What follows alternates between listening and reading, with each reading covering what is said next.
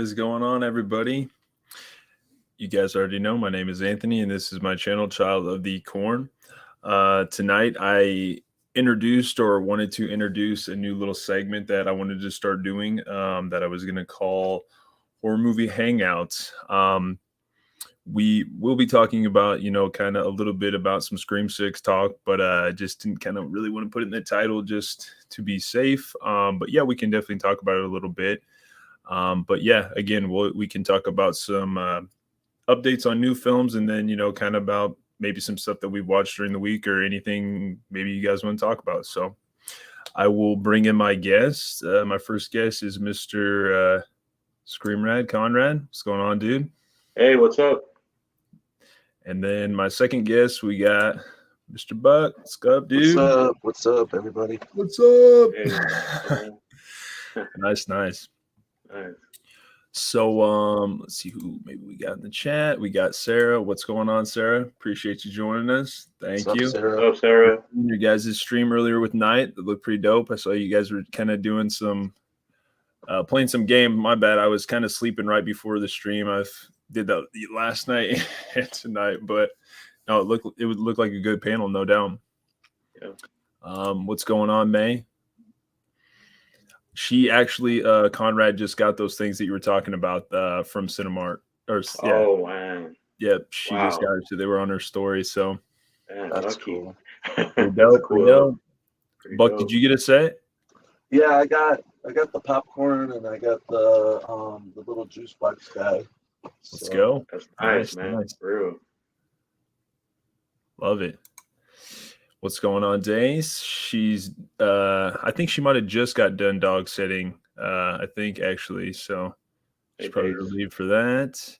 And I told her, Conrad, she needs to watch that The Girl That Got Away, dude. You should definitely watch that tonight. After this stream, I'm gonna get on it. Nice. Yeah. It's a good yeah, one, man. man. It's definitely a good one. So I guess aside from that, so if okay. So I guess we know that the special cameo, I was thinking it was Demi Lovato. Obviously, I didn't look into the post well enough. I think she just has like the new song. I guess maybe I'll just ask you guys, what do you think are the chances that maybe Nev's the special cameo? I hope so. I mean, I've It would been be crossing nice. my fingers.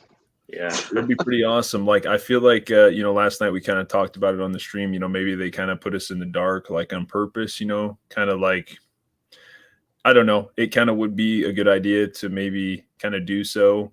Like, I don't know. I think it'd be pretty crazy at the end of that film if she was on there. And I know like, last year when they were filming Scream 5,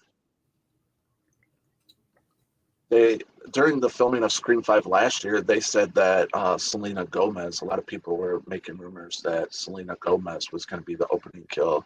And that never happened. We never even get to see her in the movie or at all, or even a song by her. So I was kind of surprised. Demi Lovato with just a little behind the scenes footage with Melissa Barrera and Jenna Ortega. Jenna Ortega, yep. Yeah, they introduced her on the Instagram post. So I was like, oh, this could be cool. But I was a little disappointed because last year they didn't even have a lyric soundtrack. They only did the instrumental. So I'm hoping this time around with the Scream 6 soundtrack, they have like an actual physical copy and the instrumental and lyrics soundtrack. So nice. Keeping my fingers crossed for that. Cool. Nice. Okay, I guess if it wasn't Nev, I guess who would you guys think it might be? I know that's a pretty broad question and like kind of tough. Like, do you think they keep it in the realm of, do you think it's a special cameo of somebody within the franchise already or somebody outside? I'll let Conrad answer first. Maybe someone we haven't seen before. Okay. I would like probably because remember Scream 3, we didn't even like Roman wasn't involved in a lot of the stuff. Like he was kind of like he played a little small part, and then like he got revealed, and I'm like, hey, wait, who's this guy to Sydney? We don't even know that. So maybe it's kind of like a Roman type of deal, Roman kind of character, in my opinion. Okay, that would be pretty sick. Do you think maybe it's possibly like the maybe the killer in the hospital that they claimed that was Amber? Maybe, Yeah, maybe. Could be maybe setting it up for something bigger. I mean, something like that. Yeah, I know a lot of people want Stu in it, so I mean, it would make a lot of fans really happy if Stu was in it. That was like my Um, second answer, to be honest. yeah. I'm hoping it's Patrick Dempsey, because they made references to him in the last movie, and it would kind of like open the doors with the whole FBI thing going on with Kirby and some of the newer characters that are going to be in New York investigating like Ghostface murders. So I'm hoping like it kind of connects to another cop, and it would be kind of a cool way to bring in Nev Campbell's character for the seventh one. So I don't know. I like the way you're thinking, dude. Hell yeah. Like that would actually all make total sense. Yeah. I dig that for sure. Like maybe they're doing, some detective work and then he's like, yo, this obviously involves my wife. Yeah. So I'm going to come in and help. So yeah, that'd be pretty cool. Conrad's good. You're good, bro. You're good, bro. I do like what Sarah says here. This could be true. Maybe the special cameos, like honestly, just a flashback of maybe possibly Jill or Yeah. something like that. Yeah. That would be exciting. I would love to see Emma Roberts again. I thought she played a really good, kind of sassy Ghostface, and it would kind of connect the dots with Kirby, Hayden Panettiere's character coming back. So That makes sense. Yeah. And honestly, I do. It's not that I dislike Jill a lot or even Charlie. Like I told Larry and Chris last night, like four is growing on me. It definitely is.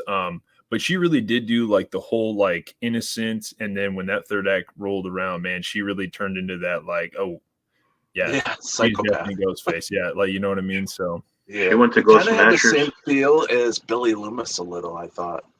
Oh yeah, that's true. Yeah, I agree. yeah. I would say that I think you're probably right though, Conrad. I think there's going to be like some Roman kind of thing where it's going to be somebody that was maybe possibly in the shadows or something like that, or like Yeah. I'm Could curious. be Definitely Stu, curious. Yeah. making that cameo. To be honest. Yep. I'm curious for sure. They'll throw a few red herrings in there. Just keep us guessing. Oh yeah, definitely. Okay, so I am going to bring this up, and hopefully she doesn't get upset. I did kind of bring it up last night.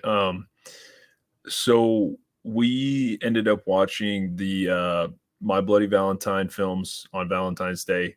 She had not seen 3D quite yet. I had, and so I knew the storyline. Like I knew it didn't quite resemble the original. It was a little bit different. What do you think if like they go for like Sam being off her meds and maybe she's Ghostface and she doesn't quite realize it? Or do you think that's she's hallucinating Ghostface?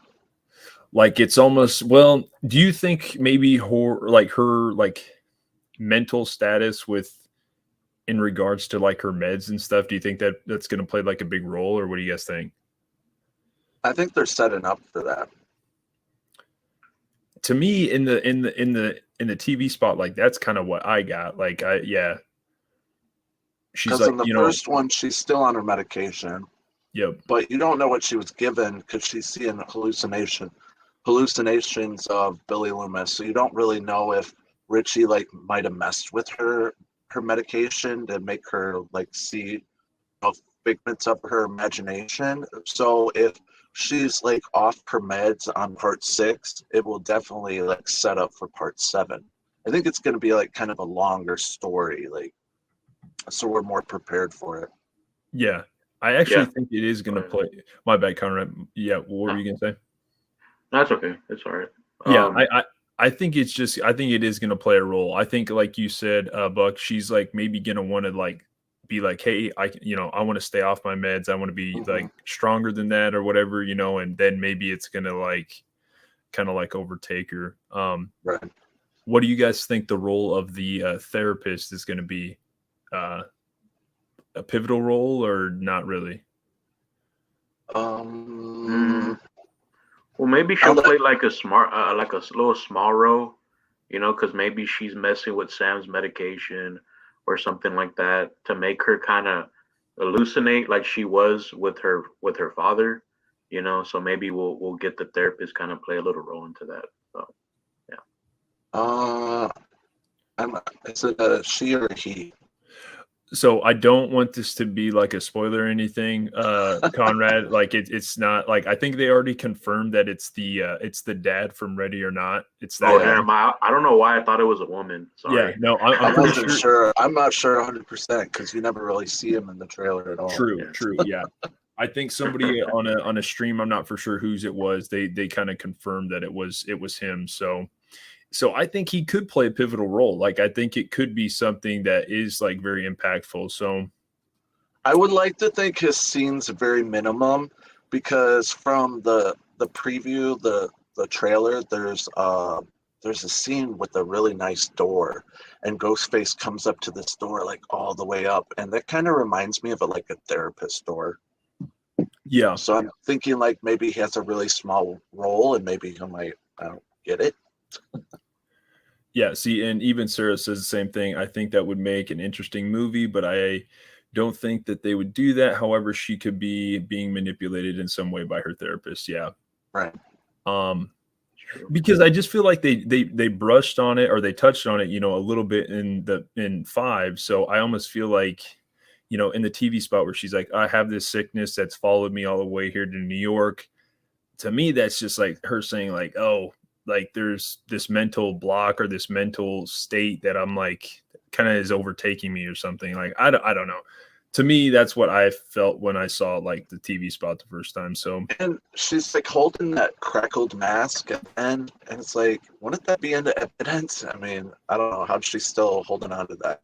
I don't. It's just, if you want my opinion, I think that bodega scene happens early. I think that the guy that, well, I don't know. Maybe I'm not giving that dude enough credit. I think somehow they kill a ghost face and she somehow ends up with that. Unless it's literally at the end of the film. Maybe has it at the end. I guess that's true.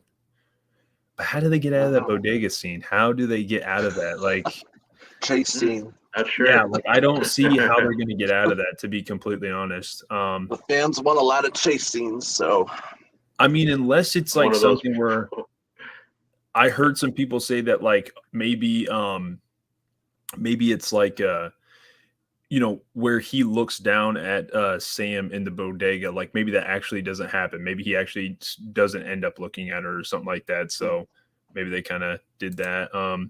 May says, so the therapist will be someone from the past, and that's the secret cameo. It's possible, yeah. Possible, yeah. Yeah, that's what I said. Like, definitely possible.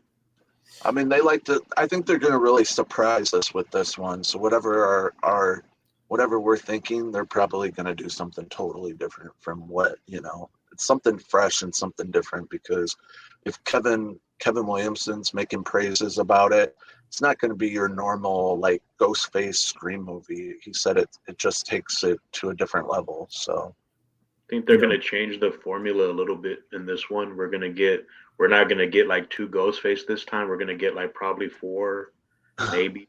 And would it be cool if the death scene was at the end this time and not at the beginning? That's different. Yeah, that'd be pretty cool. Yeah, definitely. Yo, what's going on, Curtis? Hey, Kristen. Thank you again last night for that great stream. That was awesome. Tell Larry I said thank you too. That was a fun stream. Yeah, that could be interesting. Yeah. If they try to switch it up like that.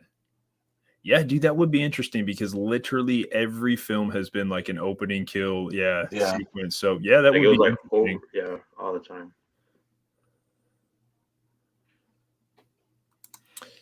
Ooh, May says they will go down to the basement bodegas here in New York, have this door open on the sidewalk where the load stuff inside. Yeah, like that's maybe they somehow get out the back or something like that on the loading dock or something. Yeah. Ooh. Yeah.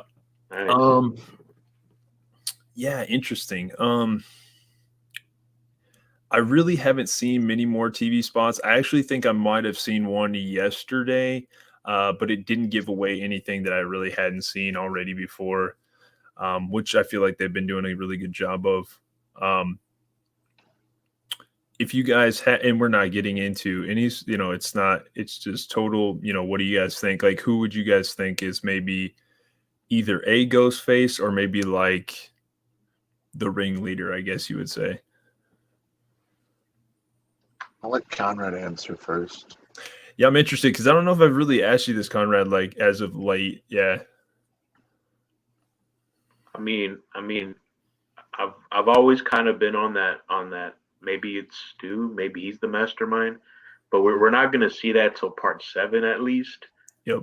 Number like 6, we're just gonna get him kind of paint. I guess he has some just backup Ghostface where they're gonna take the fall, in a way, and then they're gonna build up to Stu maybe in this one, and then number 7, we're gonna get that reveal that he was behind it all, you know.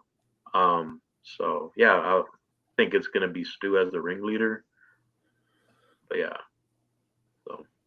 I can dig it, dude. Yeah. So do you think that there's maybe going to be a cliffhanger there at the end then for him, or?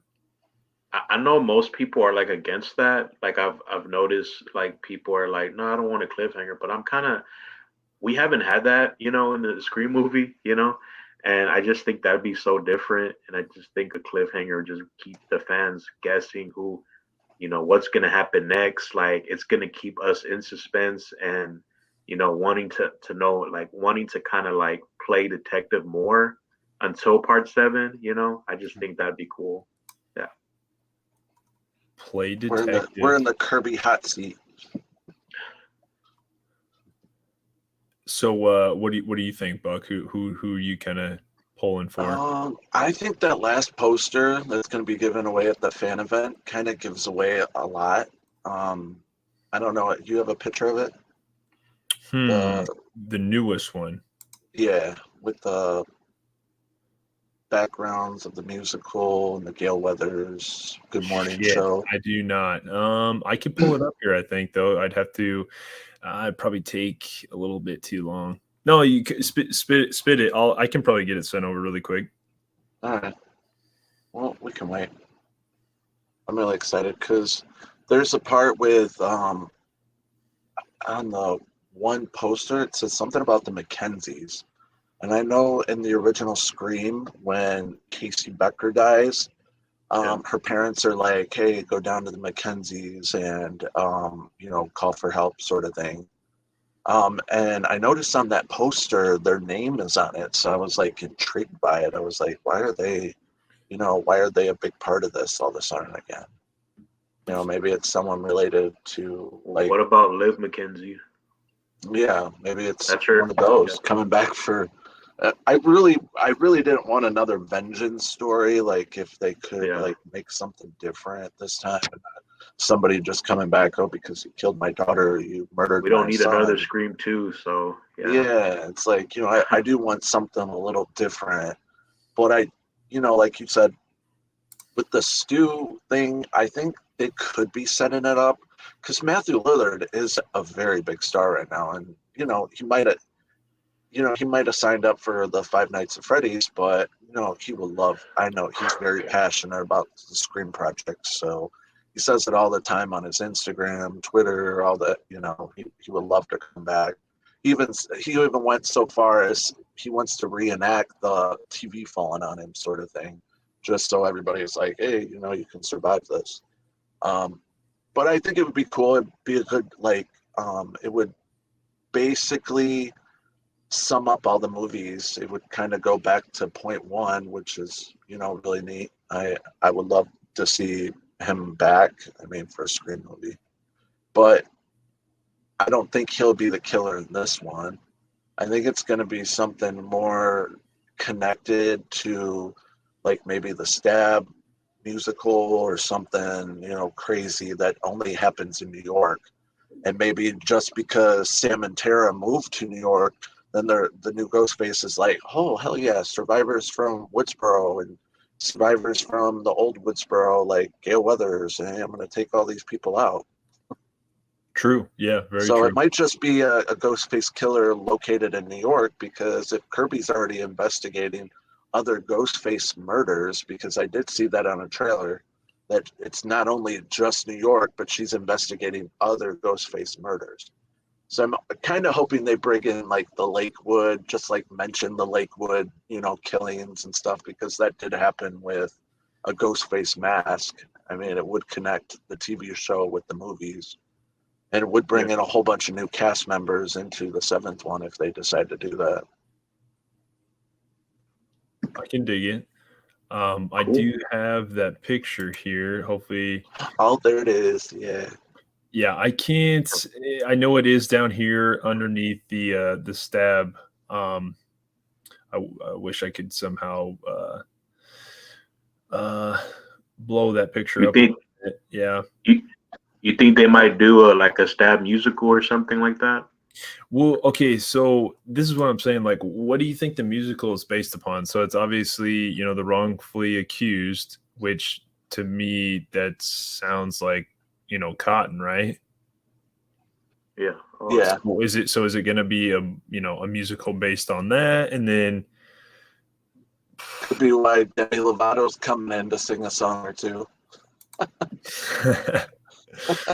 Like maybe she's doing even a do lip that. singing. Samara, what's her name? Samara Weaving. Yeah, I know she's going to be in it. Yeah, so I'm hoping like maybe she's like part of this musical, because how she's dressed kind of resembles Gale Weathers from the first movie.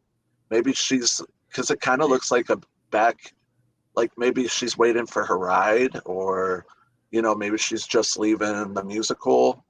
That definitely looks like a musical kind of outfit for sure. Yeah, if you ask me. Maybe the killer's killing them like the way they should have died in the original Scream movie. Maybe do you guys think she's probably playing? Yeah. Do you guys think she's playing CC Cooper? Hey, that's maybe. Possibly. I don't know, because like when you see the way she's dressed in that photo, it's like I think she has a very it's like she kind of resembles CC Cooper. Maybe she's on the phone. Maybe they're doing a musical and she's on the phone with her friend. They're trying to reenact that scene with Ghostface, and she was on the phone with him and all that kind of stuff. So yeah. I want to say she is Ghostface, but I'm pretty sure that's not going to play out. So I mean, it's like, because she's a villain in a lot of movies, and it's kind of like it's so obvious, but I think they're probably not gonna do that. They're gonna probably make us think that she's the killer, but she's really not the killer. Yeah, I think she's a goner. Goner, yeah. Unfortunately, even though, yeah, probably, because I mean, yeah, they kind of brought her in like last second for sure. Last minute sort of thing, and she didn't really have a lot of filming time. True. Yeah. That gives it away a lot. Yeah. Yeah. That she never. I actually dig this theory right here by May. Imagine one of Sydney's kids going to college in New York, and she gets a call from Ghostface at the end about them going after her kid. Interesting. Yeah. Honestly, I mean, why not? Like, maybe she's already going there and we just don't know. Like, I don't know. I mean, that would be an interesting storyline. It honestly would.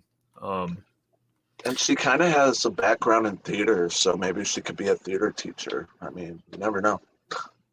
Are we talking Samara? Oh, no, I was talking about Sydney. Oh, gotcha. Yeah, that's true. That is true.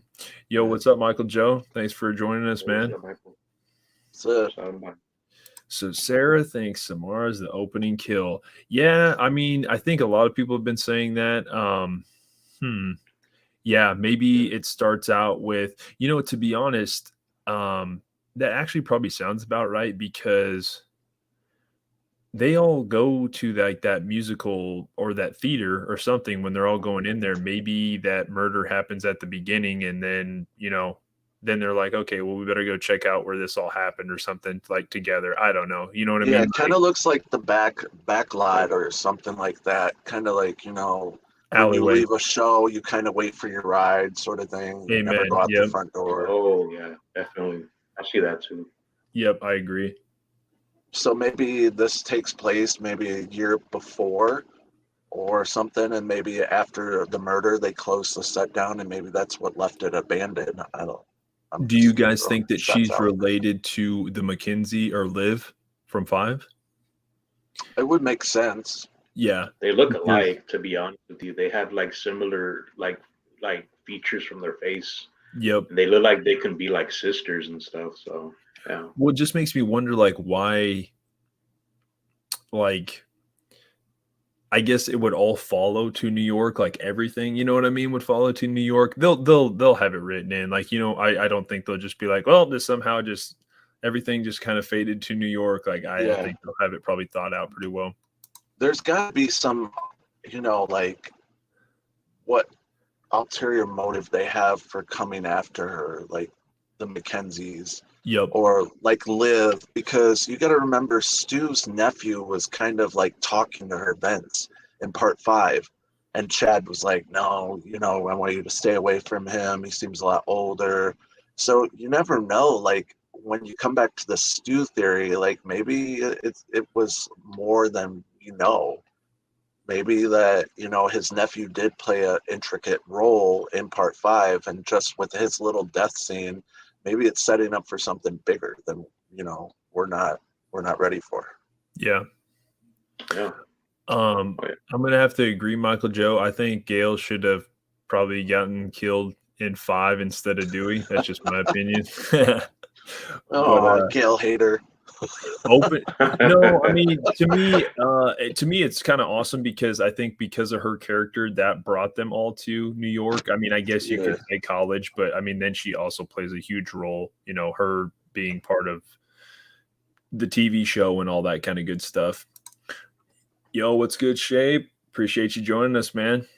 Oh, Shape. Nice. Yeah. What's up? I don't want Gale to die, but I'm preparing myself for it. Anything's possible. I'm telling you right now, dude. If I remember right, I think Larry and I were talking. She finished filming like pretty really early, like yeah. Jamie Lee Curtis did in Halloween Ends. Yep. Like I'm pretty sure she finished pretty early. So I would say, I don't know. Yeah, Michael Joe, I'm not gonna lie. I wish Samara Weaving's character wouldn't be the opening kill. I almost wish she wouldn't even die off, because I feel like her character development, she's just a good actress, man. Like I enjoy her, or like her as just as much as Jenna Ortega. But I think this is gonna be Sam's film. I think it's gonna be mostly about her, which is totally fine. Like I totally dig that. So what do you think about Tara? Do you think she's going to play a big role? You think she's a goner? I think she's probably a goner, even though they did do this filming before Wednesday and all that happened, like they were done and stuff. So to me, it's like, okay, so if Sam was the killer and maybe it's her boyfriend too, like maybe her and her boyfriend are in cahoots with each other. What's the motive though? Like, what is Sam's motive to want to kill off her sister and stuff? You know what I mean? It would almost be like the other way around. Like Tara would have like a better motive. Yeah. Take out because of everything she's been through, And she didn't really know Billy Loomis was her dad until the last movie, when her parents separated, kind of like, because of her first Scream. Yeah. But we still haven't seen their mom, and I'm kind of intrigued to see like their mom through all this. So hopefully, maybe she's the cameo. Maybe we get to see their mom. I would play her though, like seriously. I mean, for a parent not to be around when your children are getting butchered, that says a lot about their parenting skills. Who would it be? Who would be a good? Who would y'all? But yeah, seriously, who would you guys have play their mom? Like, Charlize Theron. She is beautiful. I think she's gorgeous. No doubt. I would love somebody because Sandra Bullock don't really do a whole lot of horror. I think she would be kind of like, kind of resemble them a little bit. I mean, she would definitely play definitely. Role. Yeah. Oh yeah. No doubt. Yo, what's good, Mav? Appreciate you joining us, man. What's up, bro? What's up, man? Yo, I was also gonna say, Mav, congrats on 500, man. No doubt. That's nice. awesome. Congratulations. Congrats, bro. I just saw that Carrie was about there also. Well deserved, man. You guys got good I stuff. deserve it. Yeah, you and Carrie. And I just want to let you guys know that I'm just gonna put this out there. If anybody wants to put their link or anything in the comments at all, be my guest. I'm out here to help support everybody. So like, yeah, anybody that wants to put their links in the chat, be my guest. Yeah, no doubt. Yeah, I always like watching videos when I'm at work too. So I love my news and I love my movie news. I like all that stuff. No doubt. Yeah. YouTube is like pretty much where I get my news about pretty much everything. If it's not Instagram, it's definitely YouTube for sure. Everything on YouTube. So yeah, I watch all my movie news. I've been watching these abandoned castles and mansions lately. That's cool. I didn't even know Kenny Rogers had like a huge mansion that was like abandoned. I was like, that's pretty dope. Where's that located? Georgia. That's interesting. Nice. Yeah, definitely check it out. Not too far from Texas. Okay. Okay, so my bad. Buck, who did you say you thought was going to be the Ghostface in this film? It's so hard because I hate to say that there's just going to be one Ghostface, and we obviously all have a fan theory that's going to be multiple Ghostface, like a cult of Ghostface. Just from the subway scene, you see multiple Ghostface on this. For sure. But you don't really know who any of those people are other than the people that are there, like looking at all these Ghostface. Or it could just be a very popular costume that's going to make every one of our survivors extremely paranoid. Around Halloween, yeah. So maybe they're just dressing up for a party. What do you do? I mean, when it comes down to who the main killer is, I think it is the one that they're trying to separate with the creckled mask. So I want to say it's someone new. I don't want to say it's someone from like the past Screams. I think they just got lucky with all the original characters coming to New York. So I think it's going to be new that somebody realizes, wow, these people are famous. Like, you know, maybe I can make a name for myself and do like a true crime sort of thing. So I think it could be someone new, maybe the therapist. Maybe he knows all her dark secrets. So what a better way to, you know, use them against her. That's very true. Do you think that Kirby is a good guy throughout the whole film? I think she is. Okay. I think she's been through a lot. So I really hope that they don't kill her off just to bring her back like they did Judy, just to kill her off. Because I'm not gonna lie, when they brought Judy back, I didn't want her to die. Hell no. Yeah, it was like, why are you gonna bring this character in like that and just butcher her off? I really thought. And then you see her get butchered with her son. You're like, gee. Damn, that showed there's no stakes. Everybody's, you know, yeah, no doubt. 5 really did a good job. Everyone can die. Yep. Yeah, 5 did a really good job of that.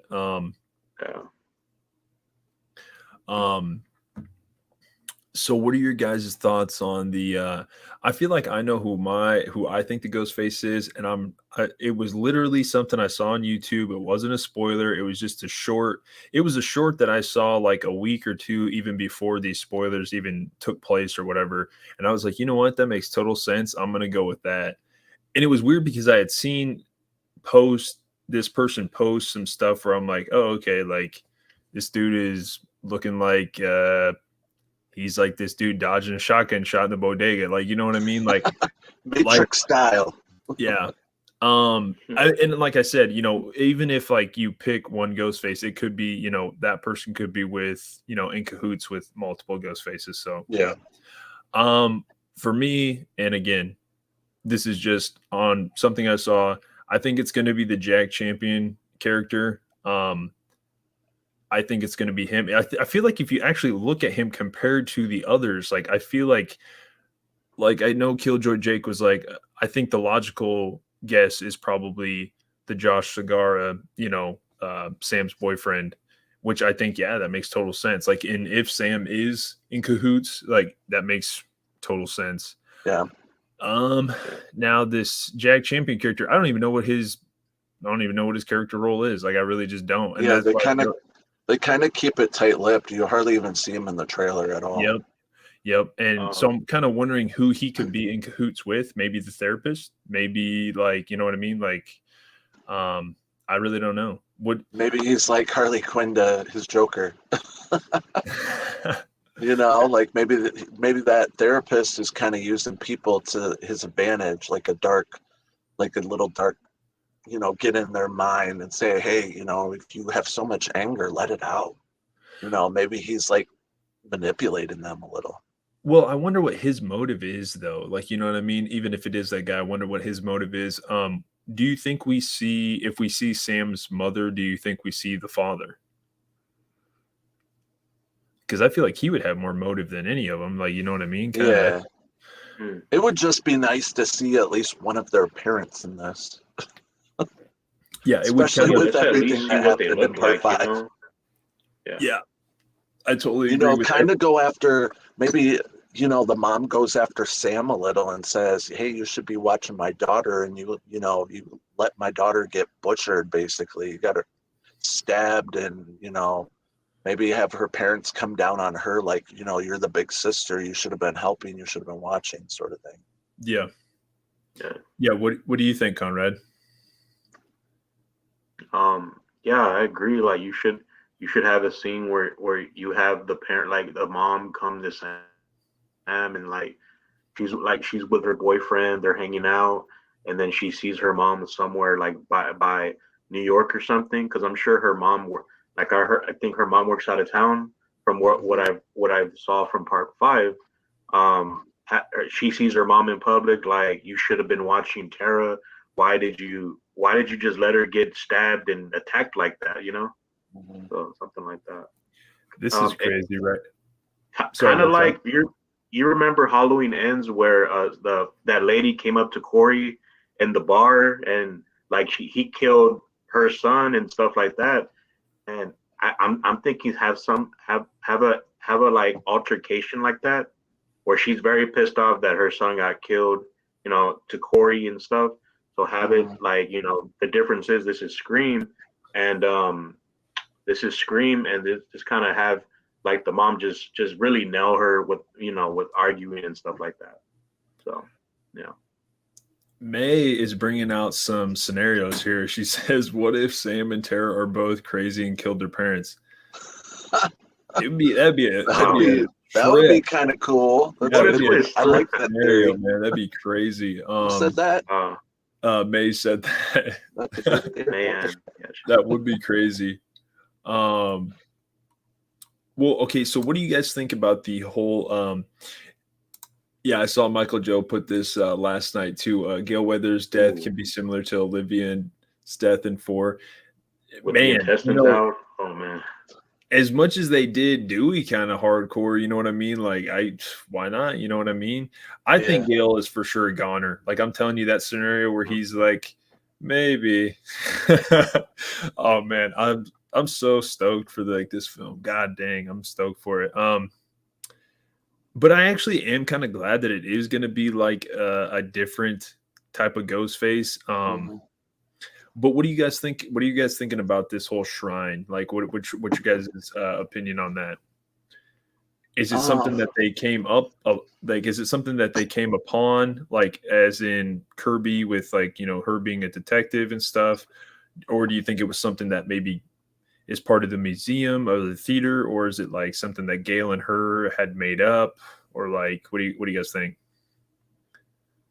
I'll let Conrad go first. I think it's Kirby, just like I believe she's collecting these items.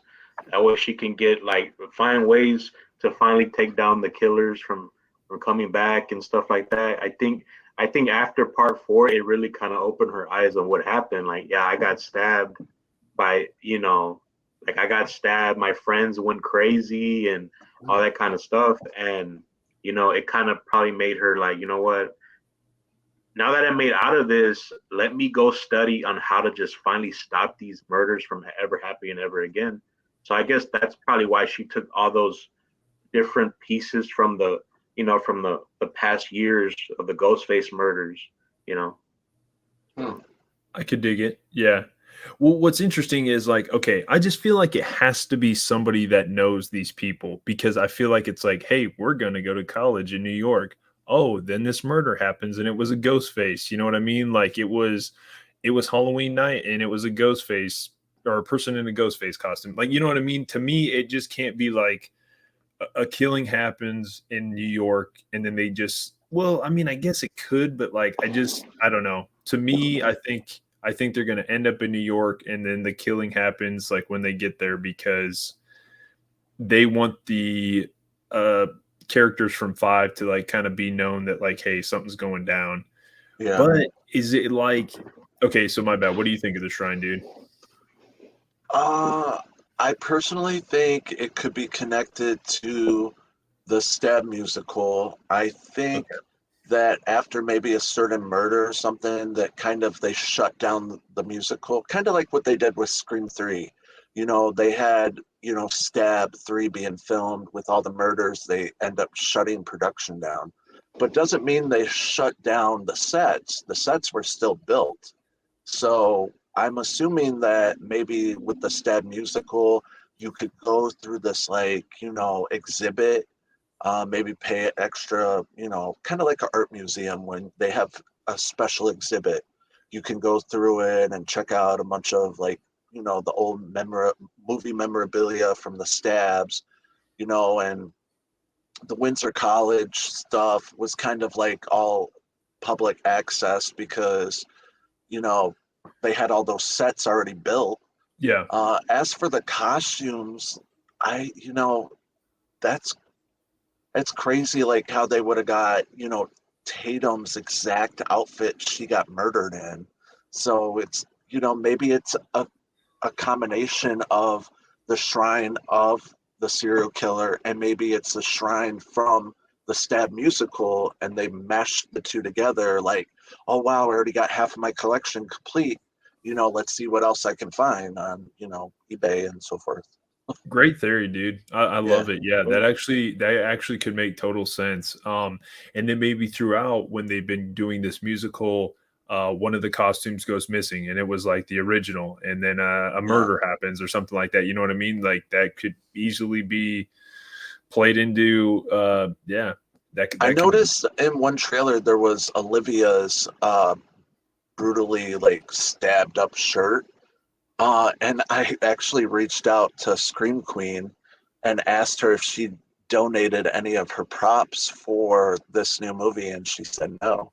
But I didn't want to give anything away. I just asked her because I know she has the exact replica from Scream 4, Livia's shirt and her like pillow and stuff like that. So I was like, I had to reach out and ask her to say, hey, did you donate any of your props for this movie? And she was like, no. So I mean, even to have Olivia's shirt that's all bloody, or like one of the police, it was like one of the Woodsboro's sheriff's outfits. It could have been any, like, could have been Perkins or I forget the other one from Scream 4, but it could have been any one of those guys' outfits too, in the shrine. I try to look at like when the trailer came on, I like freeze framed it and I try to see like if I could guess like all the certain things that were like in that shrine room and the things that could have been just like donated. So I don't know. It's crazy.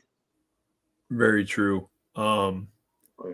Yeah, because honestly, it does have pretty much Yeah, like there it is. Oh, everything. I it is. mean, Yeah, like Tatum's outfit. Like how would that person got that? Like, I mean, that's basically would have been an evidence.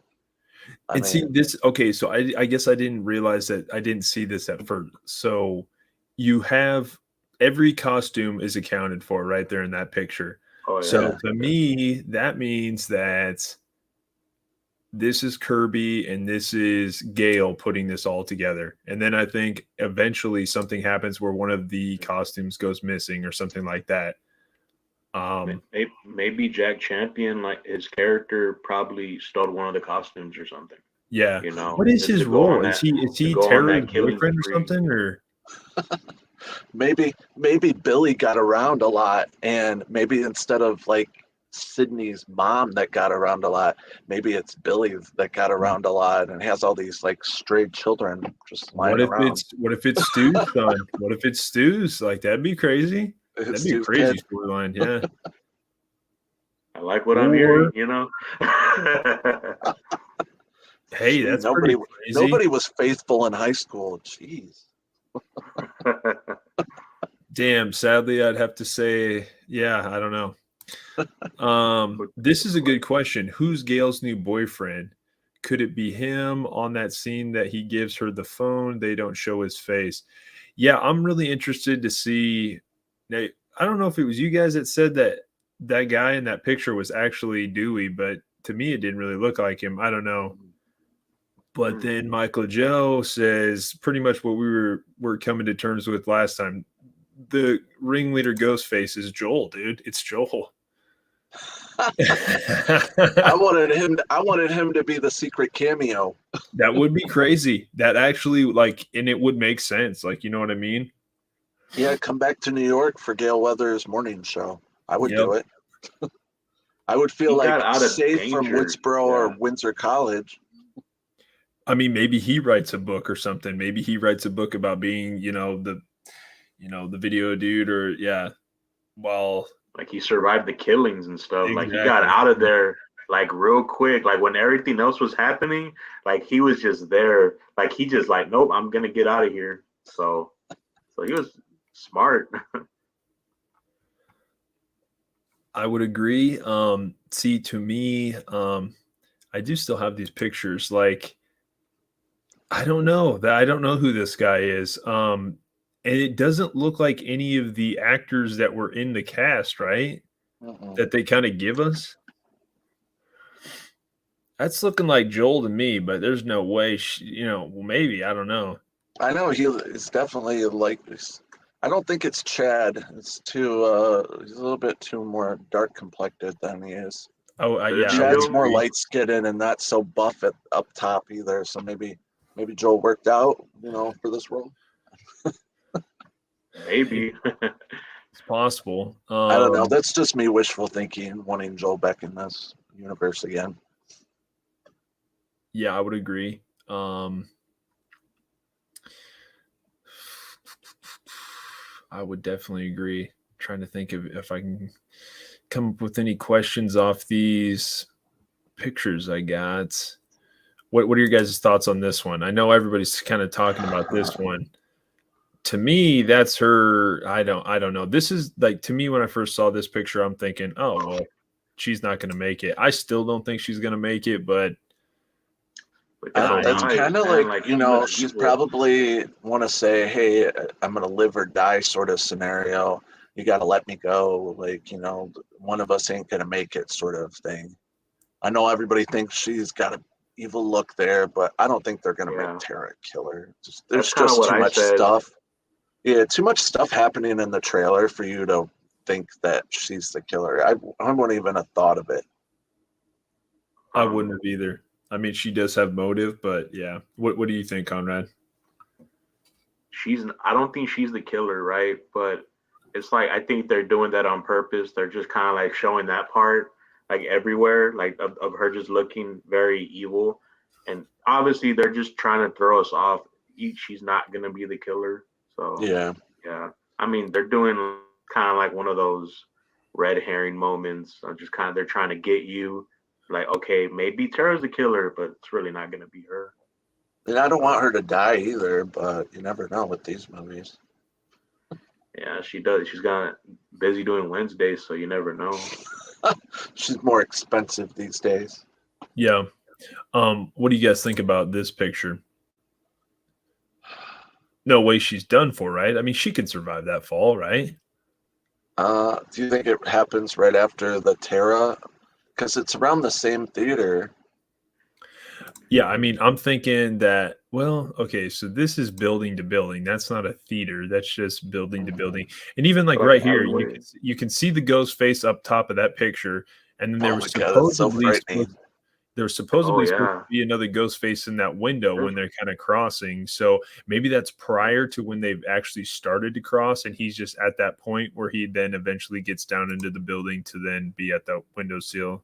They have some really good balance. I just saw that. I just realized that was Ghostface at the top. Like, I didn't realize that. I just thought it was a picture of a building or something. Yep. Crazy. To me, looking at this picture again now, though, she's done for. Like she's on the phone. She's like she is done for. Like I mean, why? Like who? Unless she's like, hey, I thought we were all converging on Sam and Tara. You know what I mean? That would be crazy. What do you think's Look at the behind her? darkness. Yeah. Do you think the college is behind her? Or do you think that's like a New York alley? To me, I think it is the New York alley. Okay. Dun, Yeah, I love that dun, picture. dun. I love that picture. It's so cool. Yeah, that to me, that Yeah. picture just screams ready or not. Like that's what it looks like to me for sure. Man, look at that quality, man. Seriously, very Yeah, well. that is a dope pick. Yeah. Actually, you want to see a better pick? This one is just as good. I mean, you got the gun flare in there and everything. He got the shotgun and everything. It's Yeah. crazy. Yeah.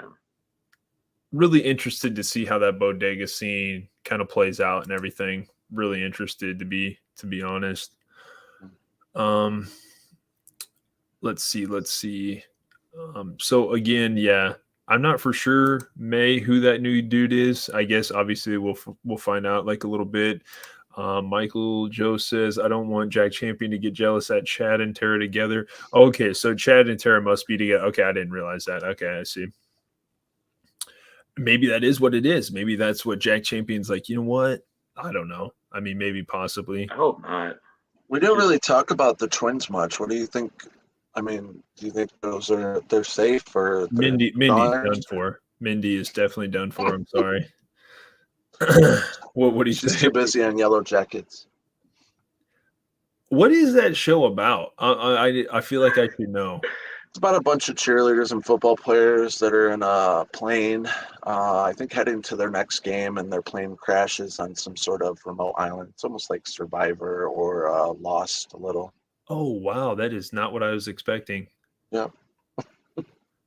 And then they start eating each other? Like what? They kind of like fight to see who the alpha is, and yeah, there's a bunch of women drama in it. It's not terrible. It's definitely worth a watch if you're, into, survival shows and stuff like that. I honestly only watched it because she was in it. Gotcha. But I do like Chad. I really don't want him to die. I think it would benefit them if they don't kill him off, because I do think Mason Gooding is a pretty good actor, and I definitely think he could kind of give like Dewey didn't die in the first Scream, and I feel like that's kind of like what was happening with Scream 5, that you think like maybe he died, or Mindy, I didn't think Mindy was going to die off one stab, but you never know. They hardly even showed her like getting stabbed. That was the only thing I got kind of like frustrated with Scream 5. But Chad's character, gosh, he got it bad. You're like, yep, so him returning for Scream 6, I really hope they like keep his character around. I hope they just don't like, kill count him sort of thing. True. I totally agree with May here. We kind of touched on this a little bit. Them never showing, their parents is way more than just bad parenting. That has to play a big, vital role in the movie. I think so. It just has to. Like, I wonder who the parents are going to be. There's no way the therapist could be. No. They would recognize their father, obviously. But I'm pretty sure something's going to happen, or I don't know. Maybe this therapist is related to somebody else from Scream 4 or Scream 5. Maybe it goes back one more movie, or I don't think they're gonna go into Scream 3 territory, but you never know. It could happen. Maybe the therapist is. No, that wouldn't make any sense. I don't know. Hard to say. Yeah, Mindy is going to die in the subway. To me, I feel like I think that's probably about 75% chance of happening. Yeah. Well, okay, my bad. I'll take that to 60 because obviously she's up on the ladder crossing. So so maybe she dies there. I'm not 100% sure. May says, I believe in the subway scene is just a friend. Dressed as Ghostface. Yeah, That night and is that could be Halloween, yeah. possible. Yeah, it Yeah, is Halloween. You know, you gotta everyone's I would dressed think up. that too. Maybe they're just paranoid after the whole event that they just went through, and they're like, "Oh, now we got to deal with multiple Ghostface." Yep. You gotta put on Yeah. that mask too. Like It was really hard finding a clear white one. I got this one at Spirit Halloween this year, but Oh, I liked how oh, like man. white and pure it was. You should do the voice with it. look sharp. I don't know how people do Robert L. Jackson's voice. I noticed like some like TikToks and stuff have him talking, but it sounds like they're using like a voice like decoder or something. Like a voice I don't know how over. they do that. I'm telling you right now, I played this last night and I love this part. No. Listen, asshole! No, you listen, you little bitch. You hang up on me again, I'll gut you like a fish, understand? Yeah, Some kind of joke? more of a game, really. I just love that part because it's like so nonchalant, like, oh, we're just kind of having a nice conversation, and then it's like 0 to 100, like Yeah. And he's watching her. It's like, can you handle that? Blondie. Yeah, great Like, part. oh shit, this dude's right outside Like my they're house. having a very casual conversation, and then boom, Right. like 360. 360. And that's what I'm saying. To me, there doesn't have to be, but there's going to be that phone call dialogue at the beginning or whatever it is. Part To of their me, identity, to be honest. to me, Samara's getting done with the musical. She's playing It's a always the role. blonde. You're It's right, always the dude. blonde with the big melons. You're right. Yep. I have a 4-point GPA and a 135 matter. IQ. Oh yeah, Scream 4. Yeah, Yeah. Half of those girls were all blonde in Scream 4 that were opening kills too. True. True. a lot of familiar faces on that one. So you guys are thinking this is beginning or end? And Yeah, it has to be, And right? it has to be the end because it's like, dude, that like the age mask, it symbolizes somebody from the past, Yeah. somebody who we thought died is not dead. I think you know where I'm going with this. And you can Stu, see, it like, has to be Stu. Stew Like, train. honestly. The blood on the There hand you and go. everything. It looks like it's at the end of, like, something that they just kind of went through and stuff. Do you think she's going to keep it, or do you think she's just going to throw it on the ground? Because there's one picture on there that just shows it on the ground too. That is, she picks it up after off the ground. That's what's going to happen. Yep. I'd take it. Yep. Evidence? Oh, they'll never miss it. Right. So do you think that that's what's going to play in? Do you think it's I know we just talked about this. Well, do you think Kirby's like that hardcore like horror fan where she put together all of this evidence from like previous, films and stuff? Oh man, I'm so interested to see how that plays in. I don't know. I think Kirby's going to be like a cop. I think she's going to take her job very seriously after being almost butchered. Yep. And I think she's going to play by the book. So she might joke around here and there, but when it comes down to it, I think she's going to be the first cop, and besides Dewey, to take her job very seriously. And they could bring her back for the next one. You never know. Amen. Yep. I'd be down to see more Kirby. Good theory. Would you guys be down for some of this? Because I would definitely be down for this. That yeah. background You're in picture New you York, have right gotta now. do it. That background picture you have right now kind of resembles Jason Takes Manhattan. Amen. Like Yeah. I freaking love that movie, and I honestly think that the shots that they actually get of him, like in Times Square, they're fucking awesome, man. Like man, I don't know. Movie gets a lot of hate. I enjoyed it a lot. I literally probably watched that one the most since I was a young lad. Yeah, I watched that one and Jason X a lot when I was younger. I love the part where he kicks the stereo and he just keeps on Classic. walking like a badass. Or like when he first gets, to the dock or whatever, and he kind of looks back up at that sign, with him on there. It's just With iconic. The hockey game, yeah. That was pretty So what are you guys' thoughts on this right here? So I guess we get this, and now we're thinking, okay, well, what is that projector showing? What is that? What is that showing? But then you get a picture like this, and you're like, okay, Yes. well, what is this? Goes like what is all going on right here? Like, Do you think that's the bodega? to me, that's looking like a theater. It's looking No, like no. Do you think that filming is from the bodega scene? to me the mask looks way different, doesn't it? Yeah, but there is like little shelves down there, like it could be in some sort of grocery store, or convenience store, or something. That's true. That is true. And the others had a big thing with filming their murders and their death scenes. To me, that mask looks so old school. It looks older school than like the cracked faded one. It looks like from the original. You know what I mean? Yeah, Like the Casey OG Becker and OG Principal mask. Henry yo. Ghostface. Yeah. And is it just me, or does Sam just look hot as hell in this shot? Like, I'm sorry, she just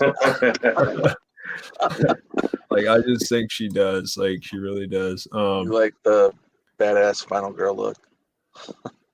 And that's that what I'm she's been saying. through She hell does, through though, the to whole be honest movie. with you. What is that picture of? And this is what I'm talking about. What do you guys think? What do you guys think his role in this? I think film his role will be? right there is going to get him murdered. I think it's Yeah. Ghostface luring him in. Every and he's time gonna someone die. investigates, they end up dying. So Yep. I probably- think, and probably it's dark in there. Something bad's going to happen to him. A lot of people are thinking that he was kind of the number one suspect off the bat, which he still could be. I mean, to me, No, that's they never looking like write the cops in these movies as like killers. So Yeah. maybe it's time for a change or something. yeah. I Maybe mean, to maybe me, a cop could be one of the killers in this movie. that looks like him drawing his weapon. To be honest, and he looks like he's gotten a little effed up. On the head, he's kind of bashed up. he's It's scared. yeah. Yeah, I would totally agree there.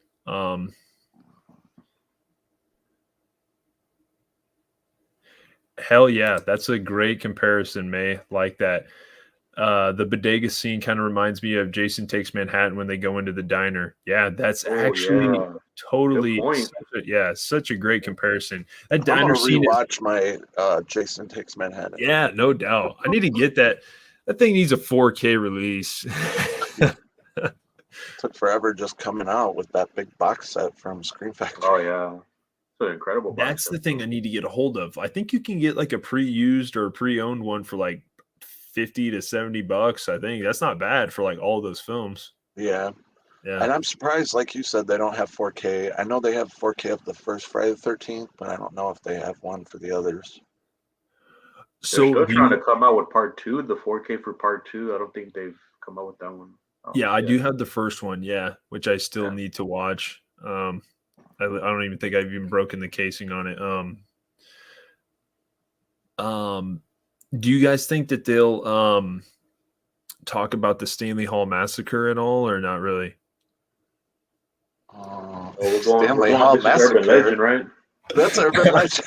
Now we're on. I think we're going to talk about No, that was funny. just I was our wondering, movie I was waiting knowledge. for Conrad to be like, "You talking Urban Windsor Legend?" College. Yeah, I'm like timestamp now. It would be that'd be a great crossover. Man, it would be a great crossover. That's so dope. We could see Rebecca Gayheart return her role from Scream 2. Speaking of 4K releases, I really hope I Still Know What You Did Last Summer and Urban Legend get their 25th anniversary. Thank you. I've been waiting for I Still Know What You Did Last Summer. Even Scream 3 for 4K. I want it. It'd be awesome. That's And I want probably it going on to be. Steelbook. That's probably going to be the next one. To be honest, Yeah. Can't wait for that. Yeah.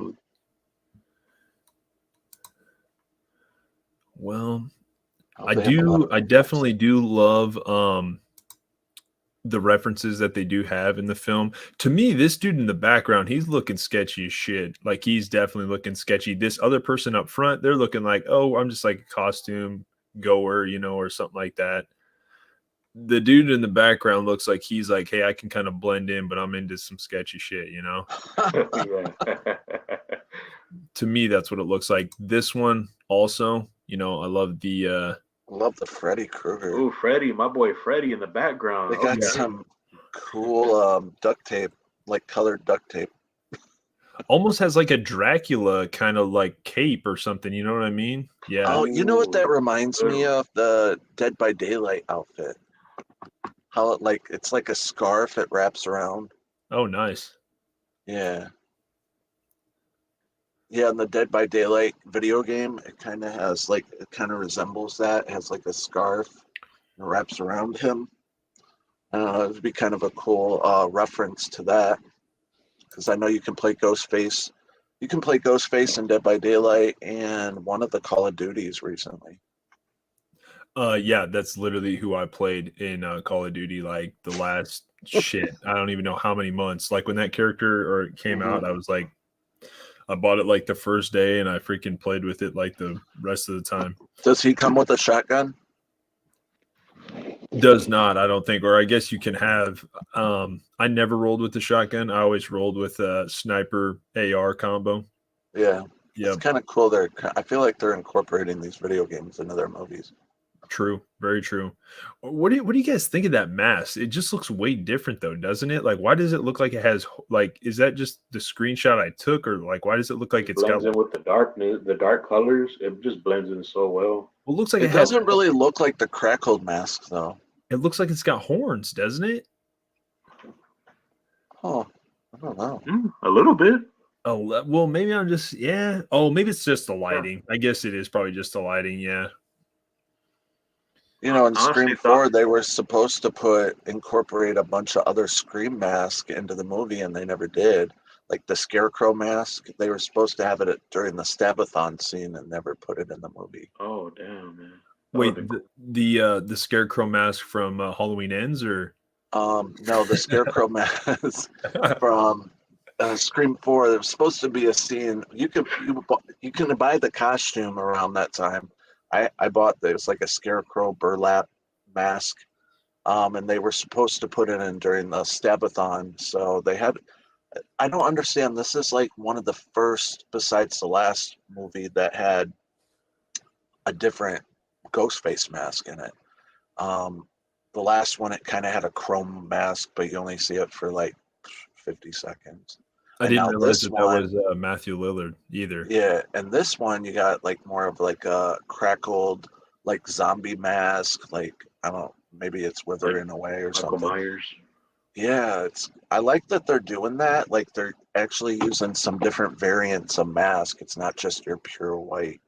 You know, I would love to see just different variants of Ghostface mask. It would separate, maybe a different killer from the next. Yeah, like they're not all looking the same. Like you Yeah, could kind of like throw them off. I'm like, this can't be Ghostface because they're wearing different masks. Maybe it's someone trying to replicate, their own version of Ghostface, and they're just playing around. yeah. So I know if I'm gonna go, off somebody, I'm not gonna wear the same mask everybody else is. yeah, oh yeah, more like a devil horn, red devil face. Yeah, or even the chrome one was so. I wish they would have used that more in Scream 5, even though they kind of make fun of it like as a reboot. But I don't know. I wanted to see more of it. There were things in the Scream 5 trailer that weren't in the movie. Like the part where Vince gets killed and his whole like, when he raises up his arms Oh my right god, in that was front of such a that. beautiful shot. Yeah. Yeah, so there's going to be things like in this trailer that are probably not going to be in the movie. Yeah, to me, I feel like that was like the shot in the trailer that drew me into that film the most. To be Should have honest, kept that in, bro. Like yeah, seriously, should have kept I that in. honestly think that kill was the best kill of the film. But The Vents one, yeah, I just I liked did how like it had hearing Red like Right Hand. yeah. I mean, when you play that in with the whole muscle car thing, and I mean, it was such a good scene. But so, And that iconic song playing. I On hope that they, scene. like you said, really hope they have a soundtrack for this movie. And I hope Yeah. it's not like over the top with the whole stab musical. Because one thing I do love just as much as the movies are the soundtracks. So I really hope this one has at least a lyric soundtrack. hey man, yeah. Facts. Do you guys think that there will be will there be a killing of a ghost face before the end reveal? Or will there not be a reveal? Will there be a cliffhanger? What do you guys think? I'll let Conrad go first. For me, this would be like a first time, but don't reveal the ghost face in this movie. Kind of like for the first time, we're not gonna. I'd say don't reveal the identity of the Ghostface killers. Um, I mean, there's gonna and I would also kill at least one Ghostface in this one. Okay. Like definitely before the end though. Like do it like in the middle. That way, like okay, we can kind of throw the illusion that okay, there you go, Ghostface is done. There no more, right? But then the the other ghost face, there's like two more, there's two more, and they're still out there and don't reveal their identities. You know what I'm saying? Like for the first time, no, don't, no ghost face reveal for me. Like that'd be cool and Gotcha. different and pretty unique. Before you start, dude, my bad. I like it, Conrad, no doubt. Yo, what's going on, Dom? Hey, what's going on? Hey up, Don, what's buddy? up, man? What's up, dude? Long going? time no see. Yeah, well, it was going good until the freaking internet was cutting in and out, so No, I had to get that fixed. So, but now it's fixed. nice. Yeah. We're just kind of dabbling into some Scream 6 talk, hoping nobody jumps into the comments and reveals anything. Michael Joe says he has a question. Yeah, Mike, shoot, man. So Buck, on that same question, what do you think, dude? I like to say yes. I think maybe the person with the ghost face mask that's wearing it's like all crackled up.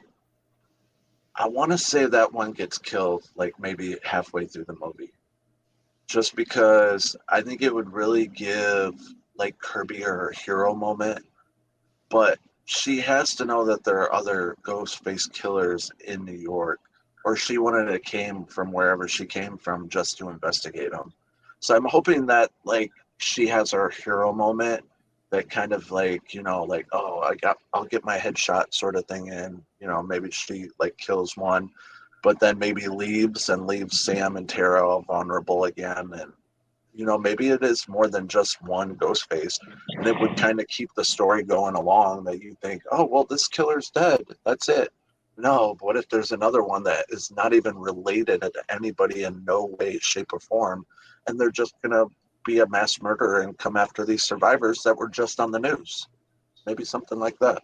So like a Riddler from the Batman, the newest Batman, he kind of Yeah, just has, something like thrown yeah, together like a crew of Ghostface, Like yeah, or it. something like that. right. Maybe they have nothing to do with the last killer just coming out to murder them. Maybe it's like a whole different killer. Maybe it's a whole different motive. You never know. Like, I'm sure they're going to get sick of running from all these Ghostface killers. Maybe it's the fisherman, honestly. Like, You're funny. maybe it's Michael Myers. I don't know. 'Cause I'm Speaking still of the waiting devil, for that. More that news on I Know What You Did Last Summer remake, by the way. I'm actually literally watching it in the background right now, and it looks absolutely beautiful. 4K. Actually, only Blu-ray. I was telling Conrad, it's a Queens of Scream. It's the Vacancy. Oh, yeah. I got that one too. Yep. When a Stranger Calls, and I Know What You It's a Did good Last Summer. set though. Yeah. Yep. So my bad, dude. I guess I wasn't even thinking until you just said that. I was thinking Kirby was already stationed in New York. You think they bring her in? I think they bring her in to Okay. help her investigate the Ghostface murders, because I mean she's the only one. Only from the trailer, I noticed that she's like, I've been investigating other murders, and Okay. you and I have a common threat. We've been through the same thing, sort of thing. I don't think she's from New York. I think they kind of brought her in because she's dealt with stuff like that before. Gotcha. What about you, Dom? What do you think Kirby's role is going to be in this film? Possibly. I definitely think that she's definitely gonna be coming out of New York. I don't think she's in New York either. Okay. I think she is a detective that decides like for herself that she's going to assign herself to this case because it is like close to home to her because she knows exactly what she's going to deal with the most. Like maybe like throughout her cases, like nothing really clicks with her, but like this one really clicked with her, and she decides to go on the case and try to take down a ghost face. Nice. Nice. I asked them earlier, do you think the special cameo is somebody within the franchise that we've already seen, or do you think it's somebody totally new? Special cameo, man, Or do you if think it's it's Nev? it could be Nev. I think it's possibly Angelina. Could be her, or it could be Stu. But She is in show business. Interesting. Like maybe maybe she's become a star since the whole Scream 3, movie or film, you know what I mean? Maybe she found her way into the acting, biz and finally got big. Yeah, maybe she's in the musical. Like you never know. Like you know what I mean? A lot of actors go into musicals after their careers don't set off right. Yeah. My bad, Michael. Joe, sorry it took so long to get to the comment, even though I was up here. I don't know if they can have Michael Myers Easter eggs because they don't have the rights, right? Jason Blum made them take out like some sort of Halloween costume. So I don't know why he did that. I mean, they could have just put a William Shatner mask on him and not painted it white, and it would have been a cool like little reference to Michael Myers. Yep. May says I'm the weirdest horror fan. That's all I want to watch, but I could not be in the horror room after it gets dark. I think she's talking about your room, Buck. Yeah. I'm not gonna lie. Actually, out of all the you want, cool. Hell yeah, press that thing, dude. No doubt. You want me to? Yeah, go ahead, press it. Dude, it's spot on Roger L. Jackson, dude. I'm telling you. Yeah.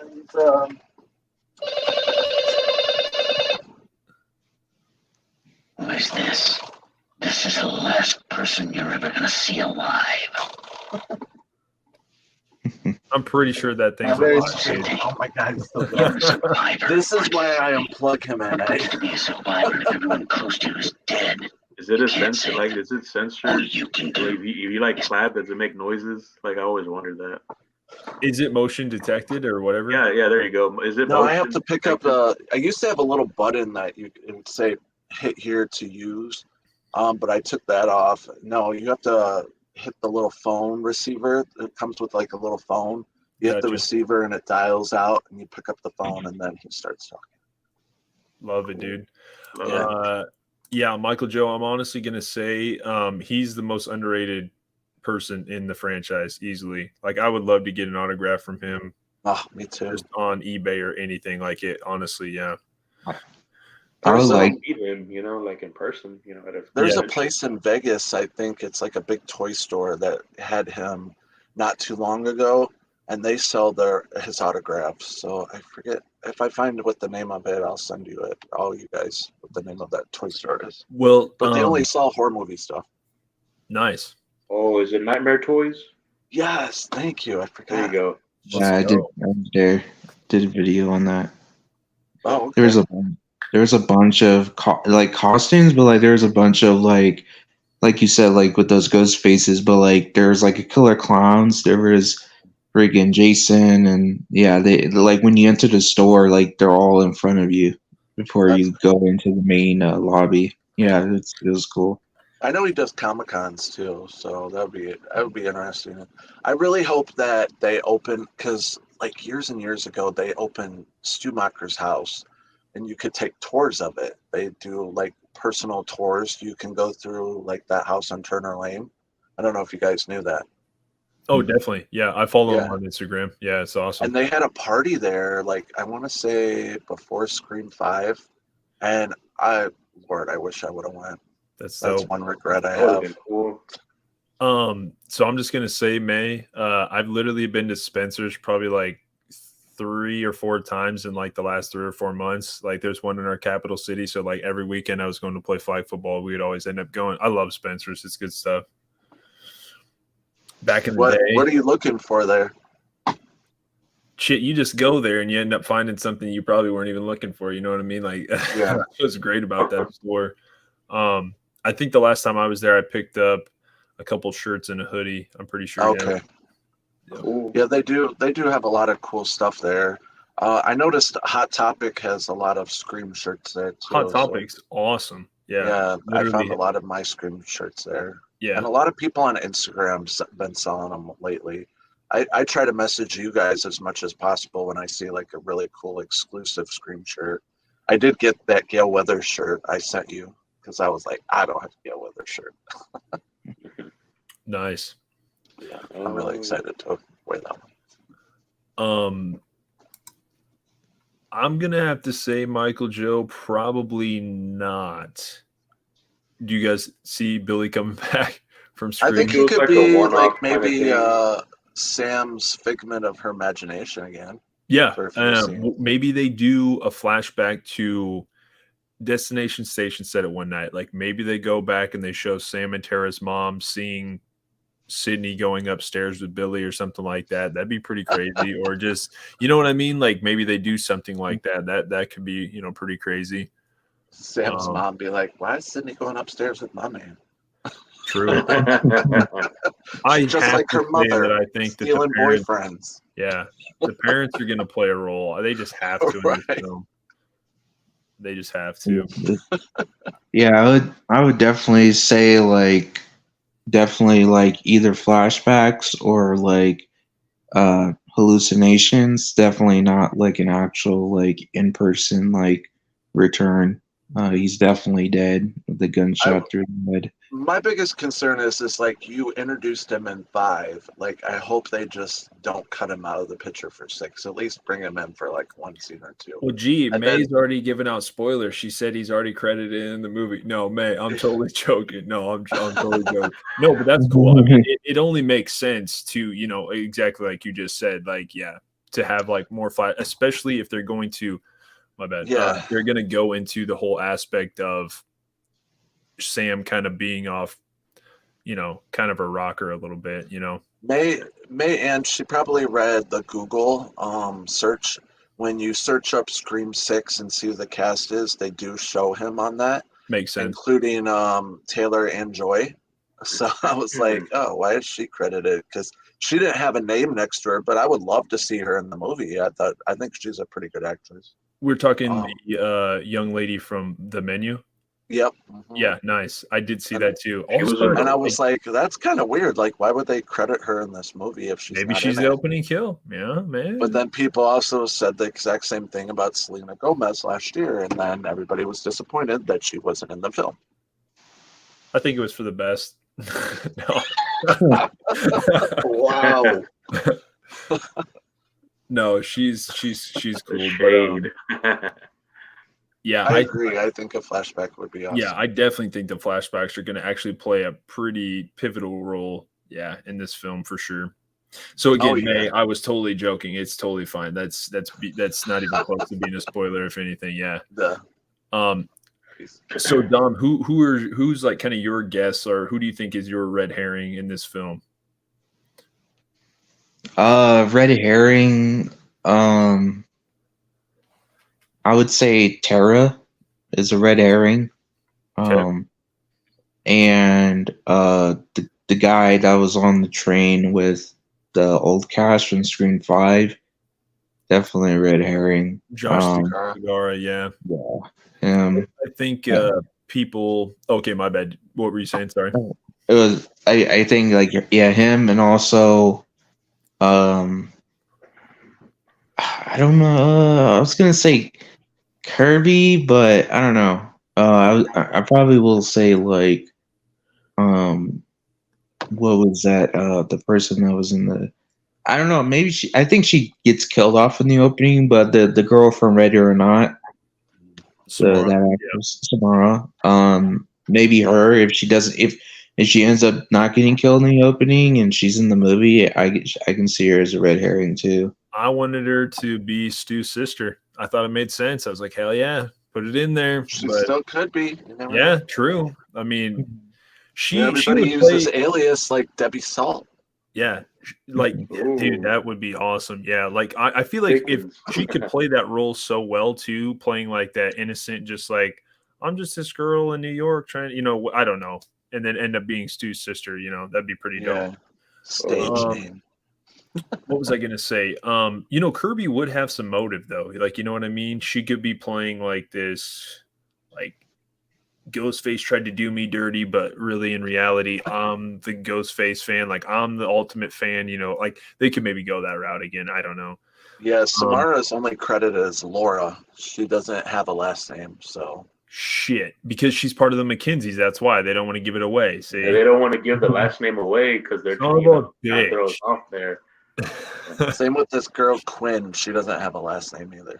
The redhead. Yeah, Yeah, they only she's show one her of a them little too. bit. They don't really show her a whole lot in that Exactly. preview either.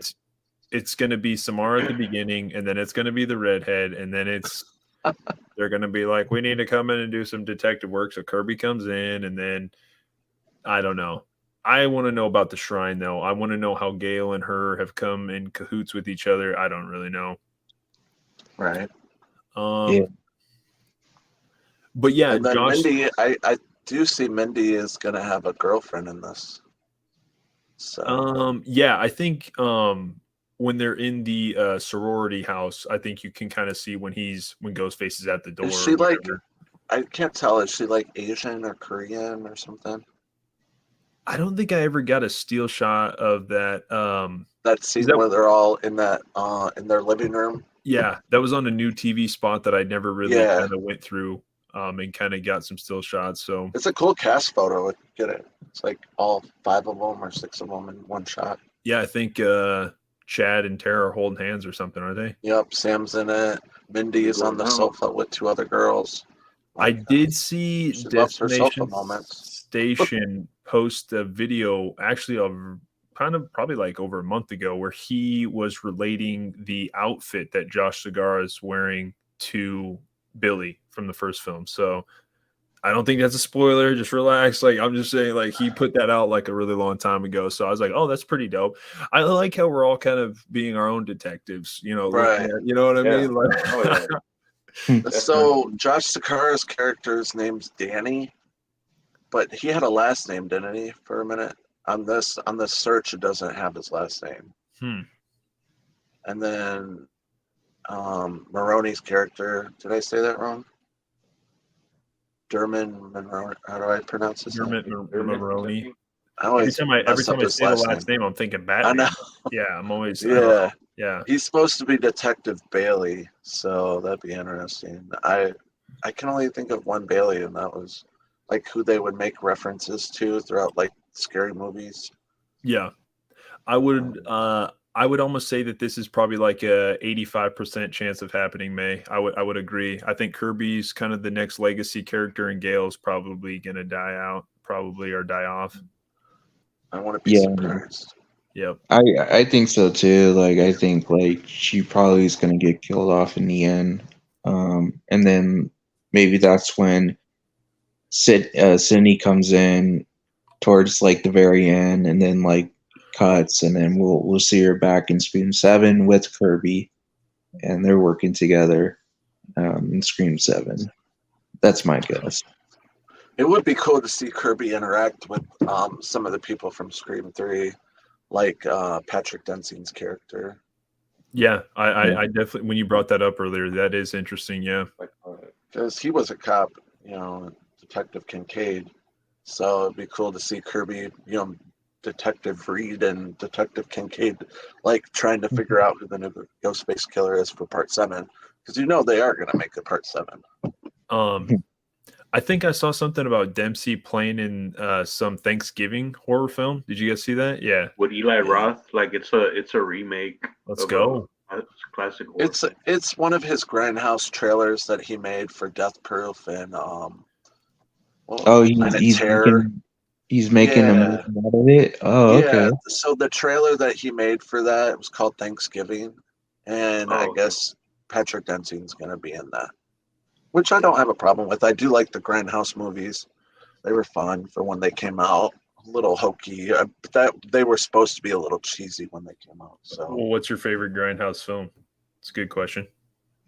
I liked Planet Terror because I do like the whole Rose McGowan with the leg with the machine gun. I was like, it's a little far fetched. Plus, Fergie was in it, and it was like one of her first starring roles, and she was super hot in that movie. Pieces. I would. Is that what you said, Conrad? Yeah, Pieces. Pieces was a Grindhouse. Badass, man. So that was probably one of my favorites. Yeah. I would say, well, in the trailers, like Thanksgiving was like my favorite Grindhouse trailer.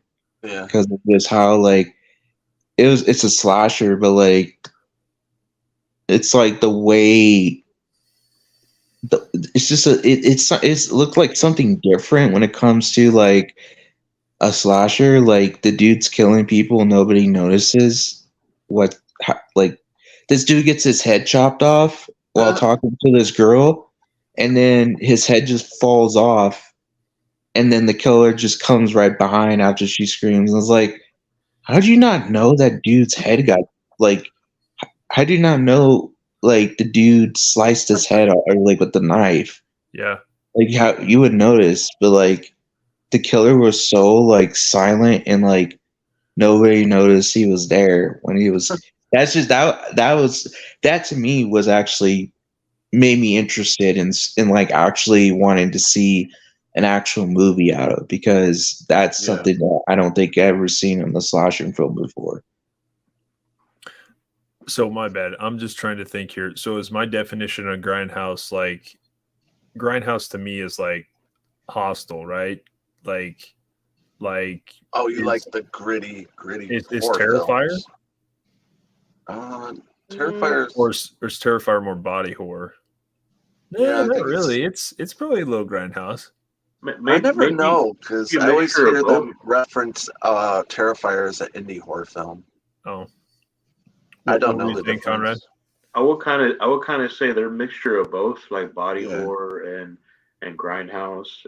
I get a lot of like when I watch Pieces, like I get like, man, there's like little things that I think they took from Pieces, the Terrifier crew, and like there's kind of like those kind of things and stuff. And Amen, dude. Great comparison, dude. That shower scene in Pieces when he like literally cuts her in half at the torso. You know what I mean? Like just yeah, awesome practical effects, man. Like that Pieces film was so ahead of its.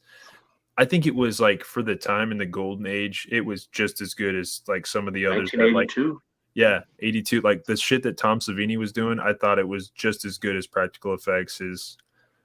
That was like one of the first Giallo films that I actually watched. So I love it, man. Yeah, that's a good film. Yeah, I like the whole like mystery element to it. Hell yes, dude. And just like there's like throughout the movie you see him making pieces like of a puzzle. Interesting, right? Yeah. Yeah, and you're like, wait, what is he making? You know? Yep. And then by the end, like when that ending comes up, it was like it was like what? It blew my mind. I was like, wow. The intrigue. You guys are gonna hate me, reminiscent but of I've never seen Pieces. Don't hate me.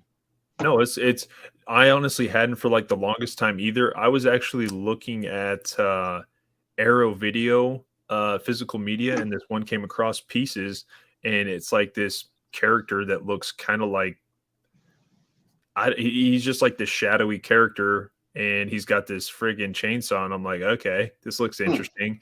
And then I'm like, oh, it's part of this Giallo subgenre, and Giallo's like literally based upon like murder mystery, almost like detective kind of like films, which is just, I mean, that's literally like the films I love to watch. So, Conrad, I need to watch Tenebrae and Opera, dude, because I've heard that those are like, you know, Bava does. Is Bava Opera came out in 1980, so yeah, you know you had that, you had Friday the 13th, you had The Shining, kind of a big year, you know, for horror. So Shining, dude, like it's yeah, no doubt. Yeah, and I know you guys. I think you guys talked about what horror movies you just watched recently. Let's go. Yeah, Um, let's yeah, no doubt. I watched a bunch of vampire movies like Nice. just last 2 weeks, and I watched a lot. Like I watched like Vampire in Brooklyn. Um, yeah, that the two Blackula movies back in the 70s. I watched Dracula 2000 with Omar I Epps. love that movie. Yeah, That was a Wes Craven like, production. yeah, and you know what's crazy? Wes Craven was behind Vampire in Brooklyn as well. Definitely. To see him, Director. yeah, he's a director. So to see him continue the vampire movie genre, like I think he did a really good job on that.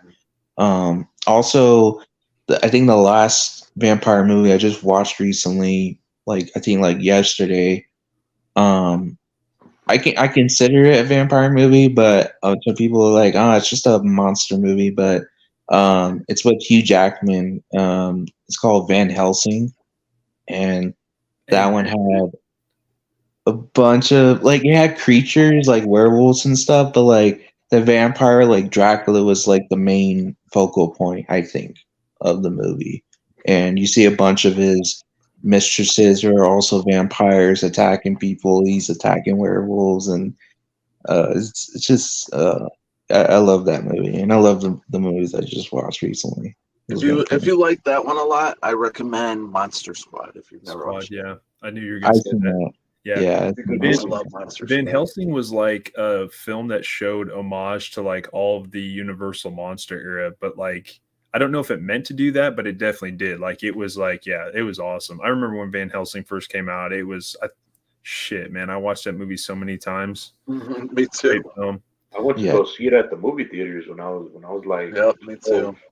it was pretty cool, you know. Dope. Yeah, and also like I don't know about you guys, but I love that Dr. Jekyll, Mr. Hyde scene in the beginning. Yep. Like it was such a dope scene because it really shows like um how Van Helsing like deals with like creatures like that. He's not even afraid or like scared. He's just like, all right, this is another day of the job. I'm gonna take this guy out. And Mr. Hyde was like fucking. He was such a like cool character, within that movie as well. Smoking his cigarette and all that kind of stuff. Yeah, True. smoking. He's smoking it. He burns it on his tongue, and he's just like he plays with Helsing's hat. He's just goofing around. Like after he just murdered somebody in the streets. Like, yeah, all those monsters, man. I agree with you, Anthony. It's definitely a love letter to old Universal monsters, and a lot of the complaints was like it's not scary, and I don't think it was supposed to be scary. Yeah. I think it was supposed to be like a huge monster brawl type of film with a monster hunter. Like an adventure film, yeah, definitely. Well, more so like like a telling a story and stuff. So, yo, what's going on, Kyle? Appreciate you joining me again tonight, dude. So What's up, Kyle? Speaking of Dr. and Jekyll, Mr. Hyde, you guys have seen League of Extraordinary People, right? Awesome Yeah, film. I've seen it. Yep. Pretty good film. Yeah, definitely. Whenever I think of Dr. Jekyll, Mr. Hyde, I always think of that dude in that film like all the time. Yeah. Yeah, it's interesting, right? Because like in both of those films, he's portrayed as like this giant, like Hulk, like monster. But then there's other films where, he turns into an evil, like little monster, but he's not like a Hulk. He's more of like hit a human form. It's just that his personality changes. I a little think bit like the, on Wednesday. Wednesday kind of. I don't know. Oh, if does anybody's it? watched Nice. Wednesday. Yeah. I think in the original back in the day, he was kind of like this almost vampire looking creature, like something that would like go around just creating chaos and shit. He was like kind of harassing women and shit like that. Like I think it was actually a very like controversial like film when it first came out back in the day. But I've told Conrad a boatload of times. I have so much appreciation for those like Universal film or like Universal monster films because they like laid the framework for just all the shit that we're pretty much watching now. And I'm just gonna say again, I know what you did last summer, looking ultra beautiful right now. I fucking love this film. Like, I'm sorry, like I just damn. So I know what let's Why talk you about love it. I Know What You Did Last Summer? I couldn't tell. Let's talk about it. So how crazy was that? That literally our last stream together, we bring up, well, Buck brings Oh. up, oh hey, I got this idea, and then literally the next day I go play football, and all you guys message me like, Oh my hey, they're god! coming out with a new. I thought it was a joke at first. I never would have. I thought it was a joke when you guys were sending it to me. I'm like, oh, this can't be real.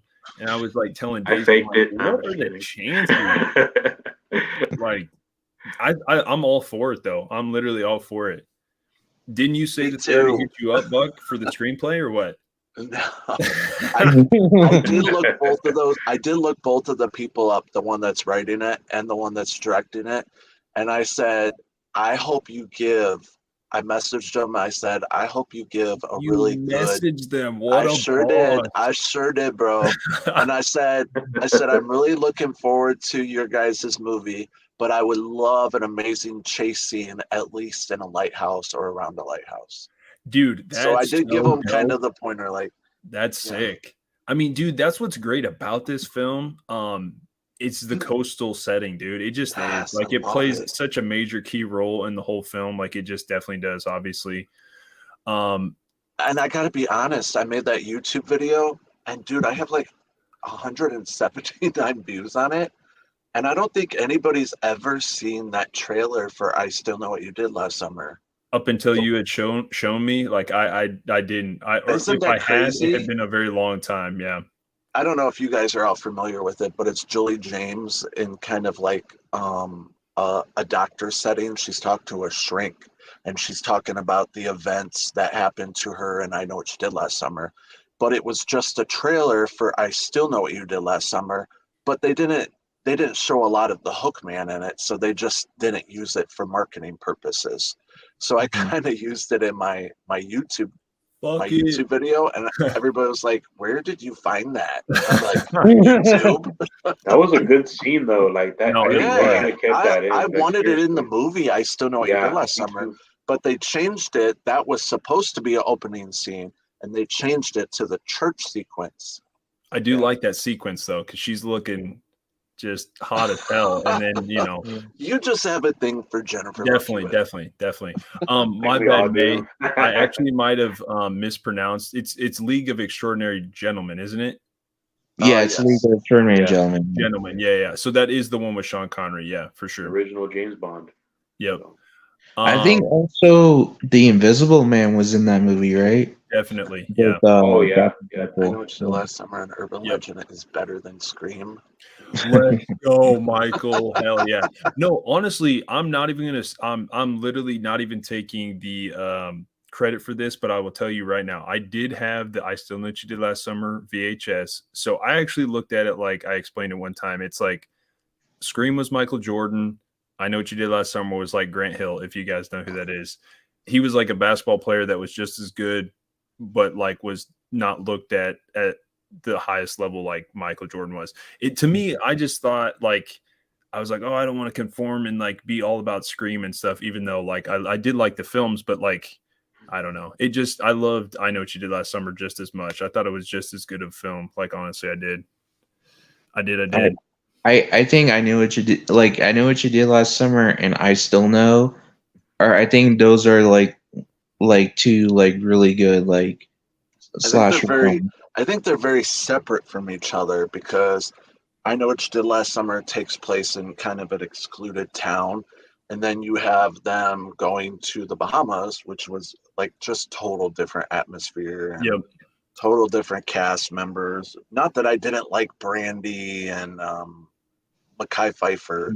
It was just total different from Ryan Phillippe and Sarah Michelle Gellar being her little sidekick characters to like these other people that he really didn't. I really didn't care if Mekhi Phifer's character lived or died because he was so like nasty, arrogant, just like the whole yeah. movie. I was like, But I do like Brandy, but I feel like they didn't give her a lot of character development like they did Helen's character.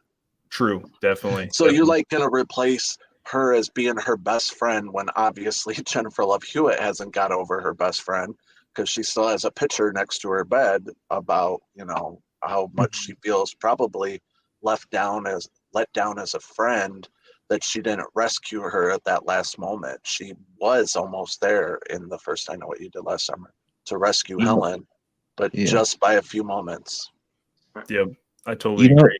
You know what they should have done, and I'm not saying like that I dislike the movie for what it did. Like I actually really like I Still Know. I think it's underrated and underappreciated. But if I were to change some things, I would take out the Brandy character, and I would say keep Pfeiffer in there. And I think his character I think he was meant to be like such a dick. Oh yeah, that you want to see him die. So I would keep him in there as like, you know, a friend to the guy that is trying to get with Jennifer Love Hewitt, and he just like wants to bring him along, but she doesn't want him to come along because he's just an asshole. Well, but that's then why they brought in Will Benson's character to throw the crowd off because you think she's so in love with Freddie Prinze Jr.'s Ray. Definitely. And then she has this like guy next door, Will, like basically up her butt for the last year, I'm assuming. Yeah. You know, trying to like befriend her, and he was the manipulator through the whole I Still Know What You Did Last Summer. Spoiler alert if anybody hasn't watched it, it's from 1998. That's what I'm saying. They better get the 25th anniversary 4K. Just want to say real quick, the Horror Man, dude, first time on a stream. I very much appreciate it, man. What's up?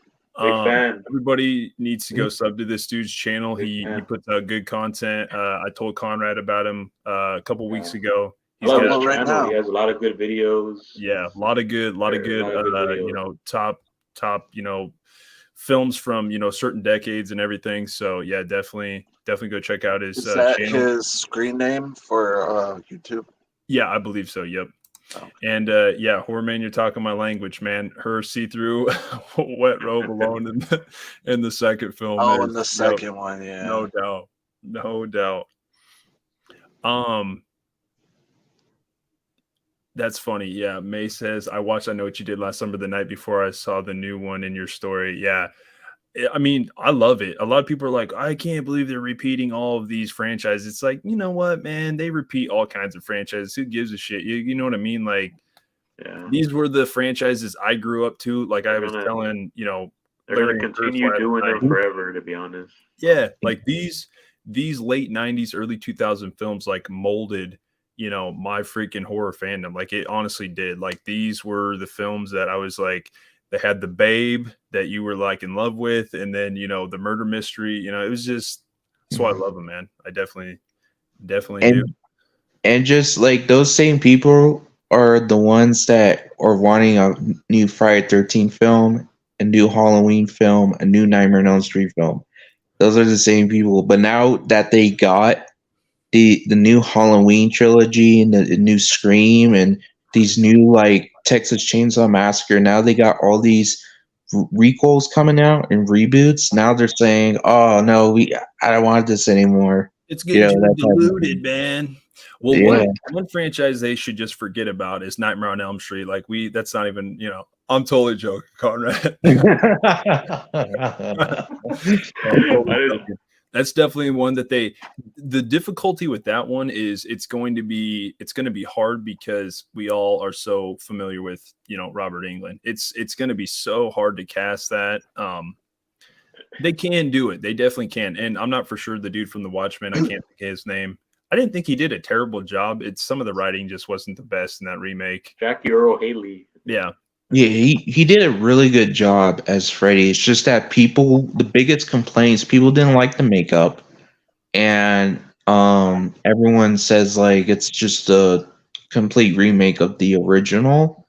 because of the bed scene and all that, and they just said, "Oh, I didn't do it well," and all Some of the that. And CGI was a little hokey too. Like yeah, you said, his Definitely. makeup. It was A lot of it was CGI'd on his face, which you can use Yeah. practical effects for that. Like, Yep, very that true. was part of the movie magic back in the 80s, was having practical effects that you're like, wow, this is kind of cool, or this is kind of real. Like, they actually went above and beyond, and there was no iconic house in the new one. You know, they didn't use the original Nightmare on Elm Street house, which made that franchise something just as iconic as Freddy Krueger to me. yeah, So, and also just I'm glad you brought that up because almost every Nightmare on Elm Street movie with Robert England, there's always the Nancy house. yeah, Like always every it was movie. almost like a character of its own. So, like, Amen. you Yep. know, Yeah, they're like even in part the of new the. Nightmare, they brought it back in the new Nightmare just for like a split scene, like that whole minute where she runs That was in and great. she's like, you know, I got to play Nancy one more time. Yep. I love the new Nightmare because of that. I Do love you that think, movie so much. I'm glad that you love it too, because I will Oh, I forever love it. like praise that movie. It's so good. It's very meta too. If you really think Yeah. how meta is, it's almost as meta as Scream 3, like being the whole Hollywood thing. Amen. You know, Yep. movies Yeah. playing actors playing movies. Heather Lane So kept going by her real name, and then yeah, John Saxton, and that's pretty Yeah. cool. Robert Englund. Yeah, Yeah, you can cool. you can tell that Wes Craven took that New Nightmare and Vampire in Brooklyn and mixed it together Yeah. to create Scream. Elements for sure. And obviously, like Kevin Williamson is also inspiration to that as well. Like him and Wes, I think that's why him and Wes connected on screen because they both. Kevin Williamson had the meta comedy. It's just that Wes got into it with the meta in New Nightmare, then eventually Vampire in Brooklyn, and that's how it led to yeah, being be the director of Scream. But yeah. yeah, sorry, Sarah has a thing a comment right there. Oh, hi, Sarah. Yeah, no, I actually, you guys are familiar with the series. I'm actually not, but I should watch it. I need to watch it. I don't know what. So Don't. that sucks. That sucks. She said it was rough. Yeah, It's telling I you a know, but lot. like, you know, people don't like Halloween 5. I love Halloween 5. Like, you know what I mean? Like, some people don't like, you know what I mean? Like, it's everybody, you know, I can maybe find Some some people interest don't in like Halloween 6. You know. Curse of Michael Myers. it. Cursed. Yeah. I know. The Thorn. So Horror Man says, I'll never understand horror fans who don't want new films from beloved franchises. I'll take them all. Yep, we can have original horror and still get reboots and I'll requels. take both. You know, like Yeah, I'll take some originality from Jordan Peele, and then I'll take some, you know. So what do you think, Buck, about I think the lady that is doing the new I Know What You Did Last Summer possibly she just did the new Thor movie, wasn't it? Yes, she Yeah. did. So I And didn't that was a high budget movie. So yeah. I mean, and the girl that's writing it, she also wrote some other like revenge stories, like Do Revenge on Netflix. I don't know if you guys ever watched that. Not But Sarah familiar. Michelle Gellar, she's in that movie. She plays a head mistress or something of a school. So it was kind of cool. Okay. She plays like a principal of a school. She's like little cameo. But that was wrote really well and fun. It was a fun watch. It was almost like Mean Girls meets Clueless a little. Nice. You know, I loved it. I loved the premise. So I know the lady that's writing the screenplay is very familiar with like revenge stories, horror films, and like in general. I guess she did another horror film back in the early 2000s. I forget the name of it. But for the director, a lot of people were upset about that. Like, oh, Well, Thor: Love and Thunder, and you know. I did you see that film? I did. Yeah, there were You- certain parts of it that were actually kind of creepy. Like the what was his name? He was a God Butcher. There's like a part in it's like black and white, and he kidnaps all these kids, and you're like kind of terrified by it. But she directed that part so well, you're like kind of frightened you a little. Damn, she's kind of showing the elements of Disney or something. Maybe I'm joking. I'm joking. I'm joking. Damn. Don't take me down. Just relax. Just relax. It was just a joke. What's it called? I just know that like after Endgame, I didn't really watch a lot of Marvel stuff. But I heard mixed reviews on the Thor film. But man, dude, I'm just glad that they're interested in wanting to do it. So I'll whatever they, and especially with Jennifer Love Hewitt going to be in it. I'm Yeah, all and about it. whatever idea they pitched really got the executors and producers to say, "Hey, I think this is a good idea. I think you have something here." So I think Are you wanting them to base it off the first film or the first two? Do you want the second one thrown in there or what? honestly, I don't want the second one thrown in there. I think they can make a direct sequel off the original, and I think they can make it just as well as the original. Okay. So, I think that they can still like have I still canon, but it doesn't need to be mentioned.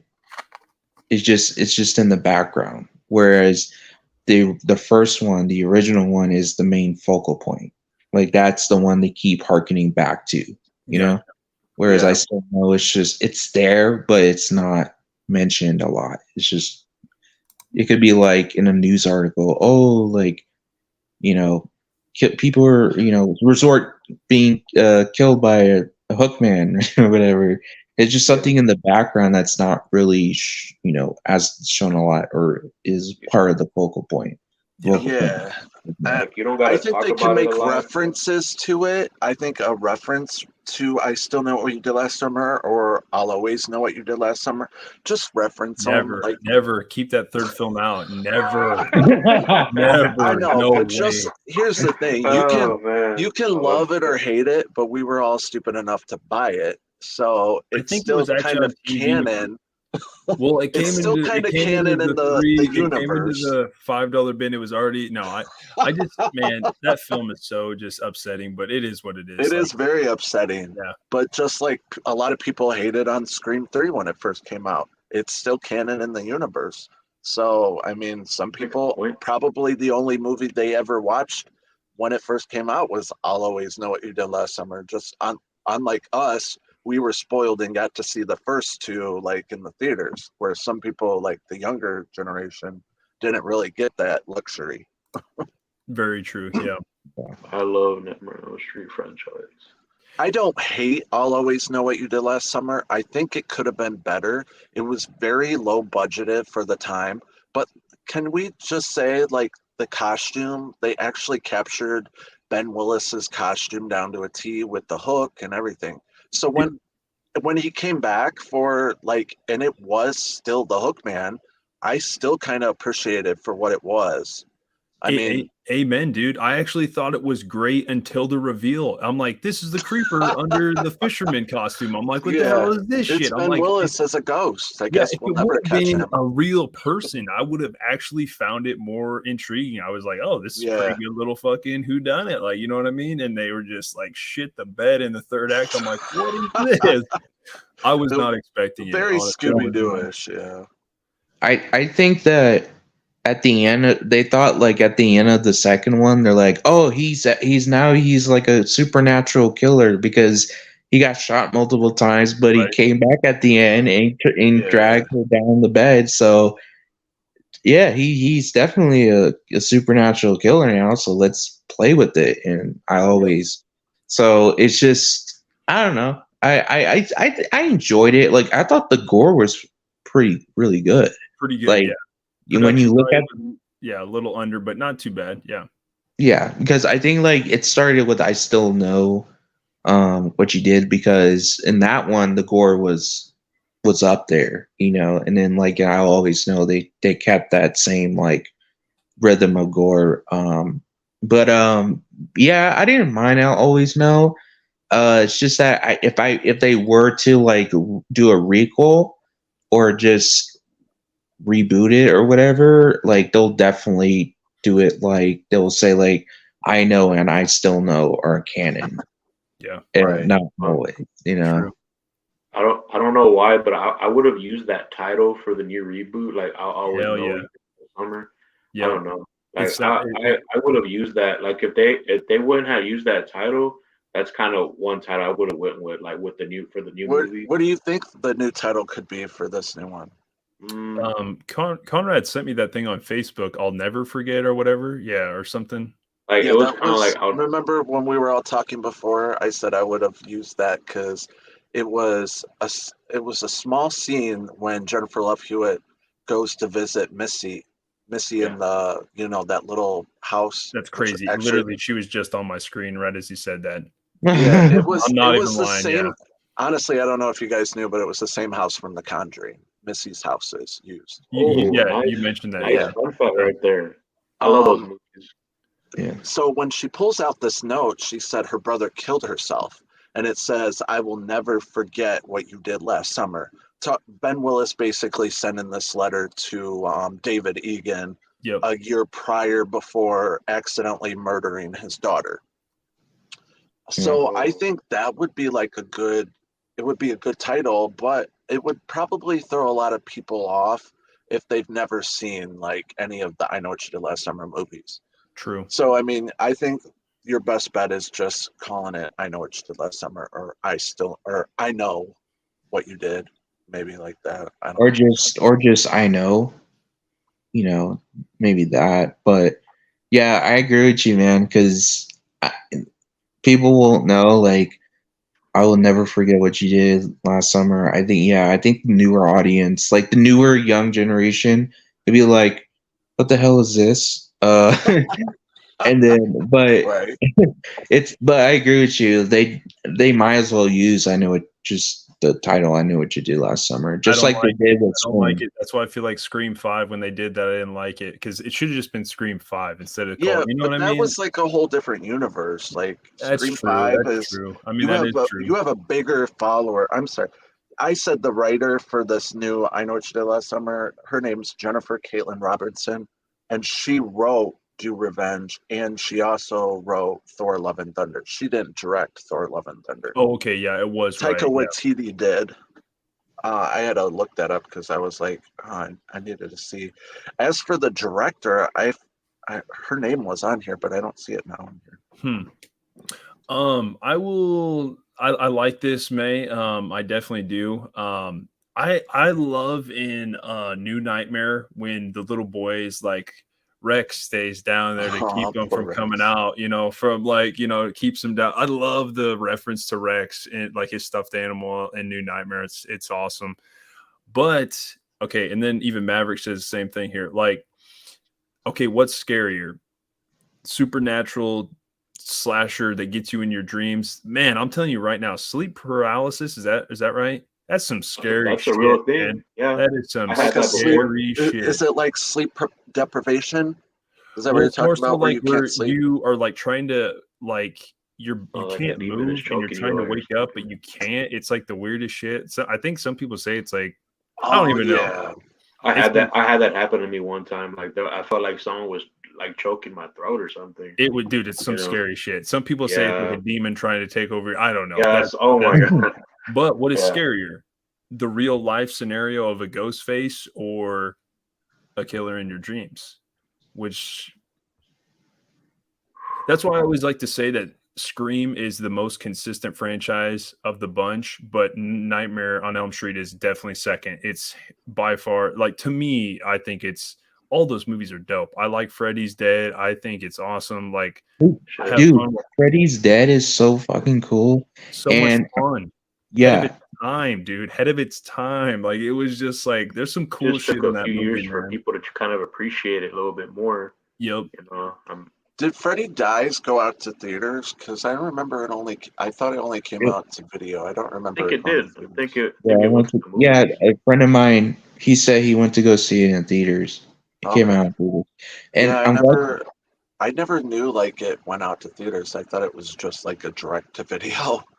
Because that was like the time I started getting into VHSs, which I ran into a copy of Freddy's Dead today. I was actually kind of shocked, but they wanted like $12.99 for it on DVD. Nice. Yeah. I just know that they went for the 3D thing, which I think was pretty cool. Yeah. I actually like this. So I have to admit, Sarah, I had to look up to see who this dude was. This dude was in the new Barbarian film. He was the creepy dude or whatever. So yeah, honestly, he could probably play a pretty good Great. Freddy. Yeah. I just want to say to when you brought up Freddy's Dead, yeah, that movie is like people just don't understand, like the hardcore Elm Street fans that really like 3 and 1 and stuff. Like when they talk about Freddy's Dead, it's like, oh, it's the worst, it's the worst.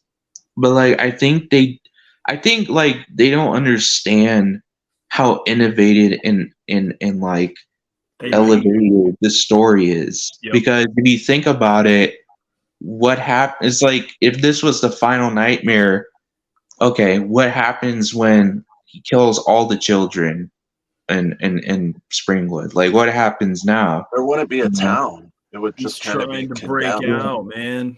He needs to get some other places. Yeah, no doubt. I think 3 is the worst of the franchise. I'm joking, Conrad. I'm joking. Wait, what did you? No, honestly, I love 3. I think it. Trying to hide me laughing. I've heard Mike from We Watched the Movie kind of talk about it. I think the third act kind of drops the ball just a tad bit. I love the original for what it is. The original is so awesome. To me, my favorite one is 4. I think 4 is my favorite one. I think it's fun. I actually love 4. Like I love 4 a lot. I love Alice Johnson. I think she's very underrated. I think she doesn't get the love and praise that she deserves because she's a really good final girl in that one. Like I rooted for her. Yeah, I rooted for her. Like when her and Freddie were going against with each other, I was like, oh man, here we go. It's about to get real. Yeah. And also, oh sorry, it's also like I think it's the most, I would say, disgusting, like when it comes to the kills and the effects and stuff. Like I feel like it's the most disgusting like Elm Street film out of all the one, dude. It's like Robert Englund's like at his best. There's the like some of the best what's he say to her? Jeez Louise, Mock, you're dropping the ball, man. Is it the roach? Yeah, what does he say to her? Check in and check out. No, Something. He says when he breaks her forearms, what she's lifting. You can't check out. Oh, yeah, he's like, no pain, no gain. No pain, no gain. No pain, That's no what he gain. said. They should Yeah, turn no to like doubt. a cockroach or something. Yep, that part is that was insane. cool. That was very reminiscent of The Fly, though. If you really think of it. There you go. Very reminiscent of The Fly. Practical effects. Yeah, agreed. Yeah, Jeff Goldblum, like when he was in that, like he was going through that transformation into The Fly. That was like probably the scariest thing I've probably ever seen in a horror movie. Like, damn, man. Woo. What do you think about them killing off the cast members from Dream Warriors, though? Like Heather Langenkamp? Yeah. No, I mean, like, Kristen wasn't in it. They recasted Patricia Arquette with Tuesday Night. What did you think of that? Well, I think I've heard that she never liked that film, or she she said she never even wanted to be associated with it or something. Who, Patricia Arquette? No, well, the girl that was Tuesday in the third Night. one. Patricia Arquette. Yeah, the girl that was in the third one. I thought they said that she didn't like. Related to David Arquette, right? Yes. Yeah, their sister and brother. Dude, I didn't know that. Jesus, I'm in the freaking. Dude, we learn something every day. I heard that they said that she didn't really ever want to be associated with that third film, and I was like, really? Why? It's like probably the, one of the better films of the franchise. Mm-hmm. I dig this name, May, and then I dig Horror Man's also All Forever. All Forever, Know What You Did Last Summer. That's dope. I like that. I actually like that. There you go. There you go. Good one. You should make a video on it. Trust me, you'll get a lot of views. Killer in Your Dreams. I'll watch your Mr. Horrorman. I'll watch you do I Know What You Did Last Summer theory video. Yeah, I did. I'm sitting here watching Ryan Phillippe like go crazy. What they did is they really casted well and wrote the part well for his, his role, and Mekhi Phifer, like kind of that arrogant, like, you know what I mean, person that's like, they pretty much are the same person in each film, like, you know what I mean? Yeah, but they Like, set him up so early in the movie, Barry, for being that quarterback jock, when definitely, they're yeah. out on the beach and when he is harassing Julie James's friend Max and stuff like that. They set all that up so early in the movie where I Still Know What You Did Last Summer. You only see glimpses of him being kind of douchey in the bar and, hitting on Julie James and stuff like that. Which I think in that bar scene, Julie James looks exquisite. When they're playing the orgy song and she's like, have you Oh seen my man, people dance with the great snappy song. fingers? And Yeah, great song. If you guys ever want to watch a cool live rock concert, they were touring with Limp Bizkit back in the day. It was orgy.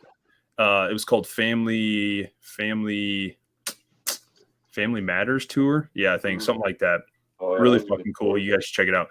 I actually don't like her in that dance club scene. The bangs don't do it for. I'm just like, what is I she think doing she's with gorgeous. the bangs? Yeah, There's something about her makeup when she's sitting at the bar drinking that martini. I think that's was like- why I think she's wearing too much in that scene. That's why I don't know.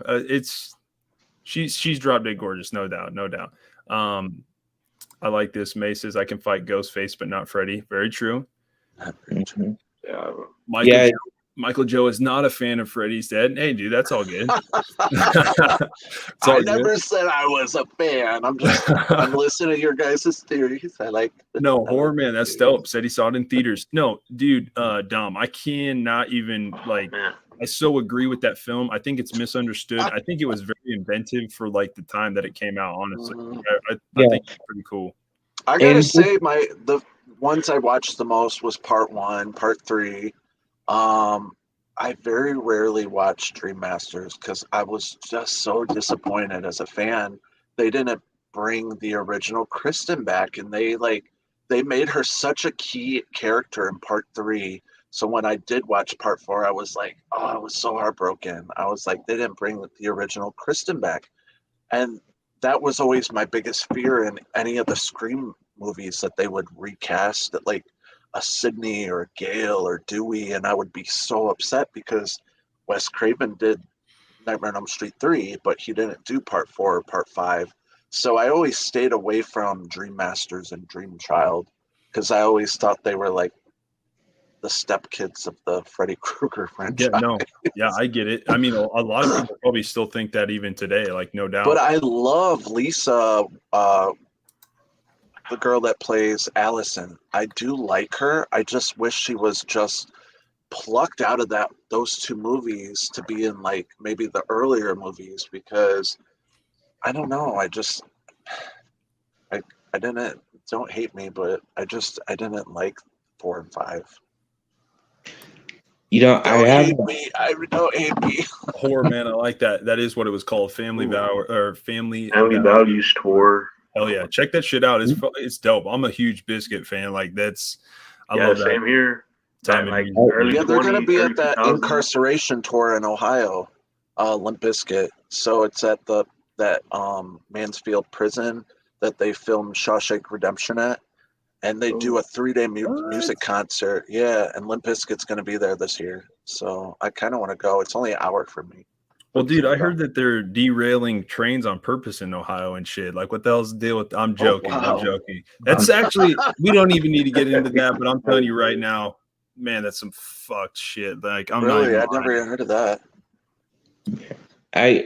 So like on the Freddy thing, do you guys think that John Doe from Freddy's Dead is the kid from Nightmare 5, the Alice's son? No. Never even really thought about it. That's pretty crazy. There you go.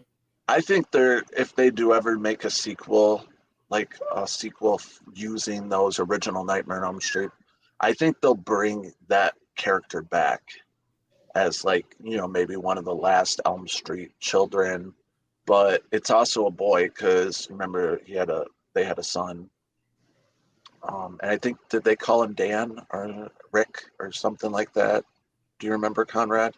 If they named, I think Rick was like her brother, and Dan was yeah, like but I wasn't sure if boyfriend. she named the baby after her brother or her You ex-boyfriend you that think she passed away. you think she probably gave the boy the nickname Rick or something like that? Yeah, something And like that could that, have been it. or Dan, or because I remember Dan was her boyfriend and then he Oh, yeah. died.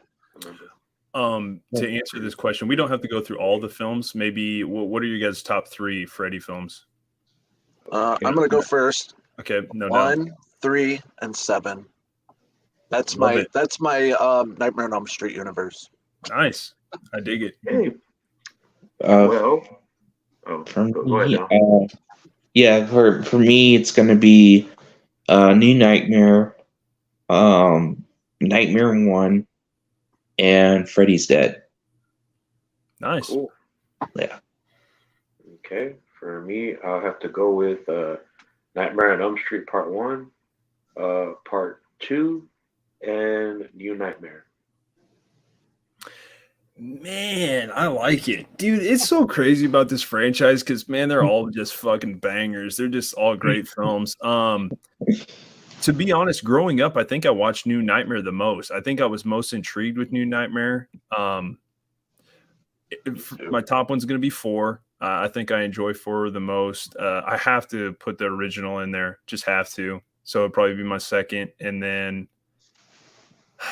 3 is so much fun, but it just kind of fucking falls apart in the end. It doesn't fall apart. It doesn't stay consistent throughout. I'm a little biased with 5 because it came out the year I was born, but I'll go New Nightmare. Yeah, I'll go New Nightmare with 3. So nice, pretty much, kind of around the same a little I bit. didn't like Heather Langenkamp in those films. She was just so beautiful. Agreed. And I think like Nancy's like the core of the Nightmare films. Like she's like mentioned throughout.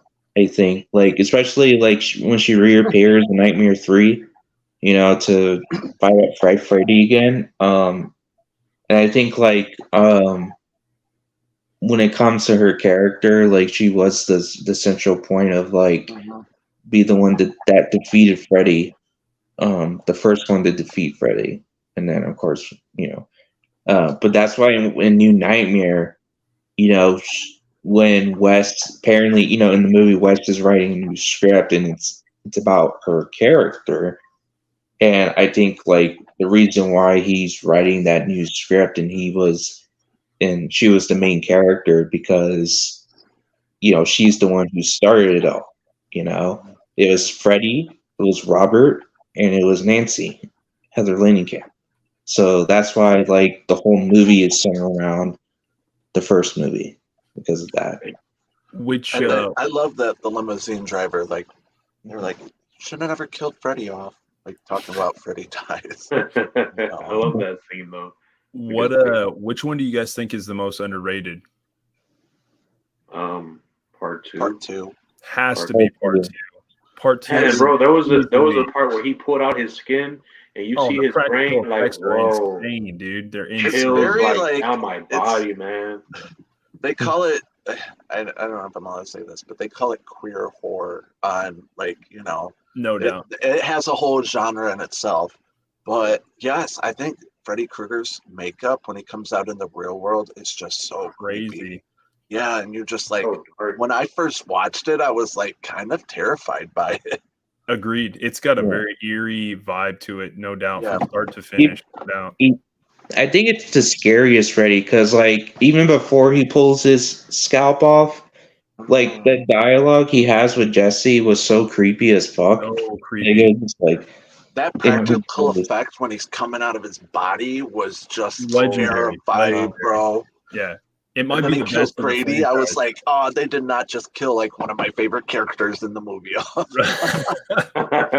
that part is insane. That part is easily probably one of the best of the franchise. Yeah. Like this, Mav. Honestly, man, I just don't know why more people don't carry conceal, or have guns in their house, like especially when it comes to Ghostface or in Scream. But it is, it's a movie. It is what it is. Yeah. Sidney Prescott, of course, I have a gun. Yeah, true, right? And from the looks of it, Gail has one too now. About time. Remember, she's like Yeah. firing it in her bathroom or something. Yeah. I am not familiar with. Do you guys know who Ben Foster is? And he sounds I sure familiar, do. but I don't think I know who he is. Ben Foster. He was in one of the X-Men movies. X-Men 3 as Angel. Oh, this guy. Oh, Okay. was he like the flame guy? Like, was he throwing the flame? No, he played Angel. Like, Oh yeah. He I know was who in that is. Lone Survivor. He was awesome in Lone Survivor with the. He was in that one with where he was in 30 Days a Night. He was that kind of weird guy that shows up. Oh, in yeah, town or whatever. Yeah. Oh yeah, with Josh Hartnett. Yeah. And I have some raw Very good. he was in hamburger or the whatever. prison. Yeah. Yeah, he's Yeah. definitely unique. What did they say? I don't know if you all know Ben Foster. I can see him like that. Nice, I could see that. I think he would be excellent. Michael Joe says DreamWorks is his favorite. It is a very fun Got film. a good It definitely song is. to it too, which always was kind of catchy. And a lot of people would be like, "Do you know this song?" Of course, I know the Dream Warrior song. Shocking. Yeah. Who doesn't know the Dream Warrior song? Kind of forgot about this. There is a new Hatchet Will movie there be coming a new out. Hatchet movie coming out? That's pretty dope. I hope so. Victor Crowley. We gotta have a Victor Crowley versus Art the Clown movie. Ooh, okay. I'm gonna say Victor's probably winning that match. I mean, he's like this dude that's like, yeah, stronger than a grizzly bear, and he's like this slash. You know what I mean? Like, yeah, I don't know. I like this though. Horrorman 1523 remake. Nice. Oh, in order. Nice. Yeah, I like. Damn, 4's at the end. Oh man, that's crazy. I dig it though. Exactly where I I dig would it. have put it. No, honestly, I was just telling. I would have put those both at the I'm end. glad he of has my Freddy list. versus Jason like ahead of like, at least in the middle. That's pretty cool. Honestly, yeah, no, Freddy versus Jason was awesome when it came out. It was, man, I Bro, remember. like his like dream when they were shots, like, facing right off, after I was one. like chills. Yep. Seriously. Yeah, and I'm glad like Freddy versus Jason and like AVP, Alien versus Predator, like Yep. are like the two big like icons of like horror, coming together and fighting each other. Two Which were I like I like Alien versus Predator 1. Hell I yeah, didn't man! really That care movie's for the freaking second. awesome, man. I don't give a damn what anybody said. Like that movie, I love enjoyed that the movie shit so out of that much. movie when it came Right. out. I actually like that he's got 5 as his second one because that director, I was just telling Aaron, we were doing a pre-record earlier.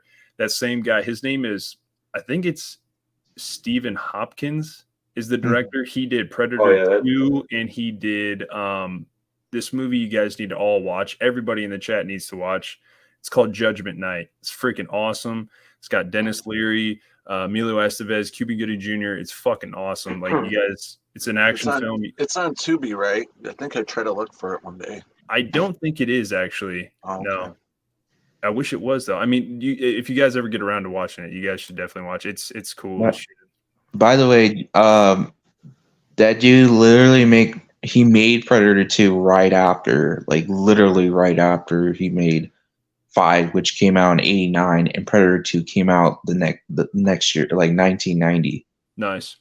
And that was just crazy because like it's one thing making like a movie, but like making like a movie and then right after that, just next day make another movie. It's just crazy.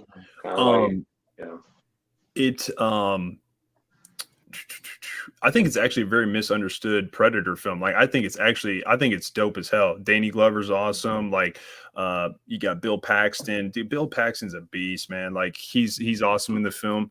Hell yeah, man. Yeah. I'm telling you, man, it is a great movie, man. It's a good check that one out.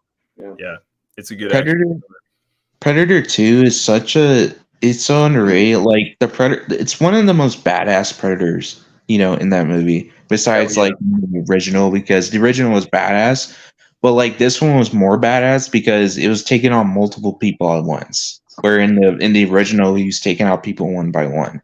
True. So I stand corrected. On you. Didn't it take place like or something, like part 2, right? You guys definitely need to check it out. I'm telling you, I'll check it out. It's a good one. I'll check out Judgment Night. So I was gonna call it Judgment Day for some reason. I Bud don't know has about my that. favorite kills in the franchise. Death. Red's death is my favorite, plus Dan's death in the comic book. Yeah, that Oh. comic book death is cool. I don't know why people hate on it so much. And then So creative too, bro. Like for real. hell 'Cause yeah. the guy loved comic books, so he kind of like he likes to do things that like that you I love like, Alice in the shower at the beginning. Well, Ver- I found out that wasn't actually Alice in the shower. It was a Yeah, stunt no, woman. definitely. I heard the same. Yeah. And when they, put her in like the room Just where act it's like like, it was her. her, being like Freddie's mom, being in that room with all those guys and stuff. Like it's just, it has good that flashback part, yeah. value. Definitely. And then Yeah. I'm just seeing Dan is the dude with the motorcycle death, right? Yeah. Where he gets like, yeah, dude, great. effects, Fuel man. injection. Yeah, no doubt. Actual I think effects that and all was that the kind line, of stuff. right? Like, whoa, it was nice. I would have Those loved. one-liners Freddie Yeah. did were just crazy. Man, we need the uncut of that movie to be honest with you. Like Here's they need my to do an question. uncut version that's still out there to this day. I wish they would release on Blu-ray, or not Blu-ray, 4K. I have the Yeah. Blu-ray set, but they're like nothing extraordinary. At least a box set, like like an updated version. With so many new special features.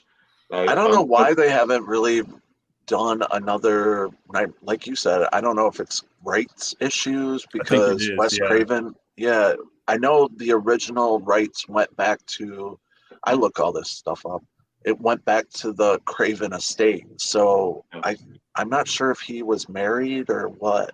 So I don't know if they have full rights of those. I think he was but married. I know Jason Blum was trying to get a hold of Nightmare on Elm Street, and I Know What You Did Last Summer. And this dude was gonna get all the slasher properties, man. Seriously.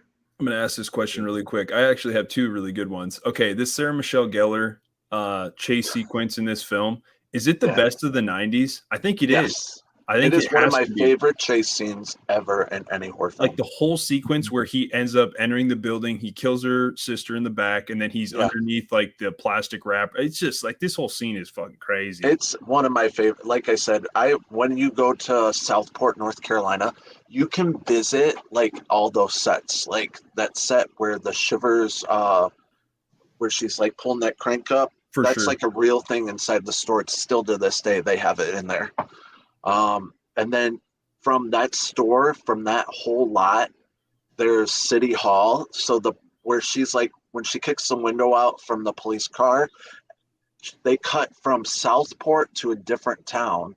And then where you see the silhouettes, that's somebody's back of their garage. Trust me, I went through all these sets. Were you and then in when the she's Fisherman like outfit or literally no? the silhouette from the chase scene right there, she's running across the whole entire city hall yard to the actual department store. So that's actually it's like maybe like half a mile she had to run. Dope. So it's crazy. She had to do all that herself. Yeah, but the back door was actually just the side door from the front. I don't know if it's movie magic, so I don't know if you knew that. Yeah. Where her sister's going to lock the door, it's actually just the side door on the other side of Gotcha. the entrance. The back door is where she falls from the top of the building, or the stock scene. Yeah. Where she's like up there. So if you go to that back window lot is actually where she does fall. But then they refilm it back in Southport in that I want to say it's like bodega alleyway where she just kicked out the window from the police car. They reused that, decorated with tires and all that stuff. So they just redid that with. I don't know. It's just really cool how they put all that together. It is dope. And honestly, when you're sitting there watching it for the first time as a young, when I was young, I'm like, oh, there, the parade's right there. She's going to make it. And then she does. Oh my God. Yeah, you know what I mean? It broke my heart. Any movie, it broke my heart, bro. I was like, oh, they just killed her. I was like, she worked so hard. I was like, she did not need to die. Like, I was kind of rooting for her to get to, definitely. Damn. That's like an urban legend. Like when Tara Reid's character dies, and I was like, what did she have to do with any of this? So honestly, I was going to bring this other one up. I was going to say because Gale's chase sequence in 2 is legendary too. Yeah. Oh, I think those would probably be about the top 3. Honestly, man, that Tara Reid one is actually really good. It honestly Yeah. is. Okay, now I am familiar with this film. Is there a big chase sequence in this film? And I Know What You Did Last Summer? No, Popcorn 91. I'm just glad Oh, I popcorn never is watched being that. mentioned. Cool. Yeah, honestly, anybody in the chat, you need to go watch this film. It's freaking awesome. Yeah. Like, awesome I film. recommend look it this up and movie see to what it looks everyone like. that's watching right now. Like, Yeah, you great should watch this practical movie. effect. It's a cool ass whodunit, man. Definitely, I dig it. I'm looking it up right now. Slasher Oh, movie yeah. in a movie theater. It's I pretty do remember this cover. Yeah, And, it's her brand's like the popcorn. Like Yeah, this might be on popcorn. Tubi, actually. I it think. is, yeah, definitely. Yeah, Okay. I watch that all the time on Tubi, to be honest. Really good. Really? The one girl from As Nightmare always. 5 is actually in it too. Oh, I can't yeah. remember what her name was. Yeah. Kyle says Helen's chase scene is the best of the 90s. Yeah, it just is. It's shot really well. Yeah, see, it's coming up. So what are your The top? 80s. I'll let you guys pick out your top 3 favorite chase scenes in any horror films. in Ooh, okay. any horror film? Yeah, Shit, we're not- number one's 3. probably gonna be Child's Play 2 throughout the when they're in the factory, or whatever. factory? Yeah. Oh man, I dude. have to think about this one. That one's pretty cool. I'm not gonna, I know Conrad's gonna be like, "Oh, Laurie Strode in '78." That's a good one. It's legendary Yeah. when he's crossing the street. Oh, and actually, was Oh, it? yeah. when he's crossing that street, She's it's banging just on doors. Nobody's shit. like, "Oh Open fuck, the I'm not letting door." you in." Yeah. You got Michael the Myers door. after you. I'm blocking that. Yeah. Wait, come in my house. I actually love the one from Halloween 2 where she's going towards the hospital and stuff. True. I think that's a really great chase scene and one of my favorites. Where he pops in and the red lights on his face and stuff. Oh yeah, no he one's goes through dope. that door like he's a Terminator. I'm like, Yep. whoa, that's crazy. Halloween 2, very underrated film. Yeah, definitely good. I gotta show love to Halloween 3 too. So it's a good great movie. I mean, can you consider Jaws chasing down the boat? Is that no? I'm just playing. That's not a chase sequence. Man, we That's love that funny. movie. So yeah, I'm Actually- a doggy paddler. Jaws is awesome. here's a really good one. How about the one where Predator is chasing down Arnold in the final third act? Not like before he gets shot and he's like, "Get to the chopper," and then he slides down into the water and then he drops down and then he's kind of, oh dude, that part's freaking awesome, man. And then I would finally see what he looks like and shit. It's such a good part, man. Yeah, I like that. I would say the chase sequence for me, top 3. One would be that. There's a lot, but one would be the final chapter when Friday the 13th. Yeah, when she's chasing Trish and she's jumping out of the window and she falls through the He looks wooden through the window. Yeah, no doubt. Yeah. That number 2, man. It has to go to I think it's considered. Is it? Yeah, man. I think it's considered chasing. I don't know what you guys think, but Predator 2, when he's chasing Donald Glover on the roof and stuff. Oh hell yeah! Yeah, that was. The sequence is awesome. He cuts his hand off or cuts his forearm off, and he falls into that lady's apartment, and then he chases after him. Yeah, that part's freaking awesome. Even the chase scene of Chucky chasing Tyler in the third film, dude, that part's freaking awesome when they're at that carnival or whatever, dude. I'm a huge Chucky fan. Okay, this was what my question was going to be. Who has better one-liners, Chucky or Freddy? That's a good question. Freddy. Oh, really? Really? Sorry. Yeah. I think I'm gonna go with Chucky. I don't know why. Brad Dourif, dude, he's a freaking beast, dude. Man. Yeah, I'll go with Chucky too. Man, he's got. We're tied. We're tied. Yeah. We got 2 Freddys, 2 Chuckies. Nice, Mason. Yeah. Chucky's my favorite. Let's go go. with Yeah, I would say like freaking the line where he's like, "You've been really naughty, Mrs. whatever the fuck her name was." Kettlewell. And Yep. then, like and then the one where he's like, "Do you have Kettlewell, a-" right? Is that Yeah, the name? Yeah, it's Kettlewell. You're Yep. very and then naughty, Mrs. Kettlewell. yeah, and the dude who has the heart attack, he's like, "You gotta be fucking kidding me." Oh, Those are great. he had the same reaction like everyone that was watching. Like, really? You're gonna die from a heart attack? Come on. Oh yeah, Yeah, even in the yeah. show, yeah, he's like, They put Oh, lipstick yeah, on him. He's yeah. like, this means war. He's like, hey, who the fuck are you? He's like, tampering with the mail is a felony offense. Oh my god, that part is freaking legendary, man. Yeah, shit is so funny. Howdy, soldier. Yeah, howdy, soldier. Middle finger. Yeah. Dude, 3 is very underrated, man. I'm telling you, it is. 3 is freaking awesome, man. Yeah, I love 3. That's honestly, that's like the first Child's Play movie I ever saw. It was like first it was 3. It wasn't even 1 or 2. It was 3, and because that came on regular TV for me. Then when I watched it, USA, dude, no doubt. Yeah. I think I watched the second one first, and then I think I watched 3 the most, and then yeah, pretty sure. Oh, Like, dude, funny 'cause there was we gotta mention the ones from 3. Like we mentioned a couple from 3, but like the one with the barber is like, "Presto, you're dead." Presto. Oh, He's yeah. you. that was cool though. That was sick, but Yeah, I hey, think that guy, that barber's from Hellraiser. Hellraiser. Yep. Yeah. Yeah, he's from Hellraiser. Just to let y'all know. Yeah, and also just the strangulation keeps the circulation going or something like that. Yeah.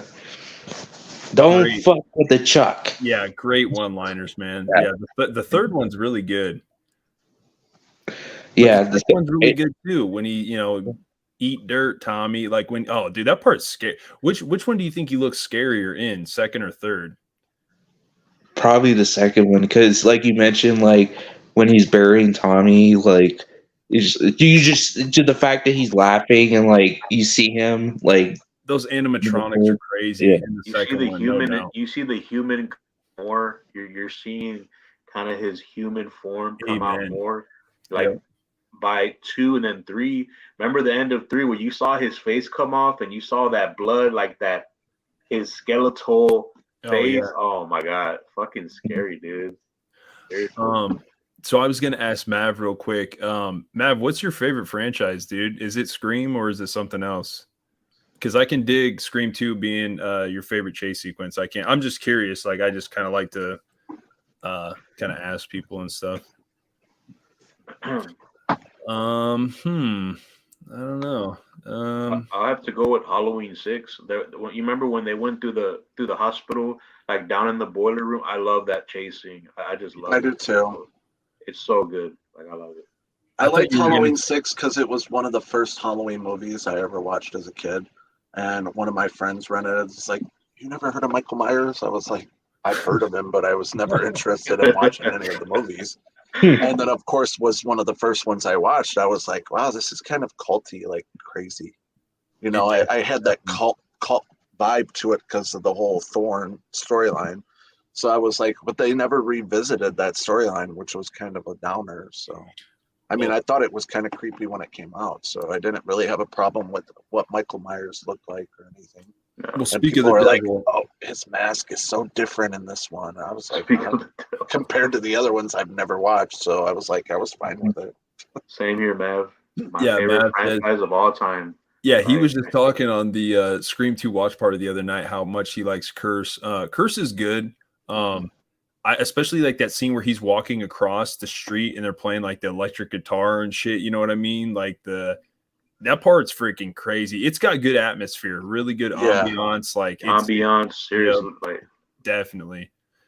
death scenes with the Laurie Strode's parents, the Strodes, or I'm pretty sure it was the Strodes. That the washer and dryer, and then the old lady when she's outside and the sheets like she's going through the mazes of sheets, and you're like, she's gonna get Is it she ever eventually. gonna find a way out, or what is going on? Yeah, no doubt. She must have a lot of sheets because I only got like 2 sets. No doubt. Yeah, But no, I do like that one. I do like the storyline. I wasn't familiar with the whole Jamie Lloyd story before I watched it, so it kind of made me intrigued to watch 4 and 5. So they were like the first films I watched of Halloween. Like I said, I wasn't allowed to watch a lot of scary movies growing up. So yeah. What was your first like introduction to horror then? was Or do you remember? Well, when I was a kid, it was like little funny horror films like Critters 2 and Hell yeah. Elvira, Critters. Mistress of the Dark, or Army of Darkness. Like they were like funny, scary, Buffy the Vampire Slayer, like stuff like that. Nice. It wasn't like brutal horror. They didn't want me and my sisters to watch like anything that was like scary or grotesque. Like I remember watching Waxwork or Troll. I watched Troll. That was like the scariest movies we were allowed to watch. Ernest Scared Stupid? Yeah, no, I did watch the That's Christmas a good special. film, man. I have fun with that film. The Christmas one was pretty fun. Nice. Did you guys? I was going to mention another chase sequence that I think is one of the best. It's from the Blob remake, and it's the Blob remake, and it's with Shawnee Smith, and she's with her 2 brothers, I think, and they're going through the sewer, and the Blob like pops up out of the sewer like water, and it drags the kid in, and then you see the death and all that. That was a good chase sequence, and that one's also a really good like underrated film too. Like, amen, dude. That film is freaking crazy. It's like Killer Clowns meets The Thing, dude. The practical effects in that film are dope, dude. Like that's a good film. Not gonna lie. Yeah, I love it. I think it's a yeah, good film. that movie theater scene, man, Awesome. is the best. Yeah, it's crazy. I have to say, besides I know what you did last summer, the Helen chase scene, I have one still my all-time favorite chase scene, and that's Scream 1 after Billy Loomis supposedly gets stabbed. Was that scene from when she runs out of that room, goes down the stairs, the ghost face comes after her, she goes into the attic, falls off the window onto that boat, and then just that whole entire scene was just so like powerful. I would watch that over and over when I was younger. I would just skip to that scene and watch that scene constantly, where she's like basically running for her life. Like that is my favorite chase scene. You wanted to see Tatum caught up in the garage door, right? No, I'd skip that. No doubt. I thought it was brutal. Like it was brutal. Yeah, we were talking about that last night. Here's a good question. It's pretty easy for me. I would have to agree with Horror Man. Mine's easily slashers. Hey, I was going to ask Horror Man, are you into giallo films or giallo slashers? I guess most giallos are probably slashers. So just interested. I like to kind of pick the minds of everybody and stuff. I don't know. You should watch some of them, dude. I know they are a little bit artsy fartsy, or they can be, but I feel like they laid the framework for like what slashers are today and stuff. So you'll have to like send me a list of a few that you can recommend, like, because I guess I'm not quite sure of what that genre is. It's supposed to be like Italian horror, like a Bay of Blood was like Bava, but I think Argento, like Tenebrae. Yeah, Argento. You should check out Argento. Suspiria? Is that one? That's Argento. Mm-hmm. Is it a giallo, dude? I think it's more in the range of like, supernatural, like Supernatural, The Exorcist, yeah. like, stuff like that. Not like The Ring You, right? I don't know. I don't think so, though, right? Or it's like the old. It's like an old murder mystery detective slasher kind of thing, where it's like I think Pieces would be a good one to start with. That'd be a good one. Yeah. I'll check that one out because you gotta check out Tenebrae. A few, and I watched them. What was the ones you recommended me to watch, Conrad? And I watched them. Tenebrae? What was that? Tenebrae? The Prowler and the other one. Dude, you need to watch Stage Fright, dude. 1987. Stage Fright's That's freaking another dope, one. Yeah. man. Yeah, Stage Fright's Sounds dope. like a R.L. Stein book. It's There you go. pretty awesome, man. I'm not gonna lie. I have so many of the Fear Street. Yeah, I was Street gonna bring books. that up. Like, what do you guys think of Fear Street? Do you love that? I think I need loved to it. watch them again, man. Yeah, Yeah. definitely. Yeah. I would love another Fear Street movie. That's so poor, man. Nice. I figured you Hey, probably would, he man. loves Chiali. That's Nice. cool. I'm very, Oh, very also, Italian, another so one yes. is Return to Horror High. That's another slasher Horror High. comedy. Yeah, it's like one of those like slasher comedies of like the 80s. I think that just came out on Blu-ray recently. Yeah, and also I think it's on Tubi. Also another one is another slasher is Silent Rage with Chuck Norris. That was Okay. good. I think you told me to check out the stuff, right? I have that one on Oh there. yeah, the stuff. The stuff is Yeah. interesting, man. It's an interesting film, no doubt. I'm not for sure if this person is in the chat. TPOH92. Thank you for subscribing. I'm not for sure if you're in here or not, but I appreciate it. Thank you very much. How about this? I know Dace loves Alien films. What's your guys' favorite? Just not even just in the Alien franchise, but like, what's your favorite Alien film? The Faculty. Great choice, dude. Let's Yeah, I love go. The Faculty. Great fucking choice. Mine's is the Signs. Oh, I love Signs. Signs is great too. That'd probably be. Love that film. What'd you say, Conrad? Signs. Oh, Signs. nice. Let's go. Love it. Mine's is The Hidden from 87. The Hidden. Okay. There you go. A good one. I never even heard of that one. Yeah, it's about an alien parasite that goes into people and controls them. And So it it's goes on. almost like killing them. Invaders from Mars. Remember that old one with Karen Black? Yeah, it's like that. Also, another good one is Invasion of the Body Snatchers. That's The They're all it. pretty original good. or There's like 3 of I 79? them. forgot about that one. I would say like the 79 Hell yeah, version. that movie's awesome, dude. Donald Yeah. Sutherland's in it, I think. Yeah. Yep. Yeah, and what's his name? Jeff Goldblum. Yep. in that. Jeff Goldblum. He's Oh, yeah, he was he's in young that. as shit in that movie. Yeah. Fire in the Sky. I remember. I think they remade it too. Fire in the Sky. Dace actually just watched this not too long ago. She said Mike and Jay from We Watched the Movie we're talking about it said it was really good. I think she said it was really good. Mine's the Thing, man. It's got to be the Thing. Yeah, the Thing. McCready, man. He's the Of course. dude. Kurt Russell, Forget about man. that the one. dude is That is beast. crazy. That movie. He's like literally my favorite horror character of like, you know, David from Lost Boys is up there, but man, dude, Russell, you know, Kurt Russell is just the Thing is so much fun, dude. I just love how it was like totally just like, you know, it was like looked at just wrongly. Like it was so misunderstood when it first came out. Obviously, E.T. came out the same year, and everybody's like, "Oh, we want to watch E.T." You know, and that's fine. It's fun. It's cool. Spielberg's a genius, but Spielberg or John Carpenter. I don't know. But that's what I'm saying. Like the practical effects are just. Yeah, they're scary, especially like when they My pop bad. out of Conrad that and guy's. Don probably knew who it is. What was that? What was that guy's name that did them? I can't think. I was gonna say Rick Baker, but he did the effects on American Werewolf in London. It's but not that's Baker. It's one of his. It's like I think it was a protege of Argento or something. I think it was. Yeah. Do you know Conrad? Shit, I should know. On the tip of my tongue, but I can't really. Yeah, it's not Baker. It's The Thing. Practical effects.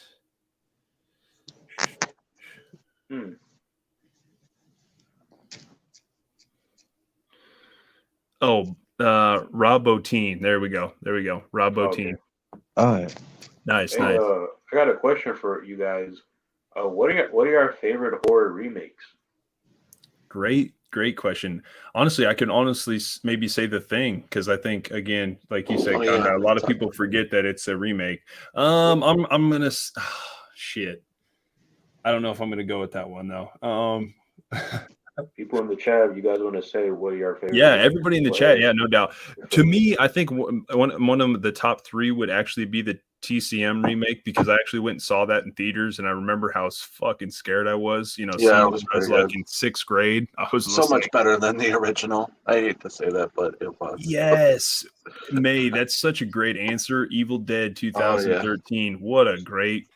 I like that. I love I that. like That's a Friday good the pick. 13th remake. I think that they pulled that out of the water. It was so good. And I remember seeing it at the theater, and then Totally it agree, was dude. so busy when I saw it. I was like, wow, this is gonna be something, and then they never made another I totally agree. Cool. I one. It would was say, just a cool premise. yeah, yeah.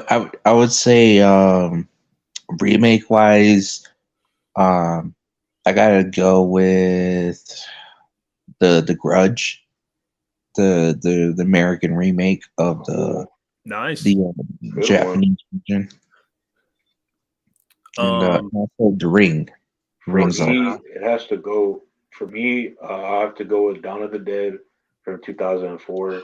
Let's go. Man, I remember that film Love coming that out. remake so much. Yeah, I remember seeing it at the theater too. I was like, gosh, this is crazy. All the zombies are running. Right, right. I like this lineup. Yeah, the Blob, the Thing, and the Fly. Yeah, the Oh, I Blob love is the Fly. I love the Fly. Also, Fly another scared me. George Romero remake, The Crazies. Oh yeah, it's a pretty good one. Yeah, that is a good Timothy, one. all the fun's in it. Yeah. Yeah, I was actually not like I've told Conrad a boatload of times. I actually don't mind that we grew up in that whole like remake surge era. Like I actually have fun with like a lot of those films, honestly. Me too. Yeah. I actually correct me if I'm wrong, guys. I think this is Funhouse, isn't it? I saw a movie a while ago where a clown bites off a lady's breast at a carnival. I think is that Funhouse? Is that Toby Hooper's Funhouse? Mm, I I don't remember. think it might be. I think maybe. If so, I Oh, never May watched says it. it's The Uninvited, or maybe she's saying that the remake. I'm not for sure. I Oh, don't. the Uninvited movie. Yeah, I do like that one. It's about two sisters, and I believe her sister passed away. So the one sister had what comes back to like the Scream 6 thing. She thinks that her sister's alive through this whole movie, and she's not. It's just a figure of her imagination, and she's like killing all these people that are kind of close to her, which stems from her stepmother, I believe. The Uninvited, but it's really good. The girl from Sucker Punch is in it. The little girl from Ghost Ship, she plays one of the main characters. Nice. I would say another good remake is My Bloody Valentine. Yes. I literally was just You said you telling. just watched it. I was just Oh. telling Days how much I actually didn't mind it. It actually did CGI kind of some justice. Like it's actually not that bad. Like it's pretty good stuff. Like yeah, some of the acting's not The like acting's crazy. a little, yeah. It's a little sketchy, little cheesy, but it's not bad. Yeah. I love a little campiness. So, Yeah, for this is horror. slasher film. You know? I like Yeah. the Black Christmas remake too, the one with all the sorority girls. Yeah. Not I don't mind it. I'm not the recent remake. That I hated that one. I'm talking about the one with the girl from Mean Where Girls he's and eating Katie like Cassidy. Yeah. body skin cookies and stuff. Yes, that was brutal. I had one of my friends Brutal. watch it, and we Yeah. had just watched Terrifier 2, and I was like, God, what can we watch that's almost in that same like scary goriness? And I was like, we're watching Black Christmas. Do you guys consider this Hellraiser 22 was probably a sequel, right? I don't know. I don't know if it was a reboot or a sequel, but the original Pinhead wasn't in it, so I'm assuming that maybe it was a reboot remake. Great movie though. I'm Yeah. pretty sure you guys all saw it though, right? Yeah. Mhm. Katie Love it. Video's selling a copy of that if you want it. Love that movie. Another one is On Chaos. VHS. What's Yeah. that? Another Oh, sorry. Another good like reboot, remake, requel is Candyman. Oh, Right. Let's go, dude. Top Okay. five. Top five. Amen, dude. I don't know. Misunderstood, man. I loved it. I thought it was a Jordan Peele film before before I found out he was just just production or whatever producer. But that film was freaking awesome. Yeah, Amen. it was like in the same vein as the original, whereas like the other sequels were just they go off the rails. Whereas in this one, they go back to the roots of the first one, and I don't understand people's you know criticisms on it because it's like it's literally it's literally about the original film. It's just that it's more modernized. That's just the thing mhm. I don't understand. I think it just came out during a very sensitive time when the Black Lives Matter movement was going on, and a lot of people didn't understand or what to do with this movie. So it wasn't marketed very well either. It was also came out kind of roughly around time COVID came out too, so it didn't do very well, Yeah. like box Okay. office wise. Here we go. So I'm just gonna. May just said, "What about the Invisible Man?" Actually, May, funny you say that. Dace actually just bought me that this last week, and she's seen it. I have not seen the remake, but I know the original apparently was like really uh, like historic or whatever. When it first came out and stuff. Yeah. Um, Here we go. I got two remakes for you guys. Which one did you like better, House of Wax or Halloween 2007? Ooh. That's a House of good one. Wax. That's a pretty good one. I like House of Wax. Yeah. Also, I'd say House of Wax. House Yeah. of Wax is pretty badass. I'm not gonna lie, man. even I though really do actually not mind the Halloween film though. Yeah, I'd probably go House of Wax though. I'm gonna say Prom Night too, not two, but I'm Prom Night also because Brittany Snow. You like Prom Night too? Yeah, actually, I really There do was like. a I Prom Night really do too. like the second one, but I'm also saying like the remake. I Yeah, didn't mind the second one though. I liked it. second one's dope. Yeah. Can admit that right now. Horman says the Candyman remake is really good, but it got a little heavy-handed in parts, which is why I think some people took issue with it. I totally get what you're saying. Yeah, I think so too. I actually kind of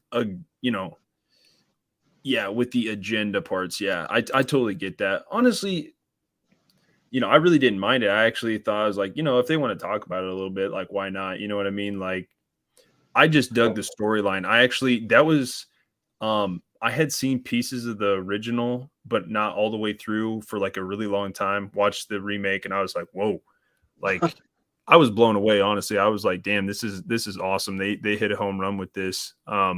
But the original is so damn good, man. It's crazy good. Tony Todd Yeah, just and the smashes music. that role. I forget who did the music in the original Candyman, but Philip that Glass. music was so eerie and so wonderful. I loved it. Wasn't it Philip Glass, right? That did the music. I think so. Yeah, it was just so good. I'm scrolling through all these remakes, like Let Me In and Cape Fear. I totally forgot Cape Fear was a remake. Fright Night. I didn't mind Oh Fright yeah. Night. Cape Fear, like okay, that movie was something. Cape Fear, dude, with Robert De Niro and De Niro, yeah, freaking Yeah. crazy, man. No doubt. Red Dragon was a remake. I totally forgot that was a remake. The Night of the Living Dead remake was good. A I lot of love people that. talk about it. Yeah. Speaking of Tony Todd, they talk about it a lot. Yeah. Have you seen it?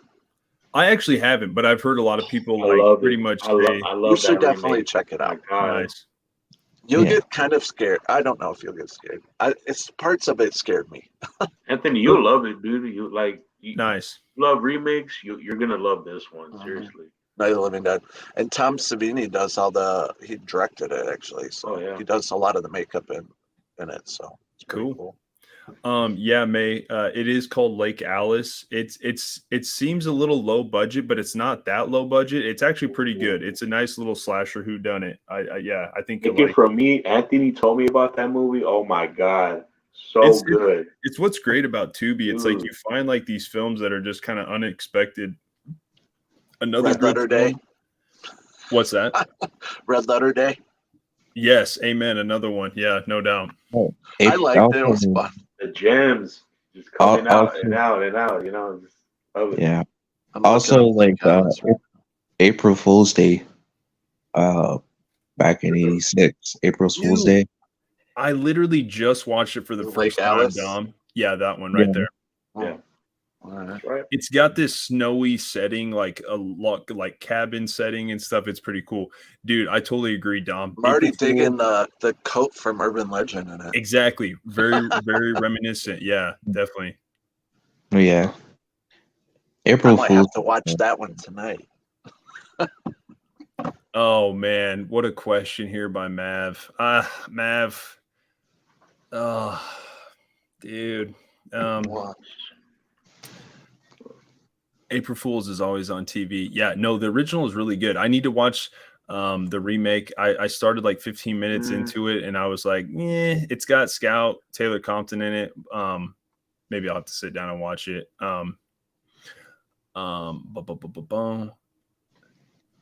This is a good question. I'm curious to know what horror movies were misses for you guys. Oh, like bad horror movies? Oh, Besides, I'll always know what you did last time. yeah, there we go. Right. Besides Urban Legend Final Cut. There Ooh, was just a recent kidding, movie that joking. kind of I let just me wanted down. to Yeah, no pick way, you up that dude. one. That second one's damn good. No way, dude. He's roasting now. I just wanted to see how he felt. No, honestly, no. I mean, it's not for everybody. Like I said, like kind of like there's some like cheesy parts where like she's like in like the room like looking at the videotape of like the security cam, and then he shows up and he's got like this alien mask on or whatever before he puts on like I know. yeah, there's some funny parts. And people still think that was one of the worst editing movies because she's like, when she throws the tape in the one music room and then she like rushes out and all of a sudden she's in the back of the woods and all of a sudden she's on a She did, dock. like, this And you're like, underground where's she? tunnel. Yeah. Like, where did all this time go? Yeah. No, I totally know what you mean, dude. Yeah, but no, I don't have a problem. I actually, there's certain parts I love to that movie and there's certain parts I will skip. And just to watch the end scene with Rebecca Gayheart always just cheers me up. Love it. I'll have to go with the new Jeepers Creepers movie. I was madly disappointed. Okay. With Me Reborn. being a huge Jeepers Creepers fan, I was just, I don't know. I just didn't. Reborn was probably one of the first movies I've ever seen that I've been highly disappointed in. Gotcha. Yeah, I love Dee Wallace, in the movie. So that's what I was thinking. Like when I saw the first like 5 minutes, I'm like, oh, Dee Wallace is in. I'm like, there we go. Like that's pretty dope. Oh, it was terrible. I'm Horror Man. I haven't seen this one. I have heard a lot of people talk about it. I think it's like I don't know. Like I just haven't. I heard it was like it was too maybe politically driven. I guess maybe it's too in your face. But they did it. It's too in your face. I have to. Yeah, it kind of went with that same movement as the Black Lives Matter, but it was more of the Me Too movement for women. Like women felt like victimized in this Black Christmas remake, and I hated it, bro. It was terrible. I would have did if I was gonna do the social commentary, I would have did it like the original because remember they did abortion very subtle though. They did it very subtle, and I would have done it like that with this movie.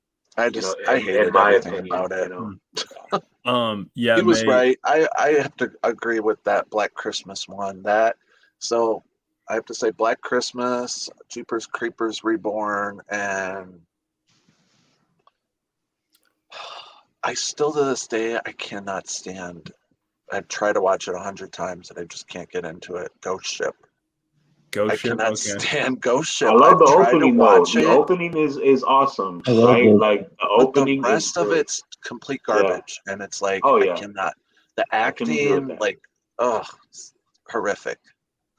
I do like this. And see, Okay, Mav is like, he's trying to get me to movies that say are it. fun He that you just wants can't me love. to say it. I'm telling you, he wants These me are to. killing me, Conrad knows what I'm like, talking about. just He wants me to can't say it, love. but Go ahead and say it. I'm just playing. what's it called? What do you did you guys recently see this movie? Nope. No, no. It is like an acid trip on. It's just an acid trip film. Like I'm not taking away from it. Cinematically, it's some parts are very visually like pleasing and stuff. It's like, oh yeah, this is pretty creative and shit. I just couldn't understand where they were going with it. I couldn't understand the premise. I was like, what are they trying to accomplish with this? Like, is it something that they're trying to say like this is something people go Yeah. to That's a these rental remote movie. places to like end up trying to do like these hallucinogenic drugs to like do some crazy shit. I don't really know. I couldn't understand it. Like I was just like, I don't know. If anybody in the chat understood it better than feel free to like kind of let me in on like what the message was trying to like what they were trying to portray. I just couldn't understand it. But What are your go back to that question before too? Like, what were your least favorite hit or miss films? Okay, I'm just gonna tell you, and I don't want Horror Man to, unsubscribe or like I don't even know if he subbed or not or like anything. Just want to let you know that like it's totally I think it's very misunderstood. It just wasn't the film that I was expecting. It's got to be ends, man. It just wasn't the film that I thought that they were going to do for the end of the trilogy for Halloween. Like Halloween Ends. yeah, and I'm not saying that it's a bad look, film. 2 of your guys already left. Way to go. No, See, cinematically, should I log out now? No. cinematically, it's a really well done. The production value, Yeah. cinematography is great. The score is obviously great because it's John Carpenter. Yeah. And I just it was not the film that I thought that they were going to end with, for the trilogy. Like Conrad and I were talking, you had James Jude Courtney, who was like the best portrayal of Michael Myers that we've had in a long ass time. Honestly, he might be my favorite, to be honest. I really like Dick Warlock in the second one. I Halloween 2 is like one of my favorite. Like it just the original Halloween 2. Well, that's Nick Castle, but yeah, like I just man, it just wasn't what I was expecting. I got the storyline. I definitely got what they were going for. I just thought maybe it was a separate film that they could have done. Like maybe if they would have Like brought a Halloween Haddonfield's Chronicles. yeah, maybe like or just if maybe they Haddonfield brought Chronicles. Corey in just a film before or something, I definitely got what they were going for, the essence of evil, like I totally get it. It just wasn't what I was quite expecting. But that's fine. Like, you know what I mean? To me, I think I went into the theater and I was expecting something and then we got what we got. And I was just like, oh, okay, well, that's just not what I thought they were going to go with. But, I Have like you rewatched it since then? I did. We got halfway through and okay, so Horror Man, this is the only thing. I just feel like the writing is not the best. It's kind of cheesy, little rom-commy. It just What did he say? What do you mean? He said he totally respects it, and that's awesome, man. Like I totally dig that, man. Like that's what's great about the community, and we all sit here BS in films and stuff. Like some of us, just like films better than others. I really do love the Halloween franchise. It's definitely in my top 4 or 5 easily. But yeah, it just kind of wasn't what I was expecting, to be honest. And I know you and I had talked a little bit about it, and I told you that, like, from my perspective, I do like what they did with it because it wasn't just Michael Myers, that it could be like anybody, you or me, putting on that Halloween mask and wanting to take out people that were bullying us or did us wrong or betrayed our girlfriend wrong because this other chick got a promotion and my girlfriend didn't. So I'm going to go kill this girlfriend or this girl that got a promotion. Yeah, right. Stuff like that. I thought it was, I just hated that they waited so long to progress his character.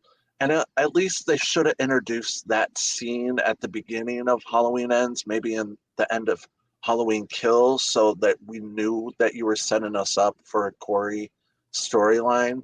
But that whole jump from the beginning of Halloween Ends to the mid of Halloween Ends, like there was like some time that went by. I felt like they were just trying to put so much into one film. Like, to be honest, I actually kind of wish that Corey would have survived. It would have made like an eerier kind of like ending. To be honest, if he maybe would have thought, "Oh, Corey died." No, he actually didn't die, and he got away. Technically, he did survive until Michael Myers came in. And, pretty much, domed him at the end. No doubt. But I think David Gordon Green kind of said that he liked the character. I think the young man that did the role of Corey actually smashed the role. He did a really good job. Andy Matichak freaking killed it. I love her. Yeah, I wanted this movie to surround around her more. Amen. Yeah. Instead of Laurie Strode, I felt like Laurie Strode's storyline was kind of summed up that last Halloween when Michael Myers disappeared. Yep. So I thought they were setting this up for Allison's storyline for Halloween Ends. Like, you got to see the grief she dealt with losing her mom, and her grandmother was kind of moving on from Michael Myers. So I wish they would have taken it a little bit different route. But I do like that she did meet a guy that wasn't like a cheater and a cross-dresser, this guy, Corey, was actually like something dark she saw in herself, but that she also saw this darkness in Corey, which I love still to this day. I like that it switched at 360, and I don't know. Horror Man, I know this is gonna sound crazy, and we were talking about this all the way leading up to the film. I wanted some H3 references, man. I wanted some freaking Colonel Cochran, like I wanted it. Like, I so badly was hoping that they were gonna dive into it a little bit. Silver Shamrock. Honestly, if Jordan Peele could do an H3 remake, that would be honestly bee's knees. That'd be dope. I got this at a Comic-Con. I always thought this was really cool. That's dope. Nice. It would make sense, because that's why I love this. I love Halloween 3 so much. Anything could happen in this universe, like Halloween 3 or like Halloween Ends. Anything could happen in Haddonfield, and they could just make it nonstop, like its own little chronicles or something. So I'm gonna get right to that, Conrad. So Mav, don't even worry about it, dude. Like, I'm totally, it's all good. I mean, agrees. As a capper for the trilogy, it was a miss for me.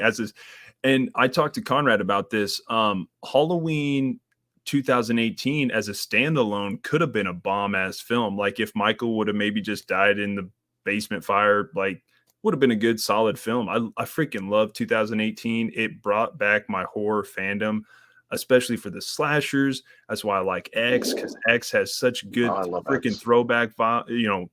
It's just awesome. Has TCM Psycho references. It's awesome. I love X. I see X as a perfect standalone, to be honest. Like, that could have been a great standalone, like Halloween 3, Yeah. Did you watch Pearl? Yeah. So Dace and I are actually going to finish it. I got about 60% through, and I didn't finish it. So definitely going to watch it. What do you think of it so far? Better than X, or? I thought Mia Goth is an awesome actress. Was more interested. To me, it was like a musical meets a slasher film, kind of, which is fine. But X is more. It didn't have the same feel as X, though. Like, to me, X is like Conrad said, it kind of stands on its own, and I think what they did with X is phenomenal. Amen. I understand they're trying to make it a trilogy, but it just doesn't have the same feel as that 70s, 80s vibe that I got from X, which I love. Yep. What I was gonna also kind of go off what you were talking about. We were talking earlier about how John Carpenter maybe wanted to go with an anthology for Halloween. I think that would have been awesome. Like, even Sean Cunningham talking about they wanted to do an anthology for Friday the 13th. That could have been interesting. You know what I mean? Like, it would actually been really interesting if they. And then Conrad brought up, like, earlier, like, has there ever been like a slasher anthology, like different slashers within like the same universe? I'm like, dude, that's freaking dope. That'd be sick. No, because like majority of the time that we always see them for, like, Supernatural, like like other subgenres of horror. We've never really seen them for slasher genre. So I've always kind of wanted to see something like that. Do like little movies, like probably 6 of them, and I would have loved to have seen that. That would have been cool. So, yeah. I'm gonna have to check out this movie. Are you guys familiar with this movie? I'm a fan of Andy. Yeah, I'm a big fan of hers. She's Nice. she's a I'll really have good to check it actress. out. I'm actually looking it up right now. Dope. Yeah, So, it's like Invasion of the Body Snatchers. dope. Cool. Nice. Okay. So going off this horror, man, I totally heard about this, and to me, I was thinking the whole time, I was like, Jamie Lee Curtis didn't want this ending, so they were like, no, don't put it in there. I could see her doing that. She's too. like, I don't want that Silver Shamrock shit. Like, no, I'm just playing. But yeah, it would have been interesting. I'm actually, I was talking to Kirsten Lair last night. The Exorcist remake is going to be really interesting. How David Gordon Green approaches that. It'll be something to look forward to for sure by the end of the year. This is dope. It's never too late. And here's the thing: they can make an anthology series. It's just all about money, and it would be cool if they did, to close up the anthology series, do like a little Allison 1 hour like special to see how she's doing through the whole Halloween process. True. That would be kind of cool, just like a Haddonfield anthology series. Let's talk it into existence, and maybe it will happen. Right, dude, Mav, this is awesome because honestly, H3 has went up in my franchise rankings so much. Like it's in the top 5. I would probably say, oh man, I actually think that 2018 is my favorite. I'm gonna go 18 original, 2, probably 3, and then H2O. I know that sounds crazy. So much nostalgia for H2O. I'm sorry. It's just up there. It's in my top 5. So, but yeah, H3 is so much fun. And John Carpenter kills it with the score. It has like that synthesized score that's just legendary.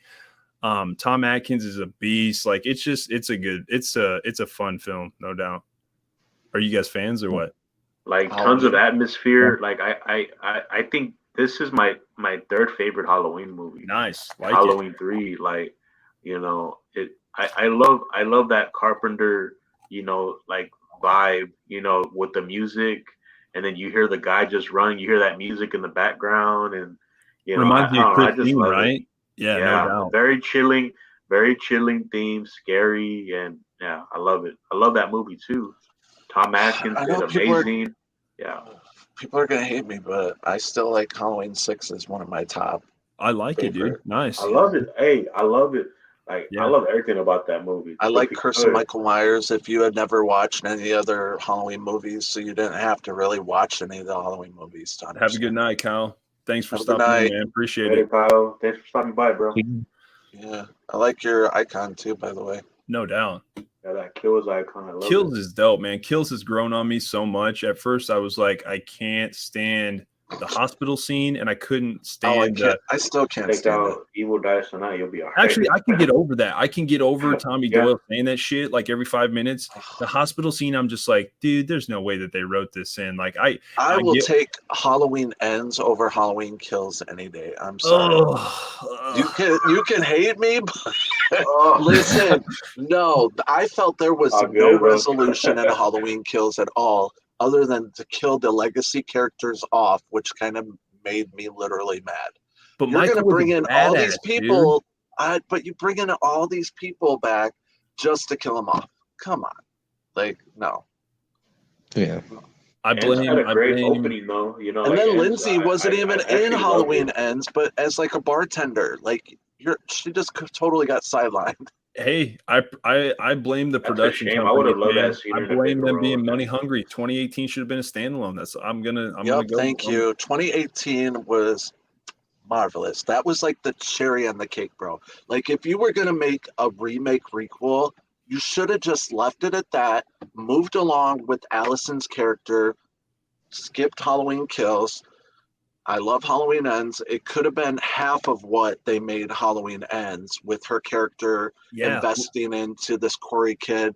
Maybe Michael Myers was I like, like guess it. what? This ain't going to happen. This guy saw my face, kind of like him coming after Allison and Corey instead of him taking on the mantle as like he was Michael Myers. Like maybe Now, he I just think they could have wrote parts of that movie differently, but Halloween 2018 was just beautiful. They shouldn't have made other sequels to it. maybe Corey be in Perfect. It was maybe perfect. Corey Like, be really. in 2018 and then all of a sudden has Yeah. maybe a run in with Michael. Michael still dies at the end, but then he somehow brings about like this, bringing out the evil in Corey in the next couple films. Yeah, it could have been dope. Like, yeah. Yeah. Yeah.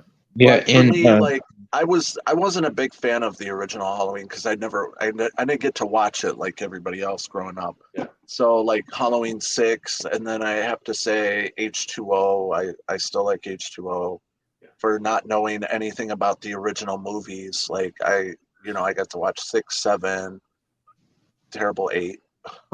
And then I got to see the remakes by Rob Zombie, which I'm sorry, the standalone for his remake was pretty good, but part It actually 2 was was not bad at all. yeah, part 2 was terrible. dog water. That could have been Yeah. its own movie with the childhood and all that kind of stuff. Like, Yeah, it was really dark and graphic and gory, and I loved it. There was just It was something. actually very realistic. Yeah, like no doubt. And I then actually dug it. And then I start revisiting the old ones like Halloween 1 and 2, which I really like. 3 was kind of its standalone movie. It had really nothing to do with Michael Myers at all. So I look at that as like totally separate from the franchise. 4 and 5, I really love Danielle Harris' character as playing Jamie Lloyd. Hell But yeah. again, it was kind of like they didn't want Jamie Lee Curtis in it. I was kind of confused because I would they kind of killed try her to. off and stuff. Yeah, they killed her off because she couldn't play in part 4 at the time when they were filming, and I don't know Pretty if they much, were yep. mad about it or what, but she was doing other projects at the time. So Yeah. Oh, yeah. I She was do a big like name around those that. films too as like their own standalones, 4 and 5, because if in your own perfect timeline, it would be 4, 5, and 6 that would all co-assign together. Oh yeah. I And remember then part 1, 2, 7, and 8 are all its own little timeline. And then 1, 2, and then the 2018, and then Kills and Ends is his own timeline. So it's all like so crazy. I'm glad Scream hasn't done that yet. yeah. Please don't do that. Scream. Keep it one universe, one timeline. It's so confusing to fans that have Yeah. probably never watched it or just getting into it, and they're going to be like, "So Jamie Lee Curtis got killed off in part 8." I'm so confused. And there's a new actress playing Laurie Strode in this one. I don't understand. This is my interesting. cousin gets confused whenever because he's like, "Hey, so what timeline is what?" And I'm like, "Man, I gotta explain everything." Yeah, but yeah, It's insane. it's confusing. Yeah. But I stand behind Michael Myers and his killing choices. No matter Yeah. what crazy mask he's going to wear in that. I totally agree with Mav. Like this is actually totally justified. Like H6, is his third favorite, but it's probably not the third best film. Yeah, there are definitely 2 lists that you can definitely create.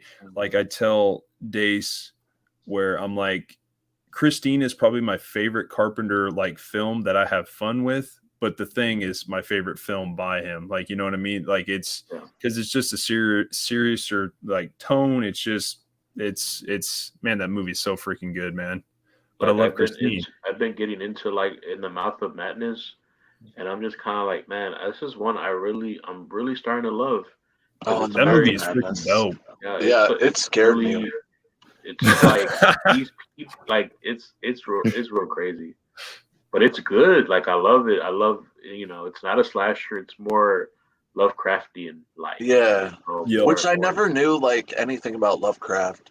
So when I like watched it, I was like, this is like really freaky. Like these people are being pulled into this book that he's writing in the Mouth of Madness. And I was like, I liked Sam Neill at the time because he played in Event Horizon and Jurassic Park. And you're Dude, like, Sam Neill's a I'll check this beast, out. dude. Yeah. And it wasn't terrible. I was like, I love it. I will rewatch it like just out of the blues, like if I want to like be scared in the middle of the night, that movie is definitely scary, like to watch at night. Nice. Yeah, frightening. Horror, man. I like the list, man. Original and 4 or 5. A lot of people do like Rob Zombie's H2. Again, I can't. I think the remake's better, but I mean, I know a lot of like Drum Dums. Like he loves the second one too. Like he definitely likes it a lot. I like the beginning of the second one where it starts in the hospital. Because if you watch the unedited version, which is really cool, like I really wanted that whole movie for Rob Zombie's Halloween 2 to just take place in the hospital. I would call it a great chase scene, you know. Yeah, it is a really when great chase she's scene. like in the security guard's little hut, and he's just like chopping away at that place. I was like, this is not gonna. This is really like I was really like, damn, that was a really great chase scene. I loved it so much. It was well, yeah. I agree. Yeah, I mean, I agree. Chef's kiss. I mean, when it comes to like 18, I feel like it Chapter 1, 2017, and Halloween 2018 were like 2 films where I was like, oh shit, these are like bringing like my love for like horror just like back to like where it always like kind of I don't know. I love those 2 remakes. Or Can I ask you a 2018. personal question? Do you think Halloween 2018 is better than Scream 2022? Oh, without a doubt. Yeah, I'm sorry. It definitely is.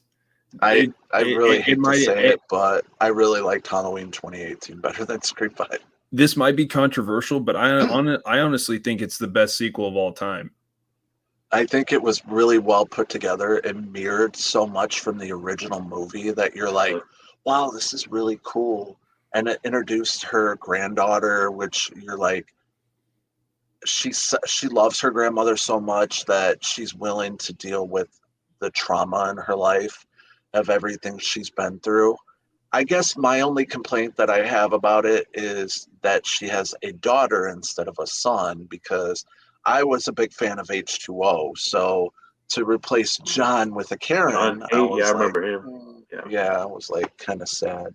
It's its own universe. Makes sense. But then you never really found out who John Tate's father was either. Like in this one, you get to see Allison's dad. You never really know who she dated in H2O, other than that principal guy. Yeah. Horman says even the director of H6 says it doesn't make any sense. I love it too, but it's a mess of an edit because of all the changes made. Yeah, I've definitely heard that. Yep. I like the rated R version over the unrated version. I like the one you see, like the theater version, better than the unrated. I don't know why. It was more eerier to me. It was more scary, and was the first horror movie soundtrack I ever bought to was Halloween 6. So you like the theatrical compared to the director's cut? Okay. Yeah, I didn't really care for the director's cut, because Michael Myers is just standing around at the end when the baby's coming out and stuff like that. And I feel like there was more of a incest storyline going on there, and I was like, I wasn't a fan of that. Yeah, but I did watch them. Yeah, I prefer the theatrical cut, especially like the electricity kill of the dad. That was so cool. Like the whole scene, and then when his head explodes, like that was just perfect. Yeah, I like when the DJ dies and they just put him in the tree, and the little girl's like, "It's raining red. It's warm." Like, this little girl does not know the difference between rain and blood. True. That part is awesome. When the lights he's all wrapped up in the lights. Really good stuff. And you were waiting for that DJ to die. It's kind of like in Halloween Ends, like, oh, this DJ's gonna get it. It's a different universe, but you're gonna get it, bro. Oh, that kill when he smashes his head against the radio and then like cuts his tongue off. Like, oh, that was great. I loved it. Yeah. Horror, man, we should definitely do this, man. Yeah, no doubt. Yes. More the merrier. Yeah. I'm doing a Scream 2 movie review on Wednesday, this next coming Wednesday, and then I work for a week, and then I have like 11 days off after that. So we'll You're definitely so get some lucky. streams in. 11 days off. Jeez, I wish I had that schedule. Yeah, I had my week off, but then I took 4 days off for Scream 6. So Oh yeah, I did buy a ticket for the fan event for Scream 6 that Thursday night, and then I did buy a ticket for Friday night to see with my friends. Pretend like I didn't really see it Thursday night. So do you think people will get all dressed up and stuff for the fan event? I hope so. That'd be dope. Oh, and then just I go into my Ghostface costume and everything. So if your cinema doesn't have these, they're at Cinemark. My bad. So this is like the popcorn tin. Yeah. It opens up. It's about $12 on it, and it says, "What's your favorite scary movie?" And this opens up. So that's kinda cool. what is your actual favorite scary movie? Mine. Yeah. I have like 3. It's obviously Scream. I Know What You Did Last Summer, and Final Destination. And then this is a different variant. So these are like drink boxes. It comes with a straw. Okay. And this is like the bloody version you can buy. Nice. Like it. Yeah, it's supposed to like kind of sparkle at the bottom. I don't know if you can see that. Nice. Oh, I Yeah. can see it now. Yeah, nice. But I'm probably not going to take them out of their box or the bags. Because it even says Scream on the back. And I was like, yeah, I'm probably not going to use this one. But they're at Cinemark right now. $12, I think, for this, and 2 for $22 for this. Nice. Nice. Michael Joe says Scream is not that good. Hey, it's all good, Mike. No doubt. Mike, what's your favorite scary movie, man? Wow, Scream is amazing. No, I mean maybe it could be a little too campy for people and stuff. Oh yeah, it is. It is a little campy. Maybe. Yeah, no for doubt. 90s horror film, it's very cool. So Mav says James Hugh Courtney is my favorite Myers. I would have to agree, Mav. 2018 mask was slightly surpassed the OG Shatner mask. Oof, I thought they hit a home run with that mask in 18. I thought they did such a good job. But H6 Myers is the scariest of them all, in my opinion. Gotta know those votes for Halloween 6. I'm taking them. Yeah, I remember watching 6 a lot when I was a kid. I remember watching 4 and 5 a lot too. I had a huge crush on Danielle Harris when I was a young kid. I was just like, yeah, I know that sounds weird, but that chase scene, where Michael's chasing them through like the underground. Yeah, underground. Under the furnace and stuff, dude. Oh yeah. Yeah, and also like in H6 when he's chasing what's his name? The freaking the Tommy Doyle and Paul Rudd. Yeah, you can't go wrong with Paul Rudd for Tommy Doyle. I mean, no offense to the Halloween Kills Tommy Doyle. No. Yeah. Yeah, Paul Rudd knocked it out of the water. I think Anthony Michael Hall did a pretty good job. No, I'm just playing. No, I love him in Breakfast Club, but yeah, he literally just was like, I don't know. When he gets up on the stage and he talks, like when he gets up on the stage and he talks about like, the night Michael Myers, and did all that whole thing. I was like, okay, that was all right. Yeah. You know what I mean? But then he got more annoying throughout the movie, and I was just like, oh my God, someone kill him already. You expect him to act more like Paul Rudd's Tommy Doyle, you know what I'm saying? For sure, yeah. Yeah, he was very overreactive, and like, he cared about his facial. They actually asked him to be in that movie, and he turned it down. Now I see why, because they just killed his character off anyway. Well, Paul Rudd said like he turned it down because he was doing Ghostbusters Afterlife. Oh yeah. Yeah. But yeah, maybe like the role that they're giving him for Tommy, man. Yeah, that was it. Probably I'm sure. I was just gonna say, Michael Joe, I dig all of those selections, man. Those are all really good, especially Child's Play. I love the original.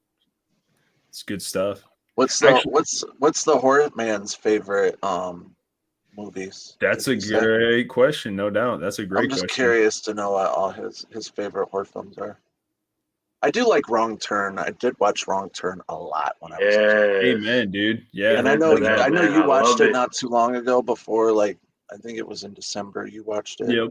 But I Yep. love that movie. I cannot get over it. So, Dace and I just a couple weeks ago we watched the newest one. It actually wasn't too bad. It was kind of crazy, different. Yeah, it's kind of culty, ain't it? Yeah, Like, for sure. cult Different element. storyline. It was kind of crazy.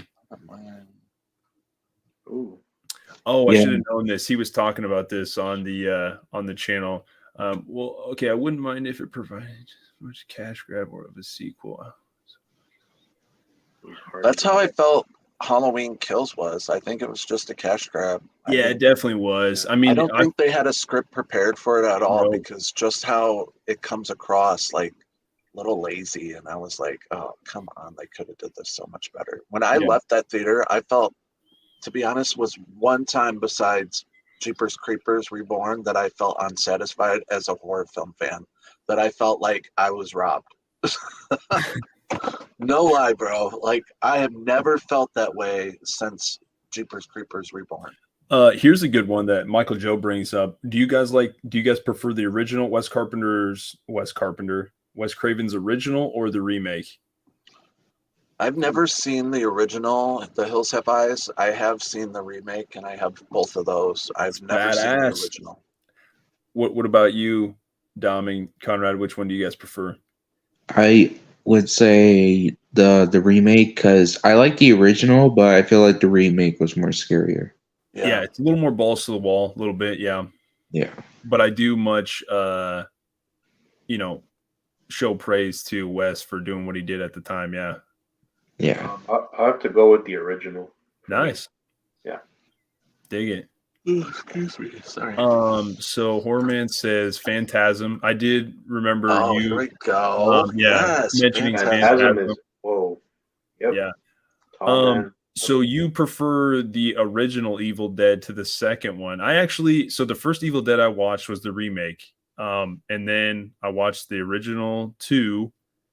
The second one is crazy. The second one is just, man, it's fucking nuts, dude. Like it's pretty good stuff. But a lot of people do like the original compared to the second, but I don't know, which one do you guys prefer?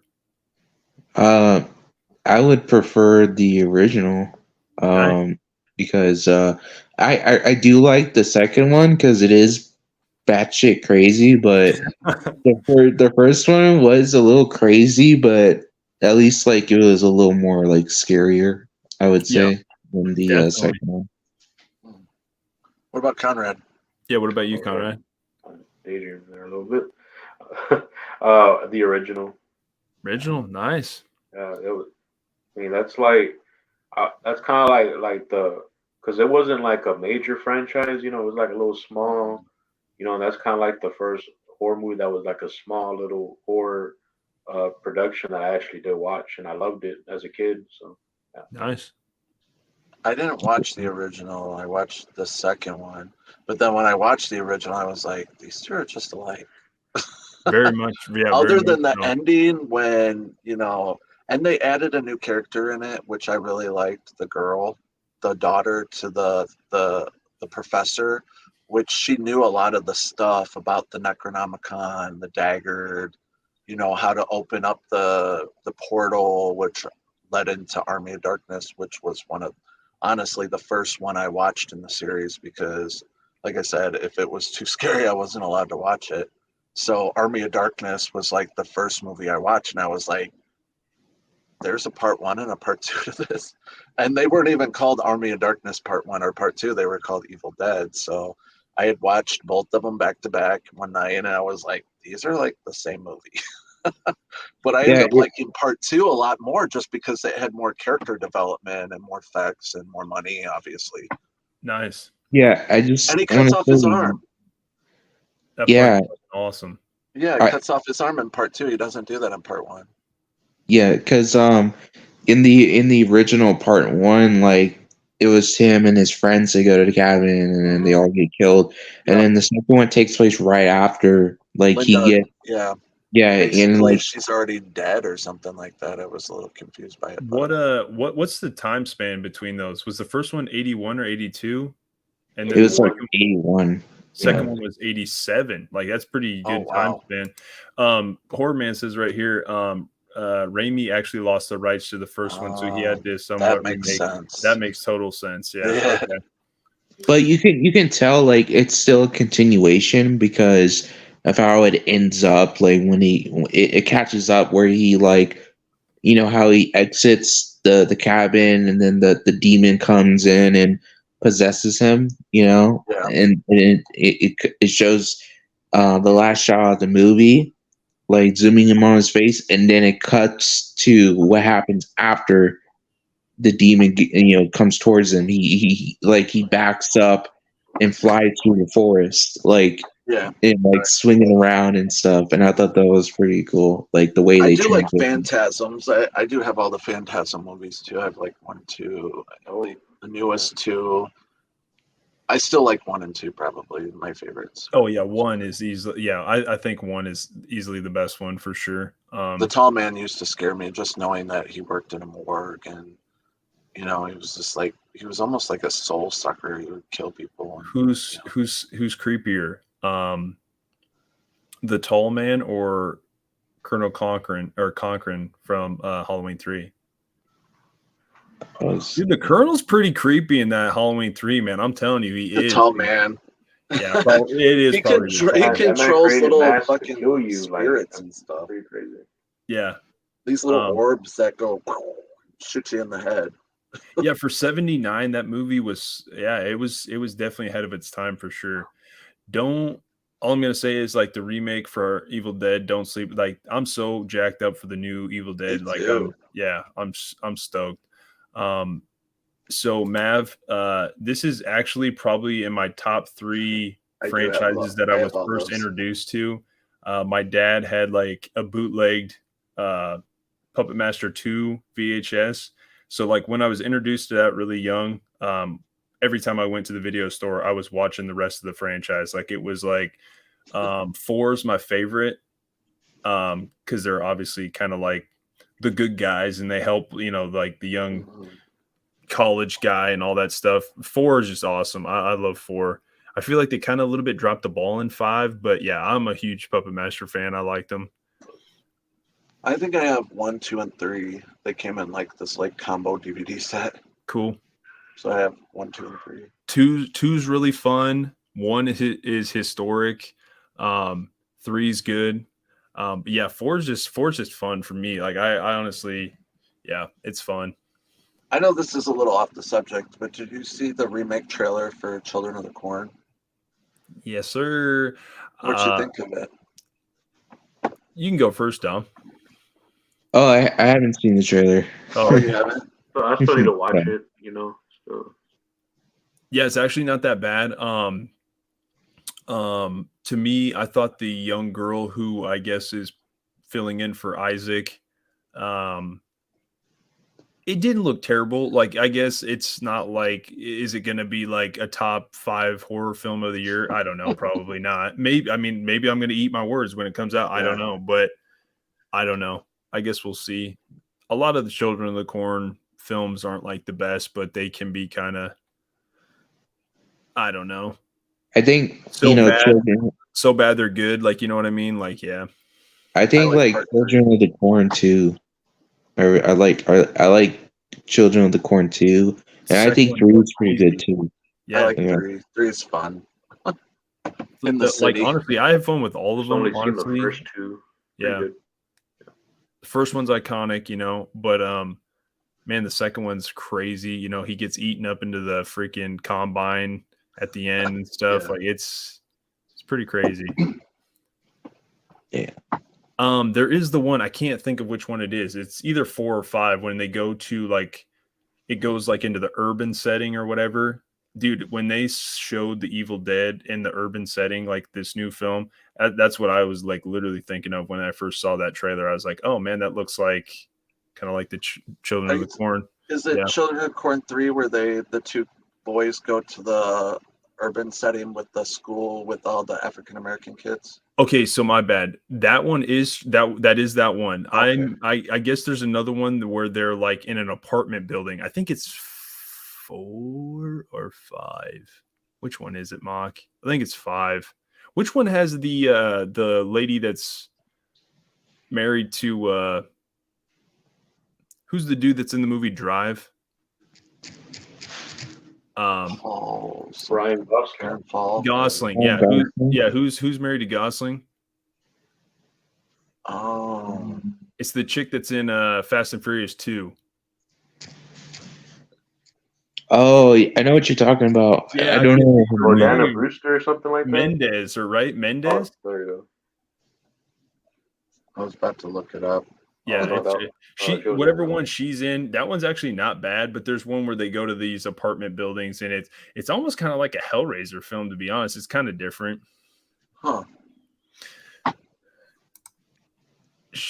Yo, what's up, Shape? Shape says he's never seen any of the Hey, Children of the what's Corn. up, bro? That's crazy. I feel like everybody's seen. Yeah, Eva Mendes. There we go.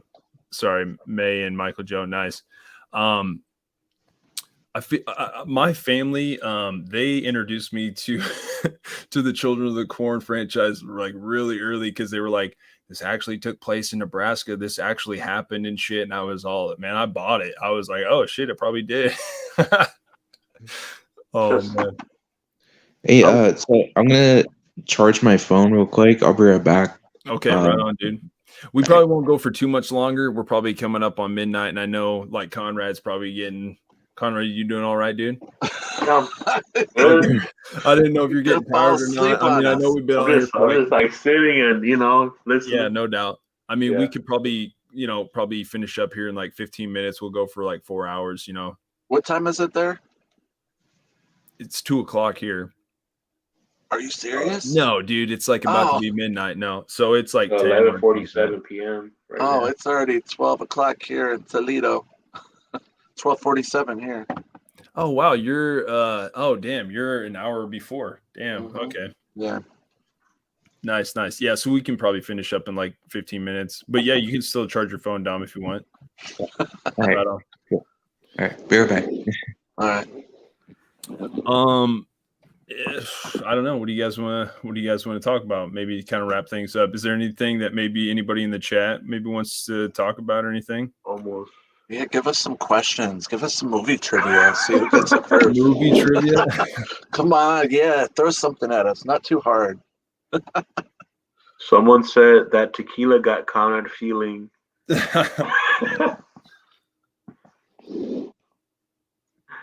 That's You're hilarious. missing out Oh, if you man. haven't seen any of the Children of the Corn. I recommend the first Children of the Corn and part 3 and part 2. I didn't have a preference about part 2. So It wasn't terrible. It was kind of cool to see it, get a sequel. There was a remake they did. It wasn't terrible either. I watched it. I didn't watch 4 or 5. I got to be honest. yeah, a good one. Okay, so we got 2 here. We got yes, May. I am definitely excited for Evil Dead Rise. I thought the trailer looked just The trailer hyped me up to want to see it. To be honest. insanely good. It looked crazy. It like to me, it's probably aside from Scream 6, probably the one that I'm most intrigued with like this year. I know The Exorcist is coming out and Saw 10 is coming out. The Exorcist will be interesting because the first film is so well done. It's a top 5 horror film of all time, easily hands down. And then, They're going to really have to make it a little Amen. scarier compared to a lot of the horror movies that have came out dealing with exorcism, like The Conjuring or Insidious. It's going to really have to pull your audience in because even the original was really, really slow until probably the third half of the movie yeah, when she is possessed. Yeah. And Exorcist 3 is really good too. And Conrad just literally he asked me the question. He's like, which films do you feel like should come out on 4K? And I'm like, Urban Legend, I Still Know What You Did Last Summer. I was like, they better get the 25th anniversary. Nightmare on Elm Street deserves a 4K to be. But he literally Thank you. says The Exorcist. And I'm like, yeah, dude, you're totally right. Like, what the hell am I talking about? The Exorcist should have a 4K. Next day, I mean, Scream you see Factory. a lot of the Exorcist influence in Nightmare on Elm Street. Like you see some scenes there. You said Scream Factory's doing a 4K of it.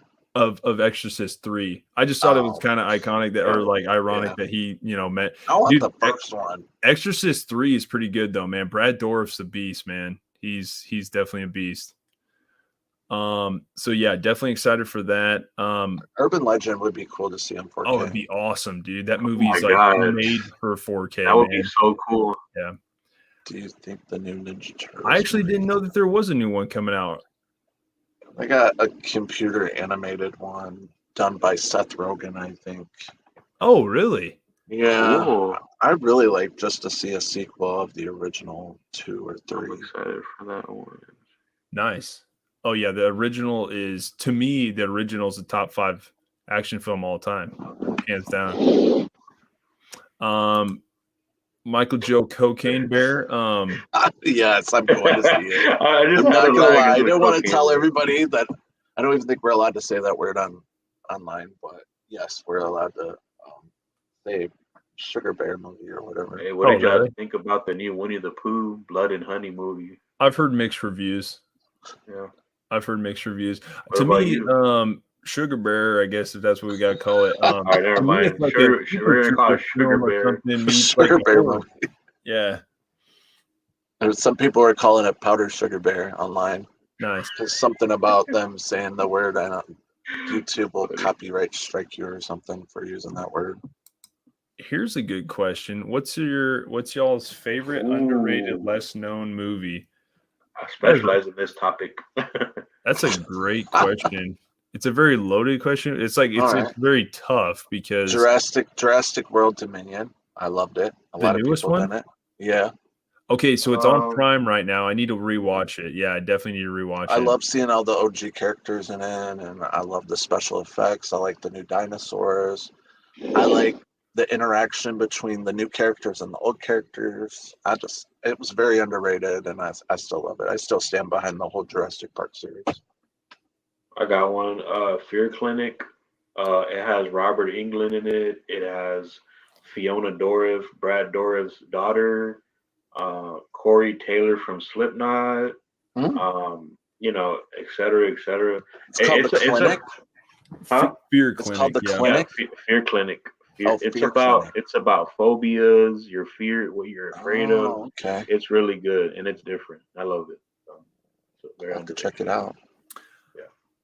I would say that's such a tough question. About to look it up now.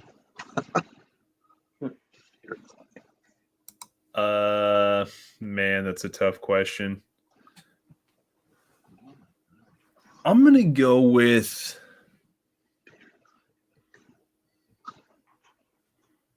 Fear Clinic. Nice.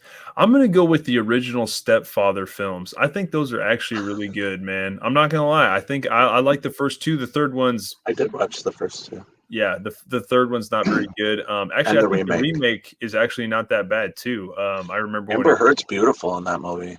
yeah. Amen. Like no doubt.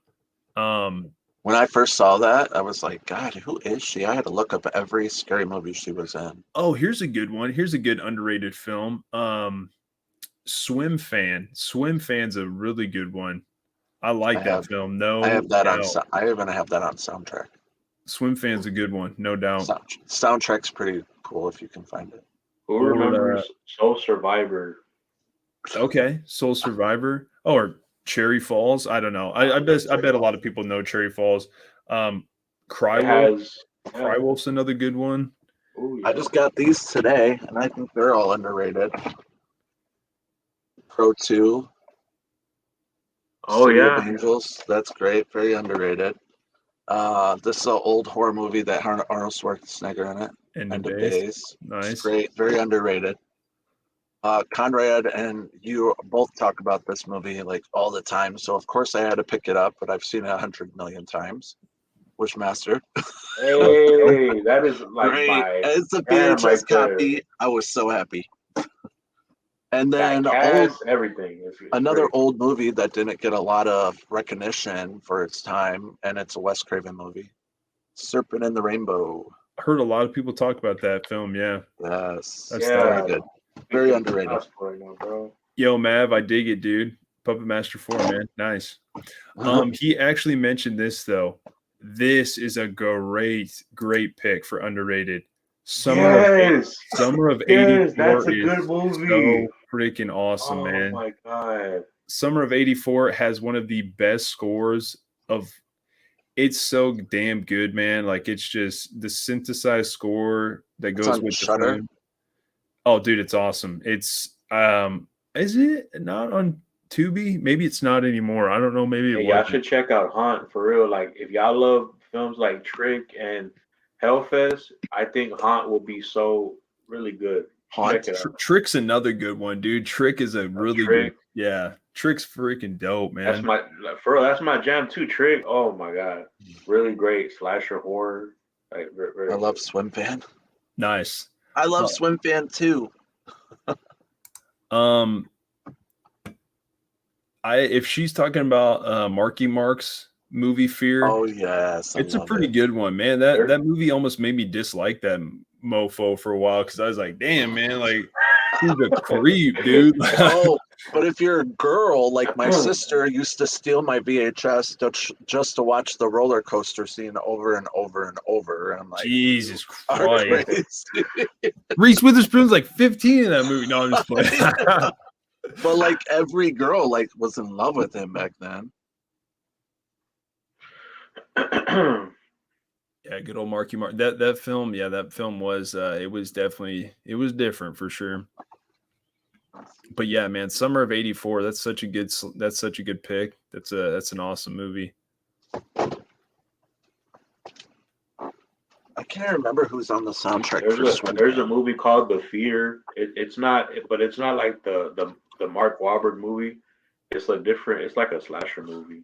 It's on Tubi. Really I don't good. remember who's on the soundtrack anymore.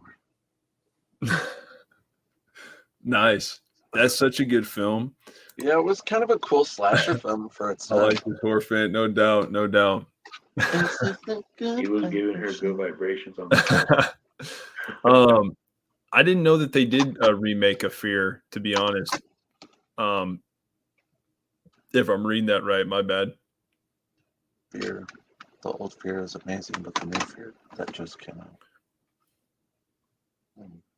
I don't know if I've seen the remake either.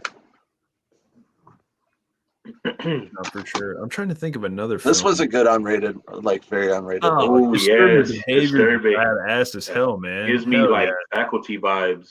I love And it. she actually is from Toledo, Ohio. So like tons of people when they were like filming this, because also she would come back to Toledo once in a while when she was like dating Tom Cruise, and like the media made a big deal about it. Like, oh, you should. Oh, and when she was trying to leave Scientology, and then they would like wouldn't let her leave and stuff. Right. No. But it's unopened, and I don't want to open it. No, that's dope, dude. Unopened. Dude, to get a brand new DVD or Blu-ray of that thing, it'll run you $50 on eBay, man. Oh, really? I'm not even lying, dude. Like I have seriously. it on DVD and cassette and Blu-ray. Nice. Yeah, Scream Factory did a release of it. This soundtrack, you should get this too. Dope. So, to me, I think Valentine's. Who does it have on it? Does it have like Seven Dust and all those kind of bands? It's got Static X, Rob Zombie, Disturbed, Marilyn Manson, Soulfly, Filter, River Snake Conspiracy, and Amanda Ghost. And Deftones. Thousands. Yeah. Really, definitely really worth good film. Or really good band. Check out. I actually have not seen Deadstream. Have you guys? Yeah, you've seen Deadstream from last year. It's on Shudder, but I need to give me an account. Yeah, I was literally Larry and Kirsch were saying that last night. Yeah, it sounds familiar, so I'm about to check. Michael Joe, yeah, Lost Boys is like a top 5 favorite for me, no doubt. Really, really good film. Probably my favorite vampire film. Did he say this was a Shudder movie? Yeah, I think so. Yeah. Oh, okay. Yeah. It looks like Deadstream. Someone called it like the Shaun of the Dead of found footage movies or something. Really? Like someone kind of someone kind of referenced that. Like they're like, oh, it's kind of like you love Shaun of the Dead. I would call this the Shaun of the Dead of found footage movies, basically. So I like found footage movies. It's just I get a lot of like headaches from the jolting around of like when I first watched Cloverfield. I love Cloverfield, but after a while, it started giving me a little motion sickness. yeah, all the moving and all that kind of stuff. It's crazy. Yeah. Have you seen Lost Boys? Yes, I love all the Lost Boys. I own all 3 of them. I think. Were you guys a fan of Happy Death Day? Those 2 films? Yes. Dude, I think they're fun. I love man. it. Yeah. You got a killer just going around killing people, and then the girl's just dying every day. She's coming back to life. I love it. Yeah. It kind of reminds me of Groundhog Day a little bit. And I love Dude, that mask is crazy, dude. Yo. That's so fucking funny. Nice. Okay, so do you guys I'm a huge fan of Happy Death Day. Do you guys and it's still got the Happy Death Day on it. Hey, somebody said they need to make a movie about Elmo's World. Elmo's World horror movie. Wow, that'd be interesting. So what do y'all think? What do y'all think about that? I mean, they're stepping into Winnie the Pooh. I mean, they're stepping into.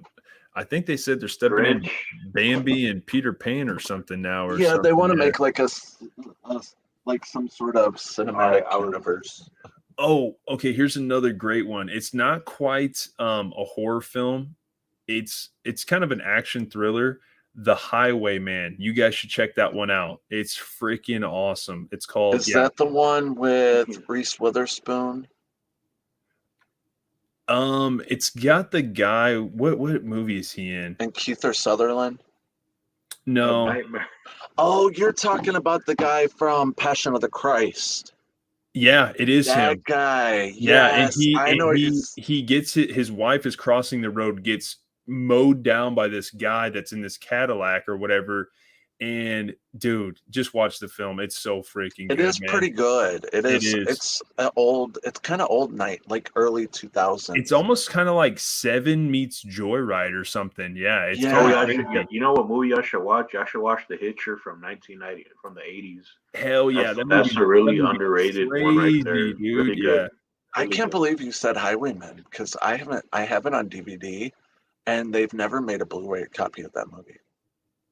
Well, I just saw that it was on Tubi. I was actually going through the action section, and it was on there, and I was like, dude, I haven't seen Highwayman in forever. It kind of reminds me of Joyride a little. Definitely. Like Joyride undertones to it.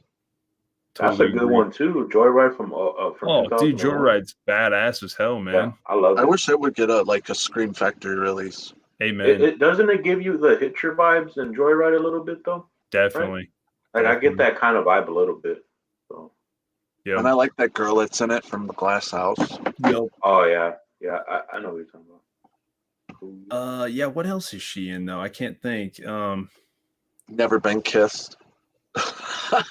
With Drew Barrymore. Is that what she's in? Oh yeah, maybe it Remember they throw the dog food at her? Oh man, that is what she's in. That sucks. Yeah, no doubt.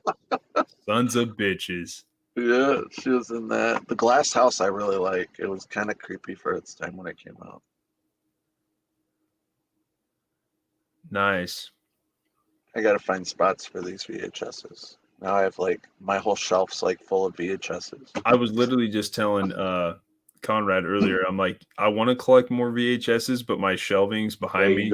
Space, I was like, they fill in. I have no room, bro. Exactly. They fill in. Yeah, that's why I'm just kind of I'm just gonna stick with the Blu-rays, and it doesn't take a lot of space. So right. But I want to get shelves, where you can kind of drill on the wall and stuff like that, and kind of put. That's what I did with these ones. These are from Menards. I had to put these racks up, and then you put the shelves inside the racks, and then you put the boards on. But these are portable. I can move them anywhere in this room. But you see, the low walls I have, it's not really this is just my computer spare room. So this is just where I put all my junk. My sister calls it the museum. Love it. Nice. Nice. Well, I don't know. What else? You guys want to talk about anything else? Or I'm just excited about Scream 6. I mean, I could talk about Scream 6 the I'm whole just time, but I don't want to I wear literally want everybody to out say talking about it. I should have brought up Saw 10 or something, but Yeah. I don't think they have like a lot going on for it right now. I just know that the original guy is going to be in it, which is pretty cool. Yeah. And I honestly I like him as a character, so I want to see what they bring back to the table. So I Agreed. didn't have a problem with Jigsaw. Like Jigsaw was kind of cool too to see all the people collecting all the old Saw machines and stuff that people didn't get out of. Yeah. Or Amanda, it'd be cool if they bring her back because I did like her in part 2 and part 3. I think she was in.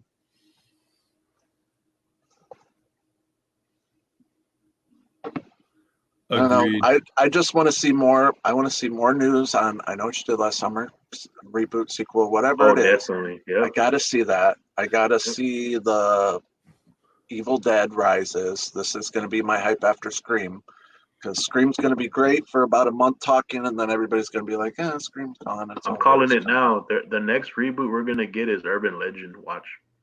Pretty sure. I hope it's not. I'm calling it because look, last time we were talking about. I know you did last summer, and then boom, like 2 days later, a day later, we got the news. All I say is if they make it Urban Legend reboot, keep it to the college theme because that's what made it so fun. The first 2 movies in the college setting, I loved. And I think if they make a part 4 or 3 or whatever you want to call the Urban Legend Bloody Mary sequel, I hope they think at about least that do one. it. I don't know. I told Conrad I got a screenplay ready for it, dude, for the really? remake. Yeah. Oh yes. Yep. That's cool. Now we gotta do a stream about that though, bro. Like yeah, we honestly should. It'd be pretty dope. You know, I always tell people, here's the thing, like if you want something to be recognized, you got to put it out in the universe. So if you feel like, hey, do your own YouTube video and say, hey, I got a perfect pitch for a Urban Legend sequel, and just, you know, go through your idea and then tag it with like Columbia Pictures or whoever owns the rights, or even go above and beyond and tag Jamie Blanks in it because he did direct the first one. So be crazy. Sometimes just throwing it out there, showing that you're passionate about a project. I mean, did you hear about the kid from A24? He's 17 years old. He's going to be directing a movie based off of a short film that he made for his YouTube channel. I think that's pretty cool. I mean, if you're passionate about a project, huh? That is dope. That's crazy. That is really dope. I think it's called The Dark Room or The Abandoned Room or something like that. Yeah, I read that somewhere how A24 picked up his short film. Now he's going to be making the movie. Yeah. You really got to put man. yourself out there in the social media universe. I know you're passionate about projects as much as I am, and you got to show, because a lot of things in Hollywood, they want to make prequels, sequels, stuff like that, but they just don't have any ideas. And most of their people have moved on to other projects. So, you know, us horror movie, I call us the horror movie community because we're all so enthralled with our interests and what brings us in for a scare, like what scares us. Yeah. You know, that's why I would always love the open ocean. Oh yeah, that's scary. Yeah. And this is why I always I thought, love this like, genre so much, like, because I don't know, it's just like being scared is so universal and everyone could relate to it. Correct, yeah. Amen, and like dude. you said, an Urban Legend sequel, it's not out of the realm of being awesome. Because what are urban legends anyways? They're all American folklore stories that were in some way real and they were like documented. So that's what, like, it would be a great premise, like what you said. I think the college setting for both of those films were really cool though. And my sister remembered taking an urban legend class when she was in college. So That's they cool. still have them. That is so dope.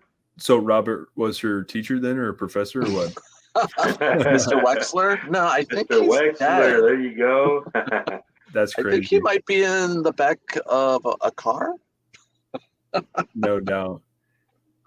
Technically, my screenplay would be, or my idea would be, it would be for a remake instead of a instead of A sequel. sequel. Yeah. Or you can just have it take place on Pendleton University campus, and they kind of go over the urban legend, kind of what the original urban legend did with the Wexler, the Stanley Hall massacre. It could be a Pendleton University massacre that they could revamp, you know.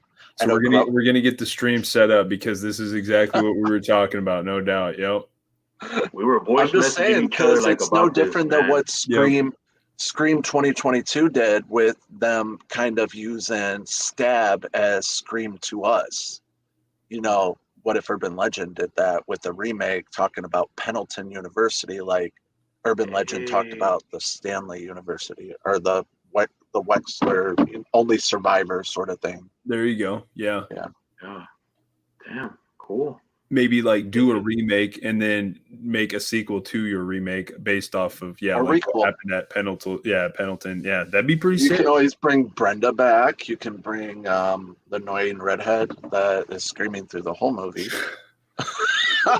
What were some of the greatest things about that movie were like the aerial shots, like Her when it run was raining scenes. and stuff. Like it was just, man, some of those shots were just so well done. Yeah. Damn, man. What'd you think Movie- of her Natalie's running? Like every time she was like running, like the one part she gets out of the car when she's like, don't shine the brights at her, and then the guy gets into a car accident. She gets out of the Yeah. truck and she's like running parallel, like She's like, a Bambi. what is- She's a Bambi, dude. Yeah. Yeah. I do like her. She's not in a lot of like films. The girl that plays Natalie, what's her name? Alicia Witt, right? That's Yeah. her name? Yeah. It would be cool to see her come back, like, because you don't really see her at all in anything. I don't think she does conventions either, which is pretty sad. You know. Rebecca Gayhart's starting to do all that, Oh yeah. which Definitely. I would love to meet her. Yeah. She's on my wish list when I go to, like, if I ever go to conventions, definitely want to meet her. Yeah. So was gonna tell you, Buck, we're pretty much getting it worked into like cut in stone, where I think we're gonna go down to the convention down in Houston. Oh, okay. Yeah. We're gonna meet for the first time. It's gonna be pretty cool, man. Tara Reid, the guy that actually played the urban legend slasher, and who's the other person? Tara Reid and Danielle Harris. They're all going to be at the same thing. Oh, that's cool. Alex, Yeah, I would Vincent, love to get my urban legend poster signed by Tara Reid. all three of them. Yeah, that's what I'm saying. It'd be freaking dope. It's actually a pretty all-star lineup. I'm not gonna lie. It's pretty awesome. Damn, What's bro. the name of it? What is it called? Houston Horror Film Festival. Yeah. Houston Horror. Houston Horror. D. Wallace is going to Film be Festival. there. Okay. Billy Zane. Actually, the girl that kills Freddy and Freddy's Dead. Oh, it's in Lisa Zane, right? August. Nice. Oh, it's still a ways away. That's awesome. Yeah. Literally, I think I'm going to try to get some VIP tickets in the next like month or two, probably. It's at the Marriott Hotel. Billy Zane's gonna be in it. Billy Zane. You guys remember the movie Phantom? Dude. I remember Demon Knight. He was in that one. Hell yeah, Yeah. he was from the badass first in that Demon movie, Christy Knight. Swanson's gonna be there from the original Buffy the Vampire Slayer. Yeah, I did that's pretty dope. Dennis O'Hare from American Horror Story. Dee Wallace. Wasn't he in the Alex Halloween Benson's gonna be reboot? there from Chucky. Alex Vincent, no doubt. And then Lisa Zane's gonna be there from Freddy's Dead. Yep. Okay. I'm telling you, that lineup's pretty dope, and it says more to come, so that's pretty awesome, man. Shit, we're gonna be there all day. I bet. Watch. The old lady from Oh, she played Freddy versus Freddy. She Jason. played Freddy wow. disguised as the mom. Yeah. It's Freddy versus Jason. That was. I wonder how old she is now. That's crazy. Of course, Danielle Harris is always gonna be like, she always has to look really provocative. Right. I Yeah, like the on guy Urban from. I Legend wonder what he costume. looks like now too. True. Yeah. Oh, from Silent Night, Deadly Night. Silent Night, Yeah. Deadly Night, yeah. That's Fucking pretty underrated. dope. It would be pretty cool to get like an authentic, like throwback, like hooded jacket that they had, like in that film. He should wear that guy should wear like the Santa costume with the axe. That'd be cool. Wouldn't that be cool if he wore that costume? That's what I'm saying. That'd be God, dude. Oh, I'd probably mug him and steal the jacket. I believe he would. You know, you could probably find that at a Goodwill. Probably, yeah. Are you have any Goodwills by you? Every time I talk to you, I always think you're like in the country and stuff. Oh, I am. I'm literally in a town right now, like probably under 700 people. Probably. I thought you were Anthony, bro. I thought you were from Canada at first. I don't know why. I just thought you're like from Canada or something. Canada, dude. When people hear me talk, they don't even think I'm from the Midwest. They're like, "Oh, are you from like out west?" Because your slang, it just doesn't sound like you're from. I'm like, I don't know. Urban legend costume. Sure, you're not from Texas, nah. Right? Just find a hoodie, a big old winter coat with that fur around it. Yeah. Yeah, Michael, you should check out Urban Legend. It's such a really good movie. Oh hell yeah! I didn't realize you Awesome. hadn't seen it. Yeah, dude. It's great, man. I need to watch it. Oh my god, yes, it's on Tubi. 100%. You need to see this. Yo, Conrad, what was that other movie I was telling you about? Is it Dead Tone or Dead? Yeah. Oh yeah. Have you seen Dead that, Buck? I've seen it a lot of times. It's called Dead Tone, dude. Watch it, man. Dead Tone. I have a big list of movies to watch. It has such a big reference to urban legend, though. It's like crazy, man. Like it pretty much is. Hey, Anthony, do you watch any movies on Pluto? Dude, I do have Pluto on my TV, but I don't get on it too often now. Yeah. I remember the last time I was on it was when they had all the Friday the 13th on there for like free, and I was like, okay, well, I'm gonna obviously watch all these, but other than that, not really. Dead Tone, I found it. It's from 2007. Yep, it's a slasher. It's not terrible. It's pretty good. It's got actually 2 names. Not bad. 7-11-5. Does that make sense? I don't know what that means. I don't know either. But it shows the guy. Hold on. What it looks like. Oh, okay? So, you mean like 75? I think that's like the game they play in the movie. Oh, okay. You're right, Dom. Yeah. Damn, I'm an idiot. Yeah, that's it. That is the game that they do play. Yeah, nice. Oh, okay. So smart. It just comes from out of the blue. Yeah, Rutger Howard. He's like our Jiminy Cricket out here. Yeah, Rutger Howard's in the movie. Okay. And, yeah, I saw. And Brian Hooks. Yeah. Yeah, Michael Joe. That movie is freaking awesome. The Wood from 1999. Oh my god. That's a damn good movie, man. That movie's funny as shit. Yeah, that's Look who else is going to be at this horror festival. I can't see it. Oh, Heather Matarazzo from Scream 3. Oh, yeah. Rainey's sister. Yeah. Nice. And Hostel. She was in Hostel too. Oh, shit. Cool. Do you remember Hostel 2? The second one. I have not watched the second one. Oh, my God. She has between you and I, she has a very memorable death scene. And you're going to be like, it will hurt your heart when you watch it, bro.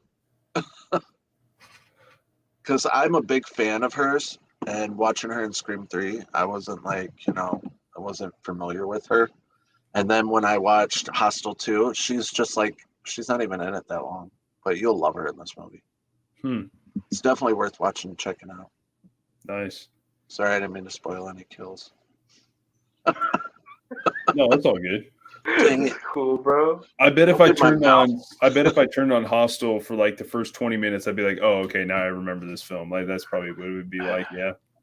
Oh, Hostel 2 is totally different from Hostel 1. Hostel 1's like a group of like guys that the dude from, yeah. And the second one's a group of like really cute chicks. You like that one. Nice. Because the main character girl, like you're gonna be like, wow, she's kind of like She's kind of pretty in her own way. Kind of reminds me of Green Inferno a little. Has kind of a Green Inferno tone to it.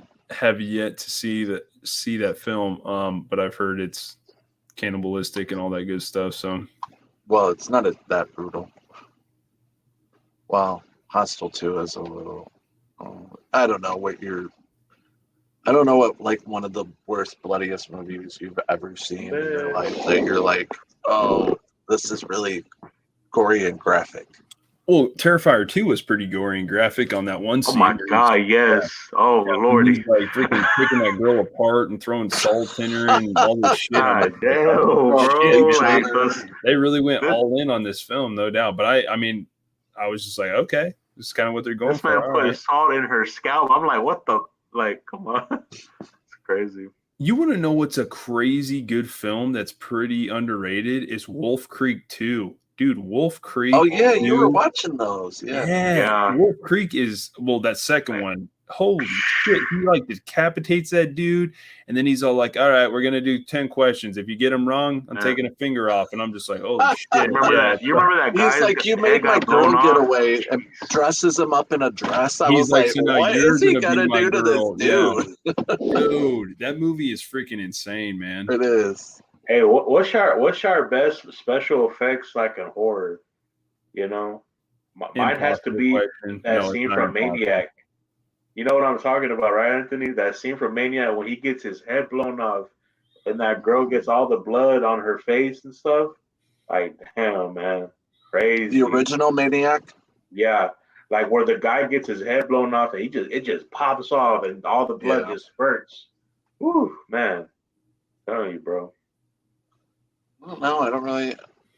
So much as a practical effect, I still like the practical effect from Pumpkinhead. I think they did a really cool, villain. Oh, hell yeah, dude! They did a really good job with the special effects in that movie. Seriously, I think I think he probably was really. He's right up the same line as The Fly. Like those two, like. When I watched those in my teenage years, like they both kind of scared me on the same level. Pumpkinhead and The Fly. I'm going to go with The Thing. I know it's not a cop out, but I just think it's probably. No, The I Thing. know you love The Thing.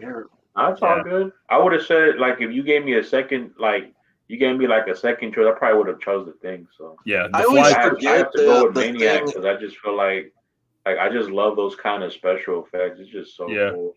I always forget The Thing is always kind of like its own like sci-fi horror film in its own realm. Like, you know, that's why I always forget to mention it. Yeah. Because it is kind of like it is scary and you're like excluded. And where were they, in Alaska or something like that? Antarctica, I think. Antarctica, right? Yeah, that's just as frightening. Yeah. Like you can kind of call that like a Christmas movie, right? In a way. Yeah, I mean, yeah, maybe, yeah. Yeah, I'm not gonna lie. Even the practical effects in the Evil Dead films are pretty crazy, man. I'm not gonna lie, especially the first two. Even in the remake, even in the remake too, no doubt. When I watch a movie and like a kid or a woman is sexually assaulted by some sort of demonic presence, or it just gives me cringe factors. I don't know how to explain it. Like, it's I totally agree. Oh, it's gross. Yeah, I totally agree. It freaks me out. Michael Joe says wants to see Patrick Bateman versus Hannibal Lecter crossover. That would be cool. Two iconic horror, icons, no doubt. Speaking of Hannibal Lecter, you guys should watch Magic with Anthony Hopkins. I don't know if you've seen it. It's different. It is way different. He's a ventriloquist. It is crazy, man. I bought it. I haven't watched it yet. Anthony Hopkins did more horror movies. Dude, he's just a beast. Like he can smash a role so well. Like it's crazy. I bought it FYE. Hey, Anthony, I got a question. Do you think Christian Bale should have did more horror movies? Great question. If there was ever going to be a sequel to American Psycho, he should have been in it. That would have been cool. Like maybe I don't know. I don't know, cause like he wasn't never a guy that was kind of remembered for horror movies, and then his first horror acting role, he just nailed it, man. Like, jeez, Dude, Christian talk Bale about might brutal. be that. Christian Bale might be the actor of our generation. Like, honestly, he probably is. Like, he got so physically fit for that role. Like, I was like jealous of his body, bro. no, yeah. I mean, like he has Like, he was ripped. he can literally do that in any freaking role. You know, that I mean, dude, he did it for Batman, he did it for the one that he was in with Mark Wahlberg, the boxing one. I can't think of what it was called.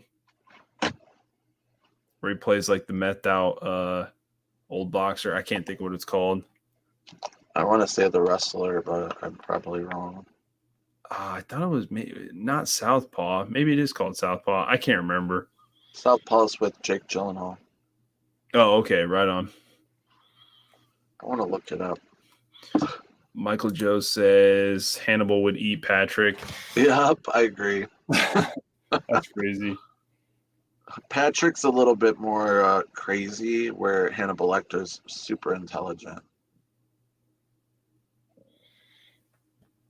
Yeah, it's called The Fighter. I'm such an idiot. The Fighter. Did stuff. I say The Good Wrestler? stuff, I was way off. yeah, The Fighter's crazy. It's a crazy film.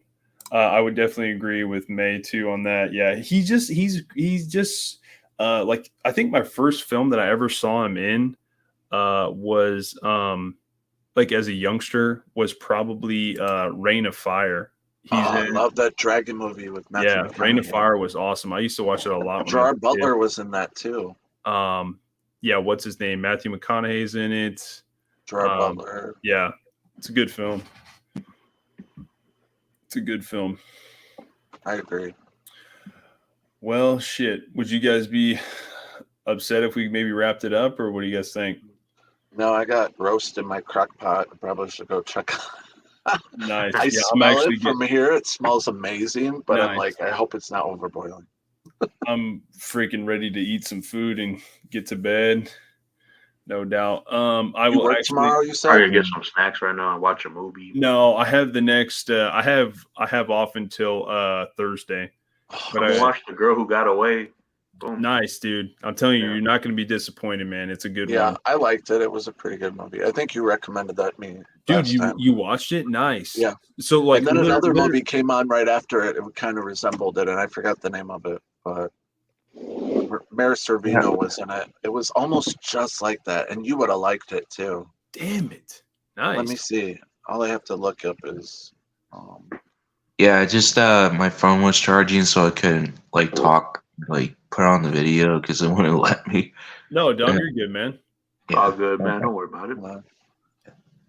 Yeah, we'll definitely get another one of these set up, and I don't know if the horror man's in here anymore. If not, no worries, man. But yeah, if so, we can maybe get a stream set up with you too, man. You know, the more the merrier. It's always fun to have other people on the panel and just more opinions and minds, and it's gonna be more fun, you know. Like, more people on here. This was the same movie. It kind of resembled that movie you watched. It's called Look Away. It's on Tubi. Away. Okay. You would like this movie, I think. Look Away. Nice. So what did you think of The Girl That Got Away? I liked it. It was very the ending got me. Like, were you kind of scratching your head at the end, like what actually just happened? Like, what was the storyline here, right? Because not spoiling anything, because I know Conrad hasn't watched it, right? I don't think so. Nope. No. So yeah, there was something like that was a little different with the ending that, you know, I was a little puzzled by. So that's all I'll say. So when you watch it, Conrad, like, you can tell me what you think. Yeah, pay very close attention, man. No doubt. Oh, disappeared. Thank you, Michael Joe. I appreciate it, man. Thank you for stopping in and being in the chat, man. Always good stuff. Mav, thank you. Appreciate it, man. Thank you. Yep. Definitely be ready to hop on another one of your watch parties for Scream coming up here. Should be fun. May, appreciate you being in the chat. This is a good question. I've never seen Haunt. So Yeah, I'm not 100% sure. Terrifier 2, the thing with Terrifier 2 is it's a pretty long film. It's not a good sleeping movie either because all the screaming. Yeah, it's pretty long. I'm not gonna Yeah. lie. But it is definitely good. Definitely. I'm gonna either Definitely, watch definitely. Dead Tone or something. One of you. I think Dead Tone would be a perfect film to be like, yeah, watching like pretty much right now. Damn, what should I probably I watch? have I have a list of a few movies. I have Fear Clinic, Clinic. Yep. Dead Tone, and then Dead Stream, which you guys all recommended. Is there a movie called Dead Space or is that a video game? That's a video game. Okay. That's a game. But isn't somebody maybe gonna do I'm a not movie? 100% sure. It would be cool if they did one. Yeah. Would I love definitely Haunt be too, man. scary. It's a really good movie. One of my Haunt. favorites. Maybe I should watch that. Nice. I know, like we should all watch Haunt tonight. I was like, I've I'm never. gonna add that one after the girl who got away. Might watch Haunt Nice. again. Yeah, man, the girl that got away, it's got such good atmosphere, to be honest. It's like snowy and shit. It's like, man, I like it. It's got a good setting for it, man, no doubt. Yeah. Is this the Haunt movie? I don't know. Is this it? I think it came out in 2019. Oh, 19. okay. Nice. That's the only one that's coming out. I think Eli Roth produced it. Oh, nice. Maybe it looks like that. Oh, No, I don't think so. there's like 3 that are coming out. Hold on, let me. I watched this one. This one was pretty good. This is where the one girl gets stuck in a haunted house or the house and she's dead. Yeah, that was pretty good. It kind of looks like this on Tubi. Yeah, Mav said it's from 2018 to 2019. Okay. I don't know why I thought it was from 2017. I got my years wrong. My bad. So. This one was called Haunter. Nice. So what y'all got planned for tomorrow? I'm I'm actually off work. going to go to Kearney and go see Dace. We got a day lined up for pretty much just watching movies and chilling. One that we're definitely going to watch is Possession with Sam Neill. I haven't seen it yet. Cover, man. The one you showed me, like really good. Yep. Good Blu-ray cover. Damn. What's it look like? Let me see. Oh man, it's probably the best physical media that I've probably gotten so far. It's from whatever. You've been getting lots of movies. No, I'm Stop telling playing. you, man, this one is like literally like a book, man. Every time I see your collection, I'm like, gosh, he's really stepping up. I need to step up my game a little. Yeah, it's actually it's pretty nice. It literally came I've in never seen like a case like that. That's pretty dope. Yeah, is it Mondo Vision? Yeah, Mondo Vision. Yeah. It's I don't know. Apparently my buddy brought it up to me. I went out and bought this just on a whim, and then he ends up telling me, he's like, yeah, dude, they only made 2,000 copies of that version. Was it expensive? So it was like $50. Wow. Yeah. So I just went all in and I was like, fuck it, I'll buy it. And then when it came in the mail, I was like, I don't think I really want to open this. So yeah.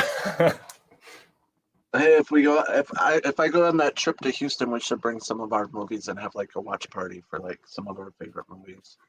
That'd be dope. I'll bring like a Blu-ray player and connect it into my TV. Cool. Got a lot of movies here I can bring, so just bring your all-time favorite one. We'd be watching Halloween 78 the whole freaking time, man. At least it would be Scream. I would watch Scream. I would watch I Know What You Did Last Summer, and you guys would be annoyed that I know every word to that movie. I'd bring Urban Legend. You guys could bring the rest. That'd be fine. Yeah. Have you guys checked out Spawn from Yes, I 97? love Spawn. I'm still waiting for that remake. I love that film. Yeah, I think it's cool. It's just like there's like horror comic movies like Spawn and there's Blade. Yeah, and dude. Oh yeah, and That opening scene, the blade. Oh my god, talk about iconic. Man, dude, that opening Seriously. sequence in Blade is just iconic as shit. He steps into that freaking like dance Matt party. said that freaking- Han is on Hulu. It's on Yeah, Hulu. Yeah, I have he Hulu. said, I can check it out. yeah, he said it's on Hulu. I don't know why she just talked Guys to me. on Plus, Maverick, and Horror Man. Be My dope. computer just talked to me. That's what Mayan said. She said have the same guys on plus Maverick and Horror Man. I need to when What do I you think, start guys? doing a little bit more on my channel. We should do some watch parties once I can kind of Oh yeah. figure out how to do Hey, them. how would we do that though? Like, how would from where? We'll wait till we go to backstage, and I'll kind of tell you how I think we could probably go about it. No doubt, no doubt. But yeah, we should definitely try to maybe get something like that set up. But yeah. But Yeah. I'm sorry, guys. I'm probably gonna freaking cash out. Man, I'm just starving. Like, I'm not gonna lie. I had a couple burgers. Literally, Conrad was like, "What are you doing?" I'm like, "Oh, I'm eating some burgers." Like right before we started, and I was like, "Man, I'm already like dying." We had like seafood. We had like seafood. We're eating like fried fish and fried shrimp and that sounds good. Stuff like that. Yeah. Do they have a lot of cool taco places in Houston? Yeah, they're all right. I remember going there one time to go to the San Antonio Comic-Con, and that that wasn't in Houston. It was in San Antonio. San Antonio. Oh, I don't know what I was thinking. Nah, it's all good. Don't worry about it. No doubt. But that river walk was really cool. I have heard that. Yeah, I definitely heard that about San Antonio. No doubt. Yeah, I've never been to Houston. Said watch parties will be very interesting. Yeah. Is there like a lot of fire ants in Texas? I heard these like horror stories that there are a lot of. Hey, that would be fun though, dude. Like seriously. What? Yeah, watch party would be good. The watch party. Oh yeah. I'll have to see how I can set it up. Yeah, I'll have to see how I'll have to set it up. But okay, guys and everybody. Thank you so very much, May, Michael, Joe, Mav, everybody else that's still here. I think you guys are the three that are still here. Thank you guys so very much. We're going to try to, be doing this more regularly. And again, if you guys enjoyed the video, which I hope you guys did, like and subscribe. I'm pretty sure you guys already are. Yeah. But anybody else that may be watching later, replay, I would appreciate it. I always watch it over because I like to see what I didn't do right. This was a lot of fun. I'm not looking at the camera enough. You're taking notes, dude. There's nothing wrong with that, man. Nothing wrong with that. Taking notes. Only my second live stream, so nice. Yeah, it's just a little better. I'm not shy no more. On the camera. Get comfortable. Yeah, man. Yeah, pretty good. Totally agree. But thank you guys for joining me, and of course, Dom, appreciate you hopping on, man, and everybody subscribe to these guys' channels too. Like, we're going to be doing the next episode on Conrad's channel, so we'll try to get that worked out after my work week's done. But we'll get it lined up and we'll kind of advertise it on the gram and stuff. I would like to try to do something like that too, because I've never done it. When are we doing the next stream, like on my channel? We'll have to figure it out. I want to do the Scream 2 on Wednesday before I got to go back to work. And then after that, we could, like I said, I got like 11 days. So we can probably get a couple in before I'll probably have like a week off up until Scream 6 comes out. So, okay. I'm so excited. Get some in. All right, man. Cool. But yeah, Buck, we could definitely do some on your channel too, dude. Like, yeah, we could. Because I've never done anything like that. I mean, I only do my own videos, but I can edit and crop all that stuff out. I don't want on it. Yeah, working like you can kind of get comfortable working StreamYard and stuff and all that good stuff. So yeah, be a good time, no doubt. But again, thank you everybody for joining us. I very much appreciate it. And we will definitely catch you guys on the next one. All right. Have a good night, guys. Later. Peace. Peace.